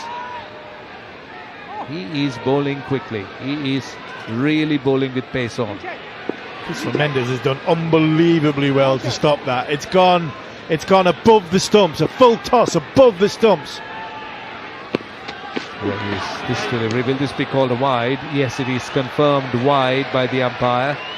But it's a very encouraging over from a Sri Lankan point of view. Again, 92 miles an hour. Yeah, good pace. I think, if I was the captain coming up to the bowler, I'd be saying, just all I'm bothered about is pace. I need you to bowl as fast as I possibly can. That's how we open this game up. We've got to get big wickets. Don't be bothered about line and length. Bowl as fast as you possibly can. Try and upset the England batter's rhythm and keep bowling fast. Here comes Matisha Pathirana. Slip in, bowls, and nicely played by Butler. Just waiting for that one. Just pushed it away down towards deep third. Had time to play it because came off a little bit slow off the pitch, but nothing off the not slow off the hand. 144 off the hand. Good pace again, isn't it? I mean, he's bowled. I think his slowest delivery in this over has been 88 miles per hour. This is what Sri Lanka need. Sri Lanka need wickets. They need wickets in the power play. No bigger wicket than Josh Butler. Phil Salt's on strike, but it's been very, very good. It's always nice. I mean, the game changes when pace is involved. It does. Last ball of the over. This is a good contest. Phil Salt, he's made 14 off 6. Slip in, short third, in fact a deep second slip, short fine leg. Pathirana bowls and Phil Salt gets a good delivery, which he plays with respect. Second over comes to an end, and just 2 runs off it. That was pace off. 20 without loss in 2 overs. A quick reminder, you're listening to talkSPORT 2, and of course you're watching us on the talkSPORT Cricket YouTube channel. Dragged it back from Sri Lanka. Dragged it back really well apart from the first 3 balls. The first 3 balls of this contest went for 14. So 6 off the next 9. Good over there. Interesting to see if we go for another pace over. It looks like we're going for another pace on. This partnership's been very fruitful for England. The best and the highest partnership from an average point of view in world cricket at this moment in time, in T20 cricket, averaging 54 between Bottler and Salt, 400 partnerships. I mean, that's just ridiculous. Rizwan Babar Azam, 800 partnerships. High quality from Pakistan openers. Malinga, Eshan Malinga comes in. And Butler gets 4. Pitched up on a length. And Malinga doesn't have the pace. That's 140. But we are talking about a bowler who's bowling at 148. That's 92. So that was Pathirana. So this was far more easier for Butler. Easier for Butler. More of a convention action. Straight up and down, higher release point, a little bit of width on there. Pathirana is a little bit more sort of slingier, but a little bit more deceiving when it comes to trying to pick it up. Malinga bowls, and it's 4! Well, the rub of the green going England's way. And the first one was a very good shot through extra cover. The next one, he was done off the pitch. The ball found the outside edge, and there wasn't anybody. 4. No, nobody there. 1.5 second slip. And just look at this, Roshan. I think Tikshana's at short third, where the ball's gone past him at short third. If he was at second slip, he'd be similar distance from the bat. Not much, maybe he's a yard or 2 closer, and he would have took a catch comfortably. Malinga comes in, slow delivery. 4, I think it is. Yes, timing is good. He's got 3 boundaries of the first 3 deliveries. And I don't think that the second boundary was a bad one. It was just that it was a good delivery and found the outside edge. But England are going at a very rapid pace. Slower ball, Pearce off it. Josh Butler's picked it out the hand comfortably. Seen the ball go a little bit higher than the normal trajectory. Just waited a little bit, readjusted, and just eased it through the gap. Beautiful shot. Malinga comes in, and oh no, that's 4 more. He's got 16 of the first 4 deliveries. Sri Lanka losing the plot, and I'm not sure whether they're confirming it's a 4. For a moment I thought they were looking at the height. Yeah, I think they're still looking at. I still think they might be looking at the height. But Josh Butler came down the crease, so he came out of his crease. Whether that makes a little bit of a difference. I think they were asking if it was 4 or not, and whether the ball was above waist high. Do you know what? I think it's borderline. Yeah, that's true, because he was down the pitch and it was also dipping, so he'll get away with it. But England are all over Sri Lanka at the moment. They have got off to a magnificent start into the 3rd over. 36 without loss. Malinga comes in, bowls and bowled in, and Sri Lanka finally have got a wicket, and the crowd can roar. It was pace off from Eshan Malinga, and Butler, looking to force it away on the offside, has his stumps rattled. 36 for 1. Josh Butler's come down the wicket. I think Josh Butler's thinking this is going to be full. He's thinking after the last delivery, this is going to be full. And he's been completely done by a great slower ball. He really has been done by a fantastic execution of a slower ball.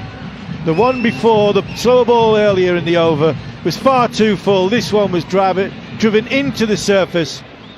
And a brilliant execution from Malinga. Butler goes for 17, England 36 for 1.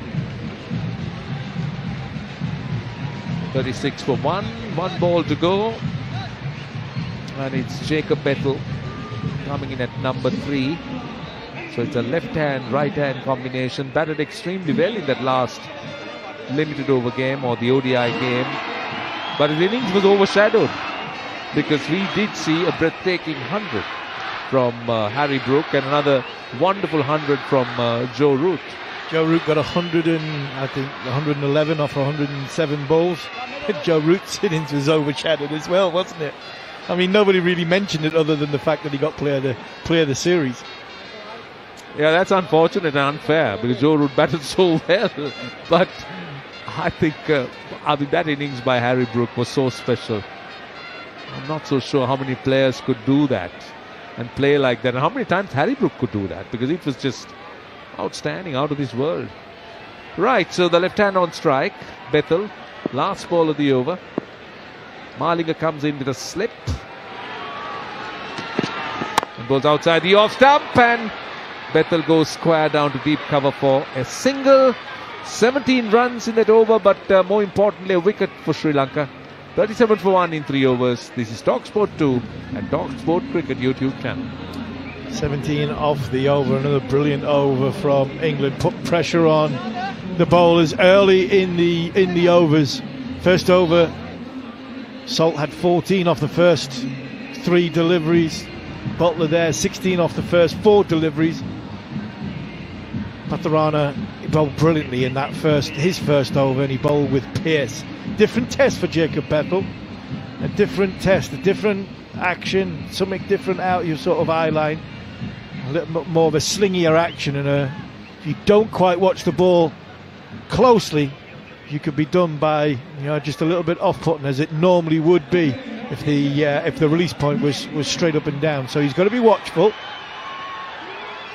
And the pace on the ball was in excess of 92 miles an hour. Bethel on strike. Sri Lanka have just got 1 wicket, and England have got off to a flying start. 36 for 1 in 3 overs. It's going to be the left-handed Bethel. The batter dismissed was Butler, 37 in fact. It's a very deep and a wide slip, as here comes Pathirana. Bowls a ball of full length, and oh, beautiful. Isn't that beautiful? It was in the slot, in the zone, and what was Bethel doing? That was 92 miles an hour, but I wish I could describe the shot. I'll let Harmy do that, because it was so nice, just leant into it, and it was pure timing. Elegance, that's what that was. There was a little bit of width outside off stump. Lovely touch of the toe down. Balance, perfect. Head position, fantastic. Rocking forward, just easing onto the weight onto his front knee and letting the bat come down. Beautiful, beautiful shot, middle of the bat. Jacob Bethel is off and running. Yeah, the weight transfer was brilliant. As here comes Pathirana, bowls a full length delivery, a full length Yorker, and he keeps it out. Well, Dasun Shanak was just asking whether it was in line, but I think he got his bat down. He's just asking whether it hit straight. Yes, he's gone upstairs. But I'm just wondering whether there was bat involved. Yeah, there's a huge amount of bat involved. It's hit the middle of his bat, but just whether has it flicked the toe on its way onto the bat. If it's clipped the toe, I think Jacob Bethel's in trouble. If it's hit the middle of the bat, well, then obviously he's not out. But as Jacob Bethel has fallen over a touch, the ball's full in length, and whether it's just clipped the toe. If it's clipped the toe, it's knocked him off his feet. If it's clipped the toe, I think he's in big, big trouble. But whether it's just hit the bat, I think it's all bat. I think his front foot, his front leg is out the way, and he's got the full face of the bat on the ball. And Jacob Bethel, it's hit the middle of the bat. I can understand why they went for it, because it did knock him off his feet, and I was wondering if it had clipped the front toe. Jacob Bethel has managed to get his right toe out the way and managed to get his bat on it. But another 92 mile an hour delivery. Patharana is on the money when it comes to bowling that full ball. Yeah, Sri Lanka are desperate. They will look at every possible opportunity, and so that's why they went for that review, hoping against hope that it would be pad or boot first. Not to be, as Matisha Pathirana has his very customary approach as he leans forward, comes in and bowls the ball of full length and goes past the outside edge, or goes past the bat of Bethel as he was looking to force it through that extra cover area on the offside. That was 147. He's not short of pace. Some quick deliveries. Knocked Jacob Bethel off his feet. He really did. That last ball there, a little bit wider, a little bit fuller, a little bit wider. Jacob Bethel could just watch it go by, try to guide it, but again, the ball, if it does hit the bat, it's going to go square with a pace on it. Short third is, he's in a catching position there. 41 for 1. Pathirana bowls and short ball. Will this be called a wide? No, it's 1 for the over, is it? So it is 41 for 1. 2 balls to go in the over. And it is time to join John Norman. in London. Thank you, Roshan. Yes. Oh, what a start. 41 for 1 then. Phil Salt 14 from 7. Jacob Bethel 5 from 4. Paterana. Is this the first time you've seen him, Tudes? Yes, I've not seen too much of him. I love what I see. I just love the different actions, you know. Everyone wants to try and get everyone to bowl up right, and no, this is what makes cricket exciting. I mean, geez, that is quick. Well, not only is it quick, it's extraordinary. I don't know what the best view is. It certainly isn't for the batter, the wicketkeeper, or slip. Side on looks incredible, doesn't it? Just by the umpire, just watching his action. There's no chance he's coming through the English coaching system with that, is it? Here he is again then. Look at that field as well. Let's describe it in a minute. Playing a miss from Bethel. This is very wide and full, but it's fast and moving. And so the keeper, Mendes, is quite far back behind the stumps. That was clocking 91 miles an hour. So he's bowling quicker than Jofra Archer. He's got this side slingy action. He's propelling the ball Yorker length for very full. It's moving, it's rapid, it's Malinga-esque. And then he's got this field where there's a very wide slip, and there's also kind of a leg slip, a wide leg slip as well. And he's in again. Oh, again he goes full. And Jacob Bethel, who did take a 4 early on in the over, he just misses this ball by quite some distance, and I think he's actually onto it a little bit early, because it's a slower delivery, but it's still clocking 84 miles an hour. But because he's also bowling at 93 miles an hour, that's his slower ball, and he's deceived Jacob Bethel. All ends up, and Bethel's lucky not to have got an inside edge back onto the stumps, or indeed hitting him his boot on the flush in the full, or the base of off stump. Incredible. If only he had more than 4 overs to bowl. Yeah, it's exciting. I mean, you go around the world and you think of Jasprit Bumrah and now Pathurana. I mean, it's great. I love that as a coach now, and seeing that, and that's what you have to work with, because as you said, you try and mould bowlers sometimes into someone you think is a nice action and stuff like that. But it's what feels comfortable for the individual. And as you said, if he's propelling the ball at that pace, just let him loose. It's funny because he gets his hands ready like he's trying to bowl seam up. Well, I'll tell you one thing, with that action, he ain't in the seam. There's going to be pizzas all over that ball. Okay, Malinga, who's picked up the 1 wicket to fall, but also got hit for 4 consecutive boundaries, and there'll be another couple of runs, and this is a problem for Malinga. Well, that was a very slow delivery, 117 kilometres an hour, which is 72 miles an hour. So 2 runs added to the score. England are 43 for 1. They need 130 to win this match, I think. I will just confirm that. One second, the scorecard's just disappeared. 134 to win the match.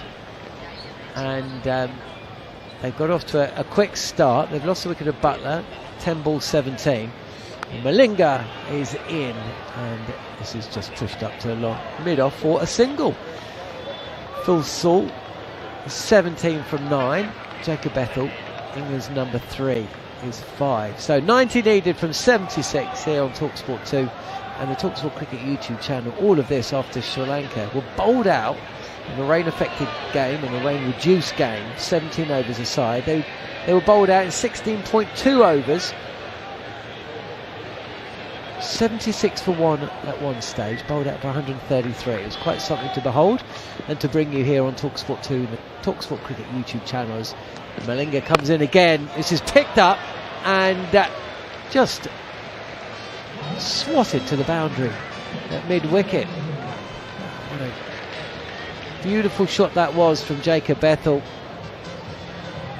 The more traditional bowling style of Malinga, gratefully appreciated, and Bethel there staying very compact and still behind the crease, and then punching this really square of the wicket and over to the boundary for 4. Yeah, strong base, get off me shot, which I'll call it.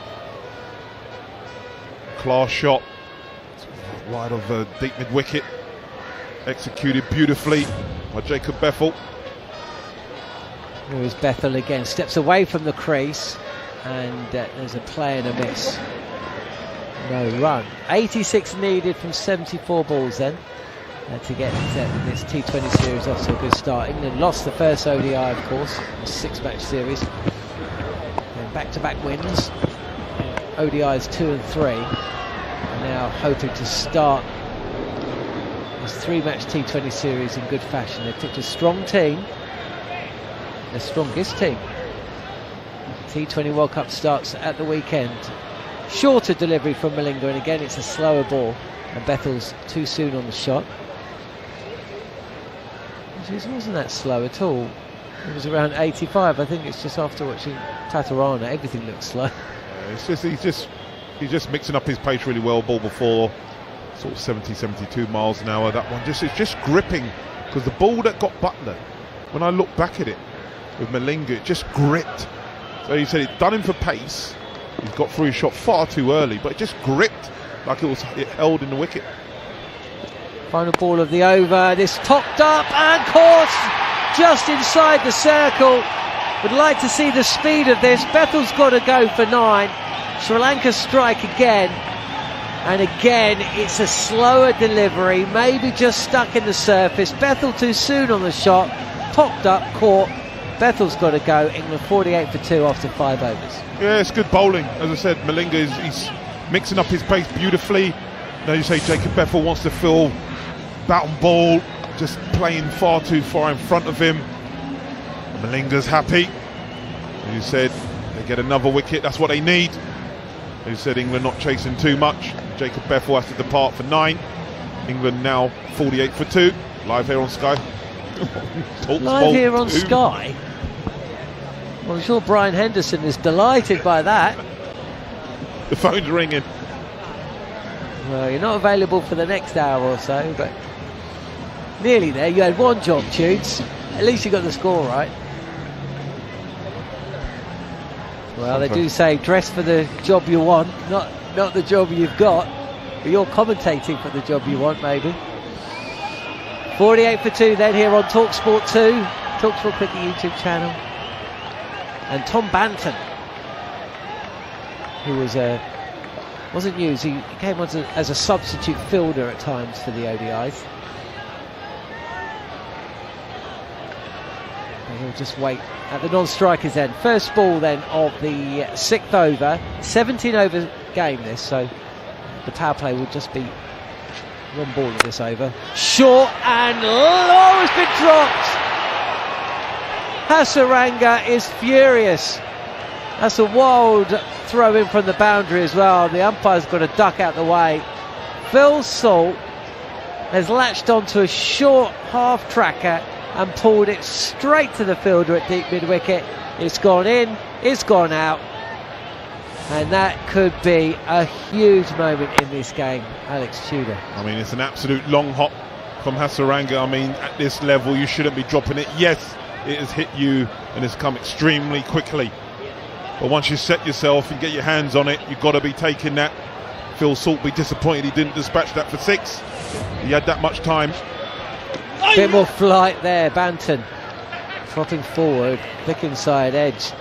Otherwise that would have been a big shout for leg before wicket. Gets off the mark first ball.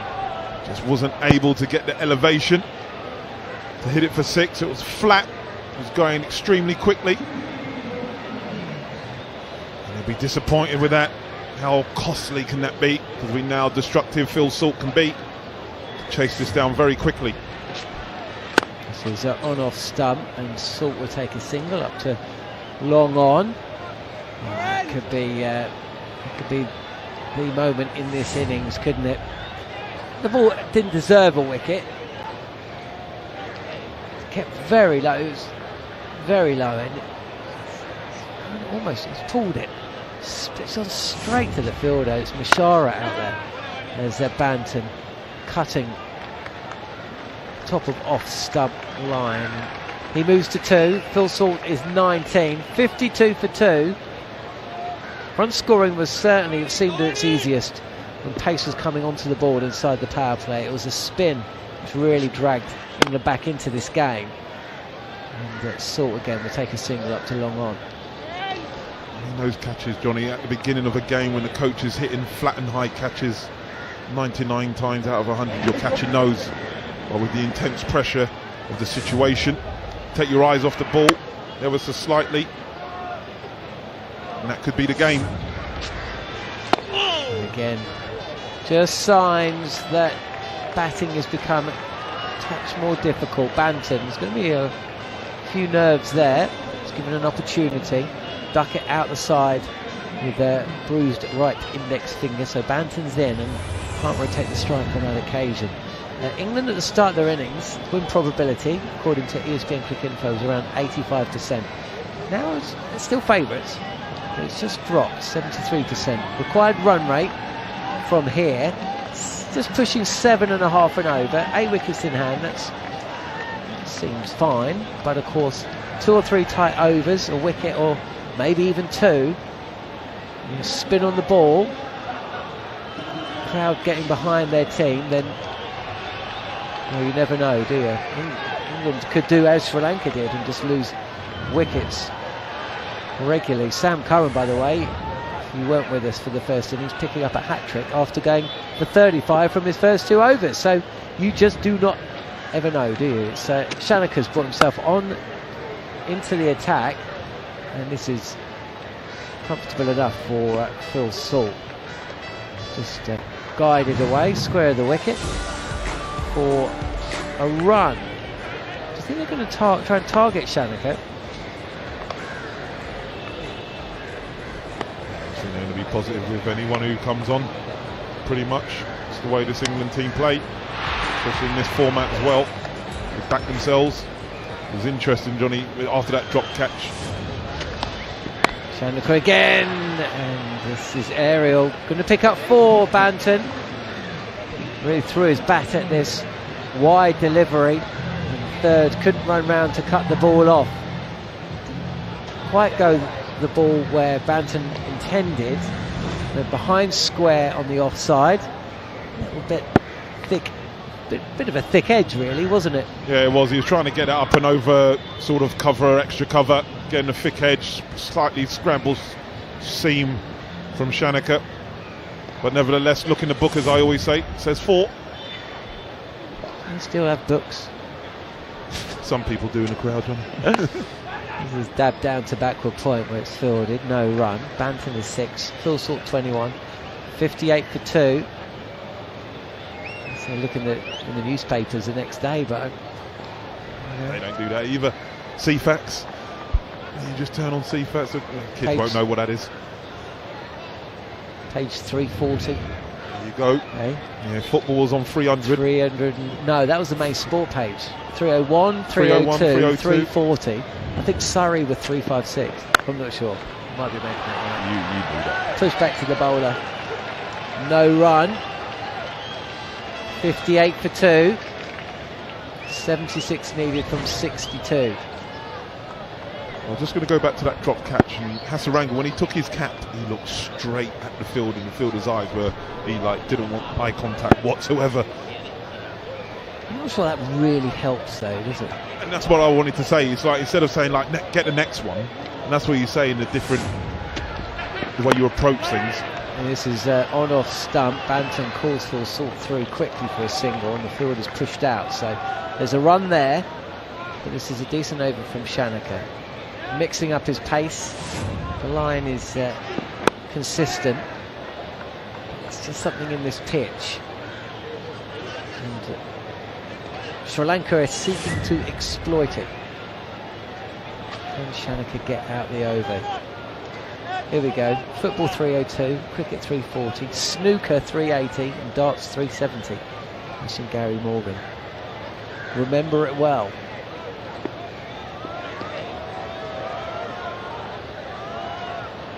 Last ball of the over then. Shanaka's in, and it's on the pads, and played fine. Phil Salt ran that first one so fast, but you can hear, just picked up on the stump mics, that Tom Banton wasn't going to call him back through.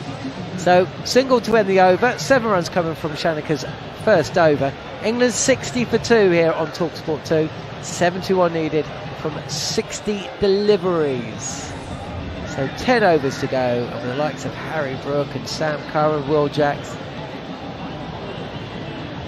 There's quite a few, right? It doesn't seem quite right that Sam Curran comes in ahead of Will Jacks, does it? Well, listen, I mean, if he had his way, Sam Curran's coming in at number 4. That's where he bats normally in franchise T20 cricket, and he does it extremely well around the world. Obviously in this England side, just got to bide the time. But as you said, it sounds a bit, because obviously Will Jacks would prefer to be in the first 2. But you're not going to budge those 2, are you? So as you say, you just take your opportunity, and when you get it, make sure you make hay. Hasaranga about to bowl his second over. Saw Phil Salt drop badly in his first, and first ball's a dot ball. Fielded at short cover. The skipper, Hasim Shanaka. Here is again Hasaranga. No big turn, and Salt runs the first quick, but Banton isn't interested in running back to the danger zone, the danger end. 61 for 2. 73 needed. 2 balls shy of 10 overs to get them in. England with 8 wickets in hand. Sri Lanka bowled out for 133 earlier today on talkSPORT 2. On the reverse is Banton. He's had enough, and he's taken 4 runs via backward point. When you see these shots now, Johnny, it's just like just playing a sweep. It's just so normal now to see it, and Tom Banton plays this as well as anyone really.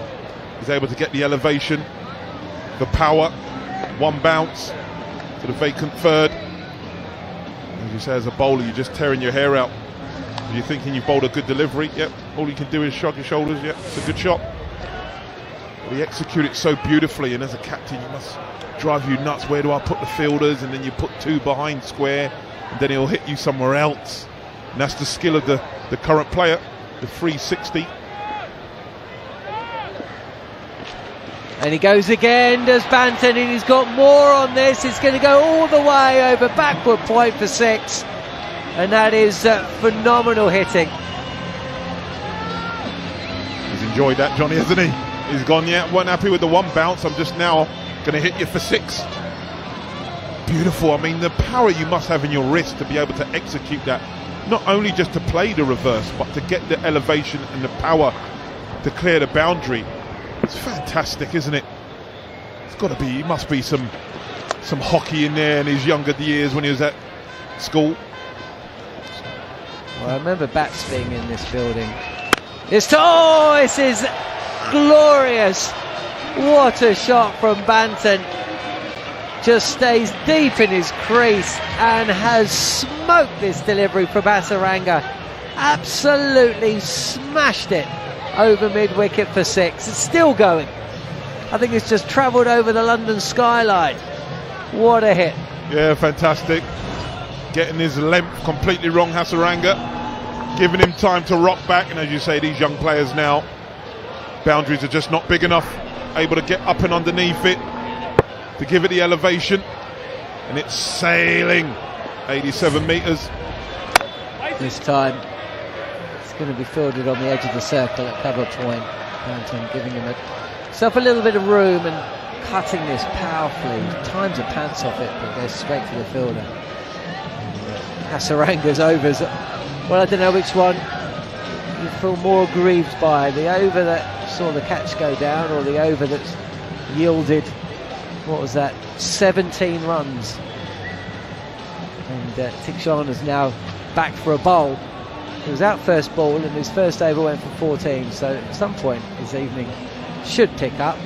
England will be quite keen for that evening not to be today. Both batters now on 23. Banton 23 from 11, Salt 23 from 16.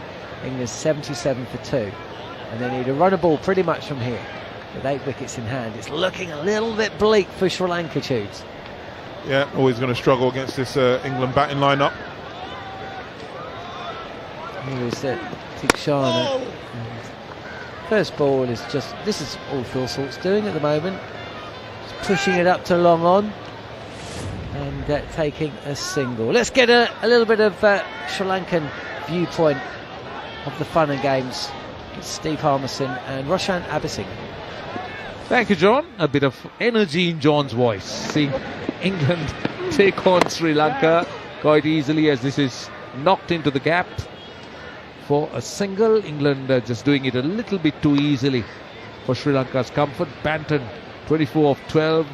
Salt has been watching at the other end, some reverse sweeps, wonderful shots from Tom Banton, and this is nice. Tikshana bowls hit hard, but all just ricochets off the body of the fielder at short extra cover. That's the captain. So now it's 54-51, so it's almost a runner ball. England have brought it down, and this run rate, Harmy, has never been challenging for England.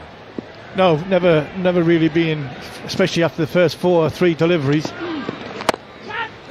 Catches the call, but there's nobody there. It's gone for 4 as he gave himself a bit of room and pumped it over extra cover.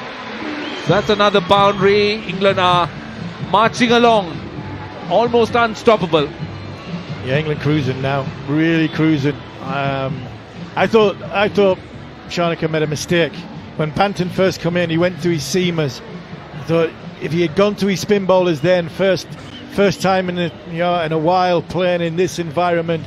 He's new to the squad, obviously his first bat in Sri Lanka against the spin, try and put him under pressure, but they give him 5 or 6 balls against the seamers to get an eye in and knock it about, and now he's been totally destructive. Tikshana bowls, and the ball slightly short of a length, just nudges it away on the onside for a single. So it's a big over.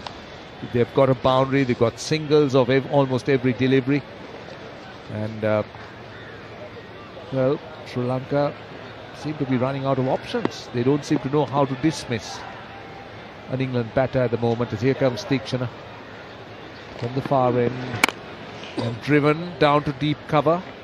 Only a single, and it's the end of the over. 9 overs done, and it's 86 for 2.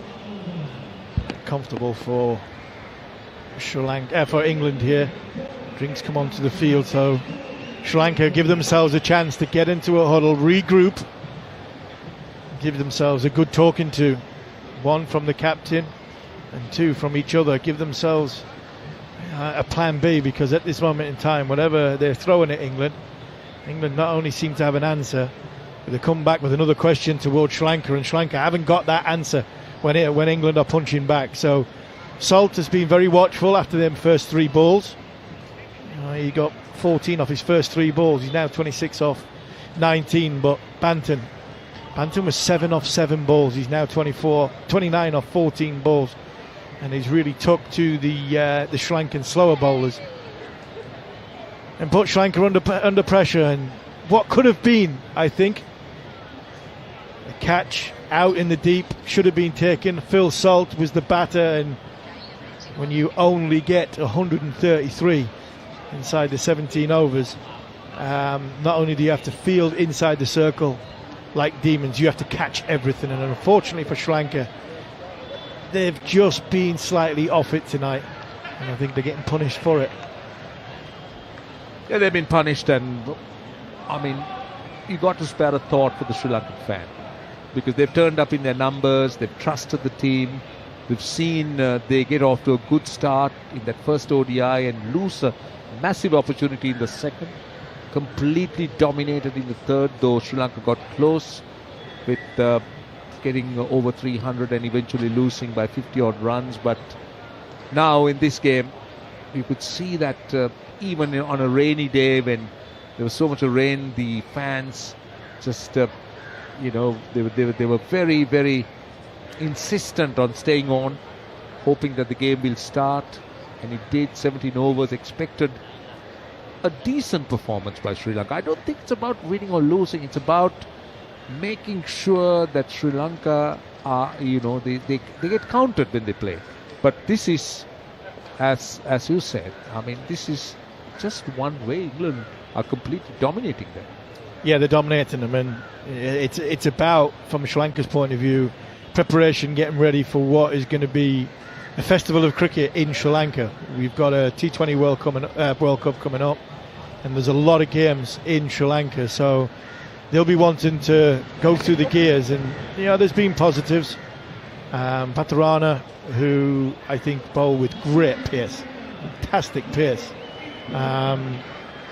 Mendes showed glimpses, flashes with the bat, and Nishanka started quite well. So there are some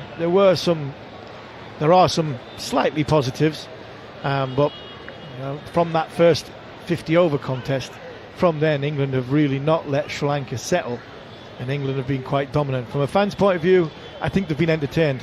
They were royally entertained in the third game at Colombo, and in this game so far, I think they've been entertained because England have bowled quite well. You've seen good pace from Archer, a hat-trick from Curran, and glimpses of Salt and Butler. But unfortunately for Sri Lanka, they just haven't had that counter-punch to come back. Matisha Pathirana coming in. Salt on strike. And he hits it down to long on and just short of the fielder. That's Dhananjay Silva, who ran in from long on. Tried hard to make a catch out of it, but just couldn't make it because it fell just short of him. That time Pathirana not giving him the pace he was looking for. Brings Banton, or was it Banton who's on strike, or is it Banton now on strike? Yeah, Banton's on strike now. It was clothed by Phil Salt. Didn't quite get to Dhananjaya, but it was a good effort nonetheless. He's come running in, not sure where to dive or to try and get in front, and he managed to get good hands on it. Pathirana comes in, goes, and taken! That is an outstanding catch! That is a truly magnificent catch. Well, Sri Lanka need catches like that to be taken, and that's what Charita Solanka does. He provides with a truly magnificent catch. Why do I say it's magnificent? Because it was hit with a lot of power. It was pitched up, two-handed, and very well taken. Brilliant. I mean, you'll not see I don't think you'll see a better catch in this series. Possibly you'll see a better catch in this World Cup coming up. That is flown to the to extra cover. I mean, it's been pitched up. It's a half volley. Tom Banton standing there, deliver, bang, flashed at it, an extra cover. What a catch! It's gone about 3 foot all the way along the deck. It's not dipped at any point, and it's taken beautifully, two hands to the right. What a catch! Tom Banton's innings was just starting to get going and be dangerous for Sri Lanka. 29 off 15. Asalanga produces a fantastic catch. Do you know what, Pathirana? He deserves that because I think he's bowled very, very well, and he's now got his just rewards. He certainly has. He's bowled with pace. He's mixed it up. The first spell, pace on. Now he's mixing it up. Mid off inside the circle. The captain, Harry Brook, fresh from his heroics in that last ODI game where the world stopped virtually. He made the world stop with the way he batted. He made the world stop, I think. Yeah, he was. Some of the hits, some of the sixes over extra cover were. I mean, as a bowler, it wasn't fair. Depressing. He's on strike to Pathirana, who comes in. Brook gets a delivery just outside the off stump, and it's got so much of time. And they're coming back for two. This is brilliant running. Really good running. That was 144. And the way Brook played it, he just waited for it. Had the time to play. The only thing that was in his favour besides the pace is the width. Yeah, slightly wider, but Harry Brook was in full control of where he was trying to hit it. And he knew there was two. Just seeing the catch again. It was a great diving effort. Made more of a great effort because sometimes they pop out when you hit the floor because you've got to dive, whichever way you're diving. He dived to his right, did Asalanka, and the velocity that you're hitting the deck with, the floor with, sometimes it pops out. But Harry Brook there, first ball, 2 runs. It beats him. That went through quickly, and Harry Brook playing inside the line. It's taken by the wicketkeeper. Sri Lanka will regret the fact that they don't have enough runs on the board. I mean, in hindsight, it's easy to say that. But they need 45 or 44. Ideally, had they, had about another 20 runs to this? Yeah, well, when you look at it, I think at 129 for 6, when Sam Curran came on to bowl, there was at least 2 overs left, but even when Archer bowled the over before, I think there were 112, 113. You're thinking 3 overs to go, get 30. It's a short ball, he's not in control, but it's going to fall short, well short. It rushed in. I don't think Harry Brook knew much about it. That was 91 miles an hour. That was really onto him quickly. It's worth taking a look on the slow motion. Yeah, he wasn't in control of that shot at all. I mean, that looked like a tail-ender shot. It really did. I mean, I would have been proud of that as a world-class number 11 myself. I mean, that's not the shot of a batter who just got 136 off 66 balls, and that tells you how quick Batarama's bowling and how aggressive he's hitting the surface with. Brook had no idea what was going on there. Right, the 1 ball to go. Salt just gathering his thoughts, just moves away a little bit, comes back. England need 44, 43. Last ball of the over. It's Atisha Patirana coming in. That's a wide down the leg side. It's been confirmed as a wide, so he's bowling with good pace, but that time a rare bad delivery down the leg side. Is generally up and around that off stump, but this was sliding down the leg side. I just wonder if he's thinking Phil Salt was going to come at him there. Short ball the one before, whether Phil Salt's thinking, right, he's going to go full, and because he's gone full, Phil Salt might come out of his crease, and the bowler follow him, but unfortunately the bowler's not been able to adjust his line from the short ball. That's a nasty one. That's a nasty one. Oh, it's called a wide. I thought that was the right call. I thought that was high. Yeah, but that had pace. That really had a lot of pace. That surprised not just the batter, but also Kusal Mendis. It hit his gloves quite hard. Well, we're getting a look from square leg, or at least from the square leg camera, and that's clearly well over the head, so that's a good call by the umpire.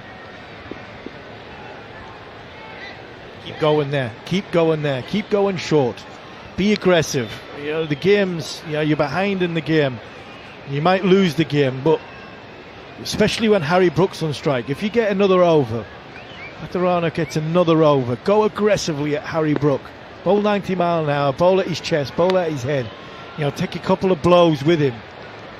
Patirana comes in bowls, and he squeezes it out. Good Yorker. It's a good follow-up delivery with a short ball and then going full. And 10 overs. I think it's 10 overs now. Or yes, 10 overs. 93 for 3. You're listening to talkSPORT 2, and you're watching us on talkSPORT Cricket YouTube channel. I think if Harry Brook's on strike next over, and the bowling from the commentary box end, I think I'd go with Batarana again and be aggressive, especially at Brook, and say, right, I'm not gonna give you a chance to get your hands free. I'm gonna bowl short in and around where the England badge is on your chest or the England badge is on your helmet, and really it's not a statement of it, but it's a statement of intent, and go aggressively like that. Sri Lanka needs something to give themselves a lift, to give themselves an injection. If England just carry on where they're going, they're going to win the game with 10 balls to spare comfortably. But give them a challenge. Go hard at England. And I think you can do that with 6 balls to go, 90 mile an hour, and bowl in an aggressive manner. Hasaranga, none for 22 in 2. Salt on strike. He knocks it into the gap. He runs the first run hard. He wants to, and he gets to. That's brilliant running. That's one thing about England. They're very fit, and they've shown a lot of good intent in that running between the wickets. And yes, it was 2, but the way they made the 2. I mean, Harry Brook was well in at the non-striker's end. Yes, he's comfortably in. Brilliant running. Yeah, it was great running, but also great batting as well. It wasn't full-blown hit. Salt knew what he was doing. Hasaranga tosses it up. And Salt just leans into it and drives it down to long off. On the bounce is a throw, so now it's Brook versus Hasaranga. This is a good contest. We do know both players are world class. We talk about how good Harry Brook can be on his day. Hasaranga has won many games for Sri Lanka, has really been a magician sometimes with the way he bowls, the mix he has. He's been a match winner, both match winners in their own right. Let's see. It's Brook who brushes some dirt off the pitch as here comes Hasaranga. Very well bowled. He didn't know much about it. That was in the mid-80s. That was cleverly bowled. Harry Brook was brushing dirt off the pitch. He did not pick that at all. He played that Hasaranga delivery off the pitch. And unfortunately for Hasaranga, it's just like Adil Rashid did at the last couple of balls he bowled.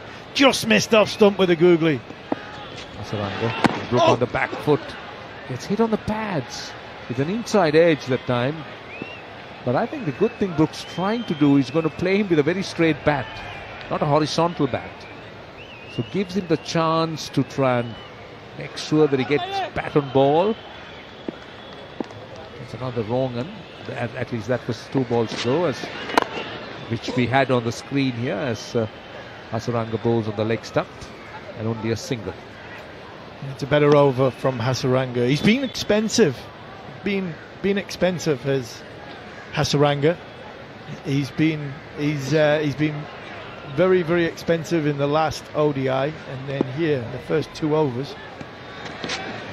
Well, he bowls a dot, and he finishes over number 11 with a very respectable 4 runs only. He's none for 26 in 3, 97 for 3 after 11. It's you're listening to talkSPORT 2, watching us on talkSPORT Cricket YouTube channel. Better over from Sri Lanka, 4 from it. England's required rate's only just over, a fraction over, 6 and over. Very comfortable at this moment in time. Sri Lanka need a spark. They need something different. They need a bang bang, a Sam Curran. So much a hat trick, but 2 wickets in and over to give England something to think about. England are just coasting along nicely. Brook and Salt going comfortably. Salt, after the power play, he's just knocked the ball into the gaps. Run hard, run 2. It's been a very, very watchful, but first outing in Sri Lanka. And so far for Phil Salt, 31 off 24 balls. It's been very good. 134 looking very insignificant at the moment. It's Teaksana bowling the first delivery to Harry Brook, who's been quite watchful, I must say. Restrained, 4 of 7. But Salt at the other end, 31 of 24. Teaksana starts off with a dot. Comes in again of a few paces. Harry Brook wants to. They run hard. They'll be happy with 1. That time it was Kamil Mishara who ran in quickly. Kept them down to a single. So 98 for 3. The spinners gradually getting their act together. Teaksana has bowled 2 deliveries for 1 run. We've had a good over from Hasaranga. And Salt on strike. Here comes Teaksana. And he drives. Doesn't find the gap. Instead he finds the man at short extra cover. So Sri Lanka going through an important phase. They're building dots. 4th ball of the over. Here is Teaksana coming in. Oh, that is dismissed from his presence, and he gets a 6. The 100's up. It's 104 for 3 as we join John Norman. Thank you very much, Roshan. Yeah, what a way to bring up 3 figures. And England now within 30 runs of winning this first T20. They've got bags of time to get those runs and wickets in hand as well. 1 set batter at the crease, and Harry Brook, who starts his innings like he is a set batter at the other end. 11.4 overs in. 30 needed from 32 then. And Phil Salt He's been there from the start. Choose, this has been fantastic. We've seen some good bowling. Fantastic catch to dismiss Banton, by the way, 29. Tikshana in, and this is crunched away by Phil Salt, past the fielder, diving at extra cover, can't prevent the run. This is a football match. I'd get to that point when I'd turn to you and say, so who's your player of the match then, Tudes? And you'd say, well, you know, game's still alive, a lot could change from here, but if it stays as it is, where are you going? One of the bowlers, I imagine. Tikshana again, pushed to extra cover, no run. You know me, Johnny, I'm always going bowler. Be out of the spinners, and I think I'll go with Adil Rashid. Yeah, thought you might. 4 overs, 3 for 19. Thought he was brilliant. Control, just that ability to get that ball above the eye line. Still in this modern game where the boundaries are small, he still backs himself. That control, and the captain Harry Brook can always turn to him. Either give me control or get me wickets. He can do both. Fair. Now one of the Sri Lanka bowlers might take 5 wickets in 6 balls, turn the game around. You can change your mind, but yeah, I'll go with that. I mean, all the bowlers performed well. Even Jofra Archer, who didn't, and was the only bowler not to pick up a wicket. Curran was expensive from his first couple, but then came back to take that hat trick. There's a couple of pieces for Overton and Dawson. Hasaranga is in. Just chopped down the ground for another run from Phil Salt, who moves to 39 from 28. And that is the top score in the match so far, and almost certainly will remain the top score with 28 needed from 29 deliveries. Hasaranga bowling his final over of the innings. On the reverse is Brook. He's got this up and over the infield. It's going to head off to the boundary. And there's a little rueful smile on the face of Hasaranga because Brook didn't quite get this. It was a little top edgy. And it's got 4 runs to the score. I just say they see a lot of footage. They most probably know that Hasaranga bowls a lot of googlies. And they feel it's a safe shot as long as that right leg, when they're playing the reverse, comes out. It's covering off stump. They feel that it's an easy shot to get it up and over third. Couple of bounces for 4. Down the track, inside edge saves Brook from a certain stumping. Ball flies past leg stump, fielded at short fine. A little bit of fortune favouring the brave there. Brook moves to 10. Yeah, Hasaranga done him in the flight. It's the googly again. Done him all, ends up got a thick inside edge, going to short fine leg. On the pads, clipped through mid-wicket for another single. Salt moves to 40 and he'll come back for another. 41 to his name. It's been quite low-key for Phil Salt, and he's still going at a strike rate of 140. Yeah, he's complete control of his game, isn't he? Yeah, and that's what I mean. You know, you don't want to be a one-trick pony that is, you know, he gets to 100 off 50 balls or so. The situation has called for this. Again, single taken to long off on the bat of Phil Salt, who moves to 42. He's done really well today, isn't he? He's been more than happy just to... It's not a big run chase, right? So he doesn't need to do anything crazy. He's still there. He just needs to be there. When the ball's there to hit, pulls it powerfully to the boundary. Otherwise, just knocks it down the ground, takes a single. Leg spinner from Hasaranga, and Brook leans back and just pulls this to wide, long on for a single. That's the end of the 4 overs that we're going to see from Hasaranga today, without a wicket. Gone for 36. England need 19 from 4 overs. Yeah, you just feel that's going to be the diet, especially in Sri Lanka. You know, I don't think you're going to see too many scores above 200 in the competition, because spin's going to play a massive part. So I think the way that he's gone about it, Phil Salt, you know, he got off to a flyer, then he got to 14 in the first three deliveries, and then he's just bedded in, just batted. As you say, 42 from 30. He's looked really good. Just looks more mature as a batter. This is his 51st game T20 cricket for England now. Feels secure within himself, within the side, the team.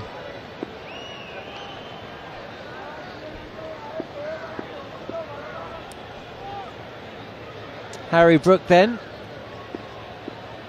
Just a couple of days since enjoying an ODI series success. And it's Patarana steps away from the wicket and steers this. Times the pants off it straight to Sri Lanka.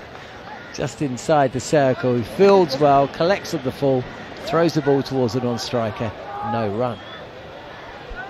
No striker wicket, that is, not the no striker batter.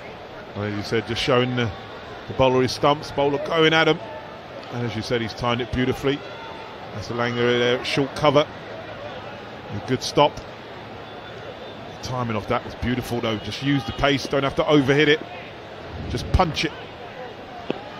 Patarana again, this is shorter, stepped away again does Brook, and he's picked out the fielder who puts down an absolute dolly, running in from deep cover. That is poor from Sri Lanka. It's Nasanka out there. Patarana deserved another wicket. He applauds, and that's good to see from Sri Lanka, because they're not shy of chastising their own fielders when something goes wrong. Saw that in the third ODI, mix up out on the field with a run out, and earlier today with Hasaranga angry that Mashara put one down, but the youngster just applauding the effort, but it was poor from the fielder. And this is clubbed down the ground, and he's going to reach the boundary as well. Dhananjaya De Silva can't run around from long on, but two drops in the outfield have really cost Sri Lanka today. Both should have been taken, and England making them pay. 120 for 3. Yeah, they'd be disappointed. Not difficult chances. Look, no one attempts to drop a catch on purpose. Might be just a concentration thing, but the dolly's really at this level, and you need to take them, especially when you're defending a small total. You need to be taking his chances. 14 needed, and this again is fired full, and full sort moves across towards off stump, and this is possibly missed leg stump by about 3 inches. Yeah, I think a good call from the umpire. I felt like I heard something as well. I've got a thin edge on it going through to the keeper. We're looking at the drop catch again from Nasanka. He really should be taking that. But really good from the bowler though. As you said, I don't know if Hasaranga would have been as complimentary, telling him unlucky. Certainly wasn't, was he? No. Short this time, and a slower delivery. Full salt kind of bends out the way of the ball and realises he's got time to dab it down to third, but misses, and goes through to the keeper. Yeah, really good bowling, trying to mix it up. As you said, the skipper turning to Patarana to try and come in and try and get a wicket. He looks most dangerous to do so. But as you said, he needs a Sam Curran type of over. He needs a hat-trick. Needs something to happen.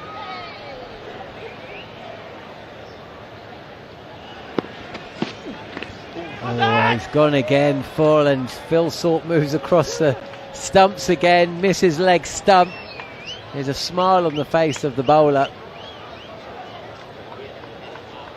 and there's just a little word.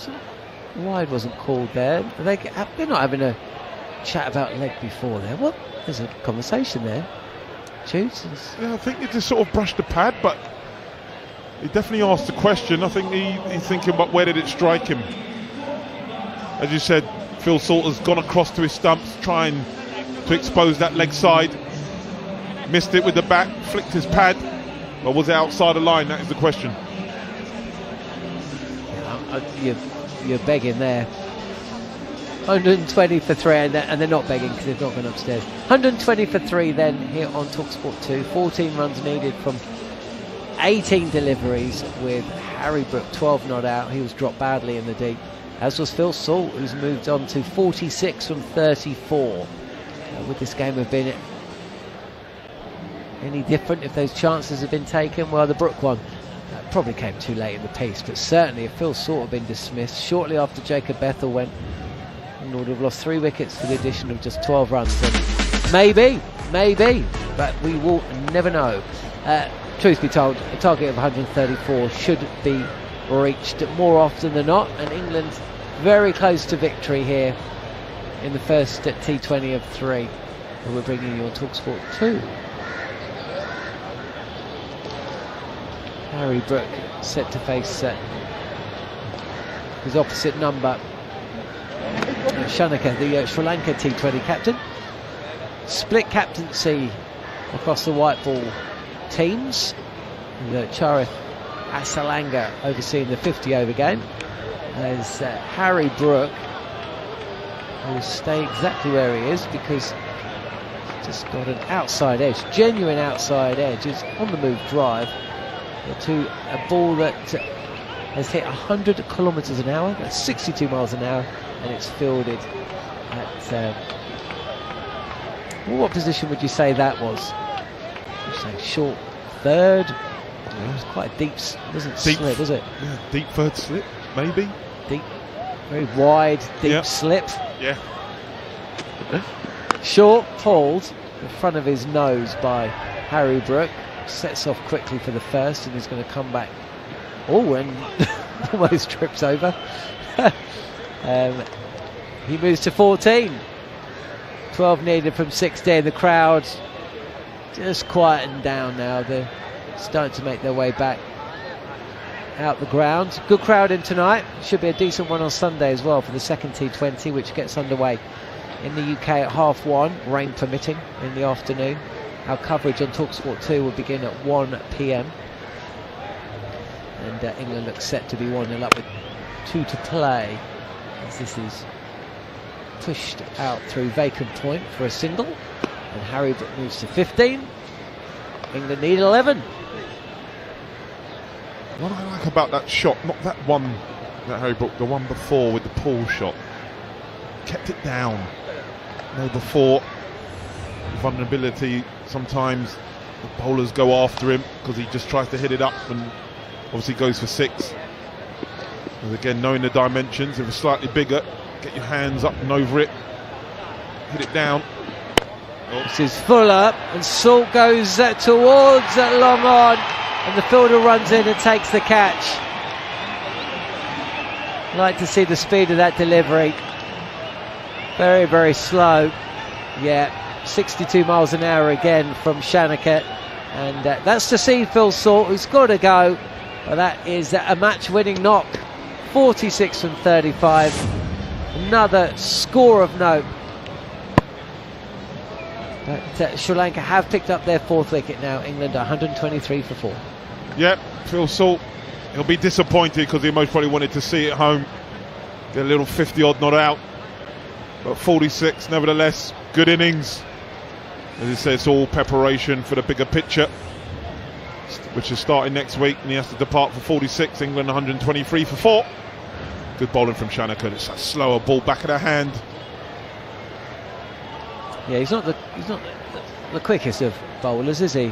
And then when he does that back of the hand, slower delivery, he's pushing the kind of speeds that you see spinners bowl these days, right? 100 kilometres an hour. That's, in fact, Tikshana bowls in and around that speed with his carom ball, Ajanta Mendes kind of approach.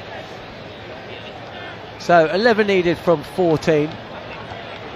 Phil Salt's gone for 46.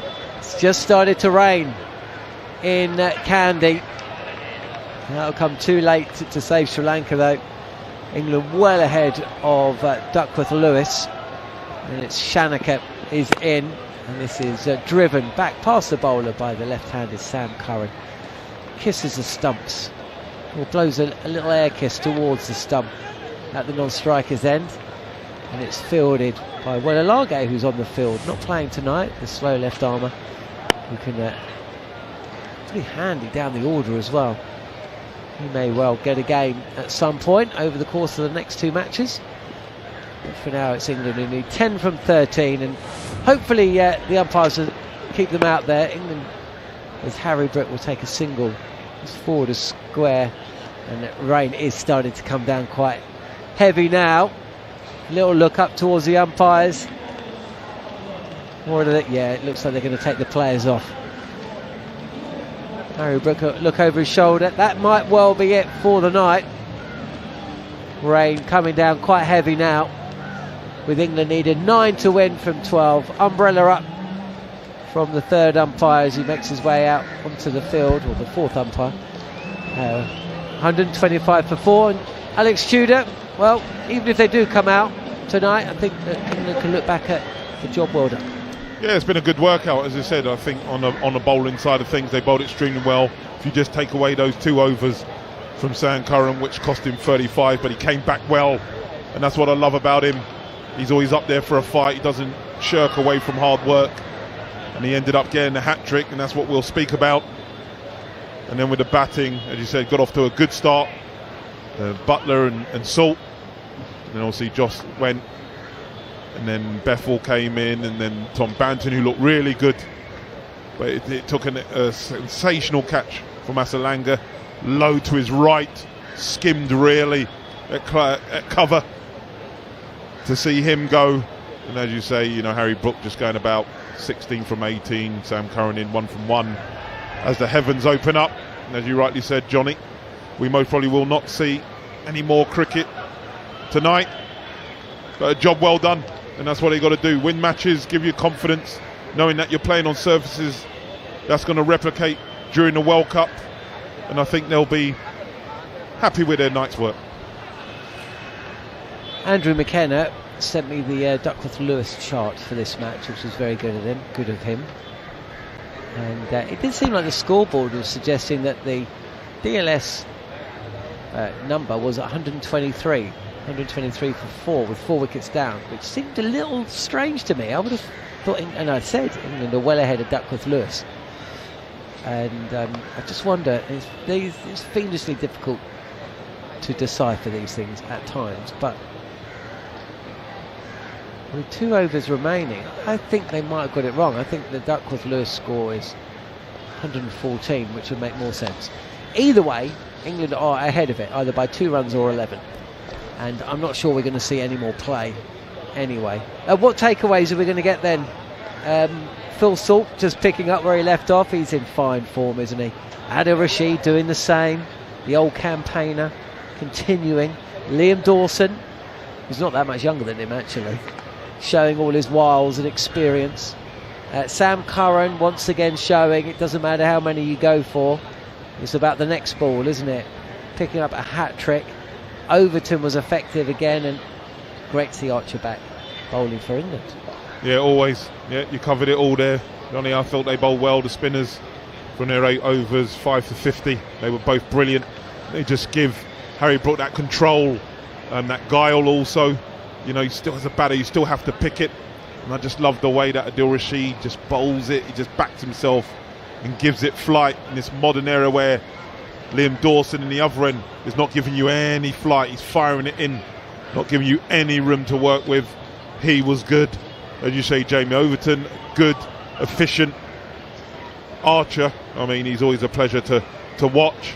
And him fit and raring to go, that's going to be a massive plus for England. And as you say, the batters just doing what they needed to do.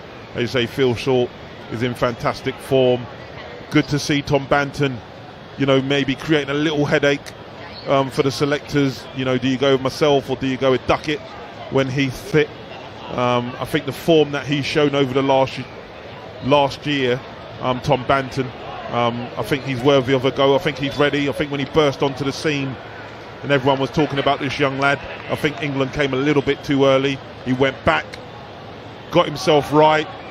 He said it knocked him a little bit, all that, being with England as a young man, but I think going away, finding his game, coming back with that confidence, having a really good T20 blast, going around playing franchise cricket has helped. And, he's definitely another plus point. And as you say, with Harry Brook and then, Sam Curran and, Will Jacks, Overton. I mean, England back deep.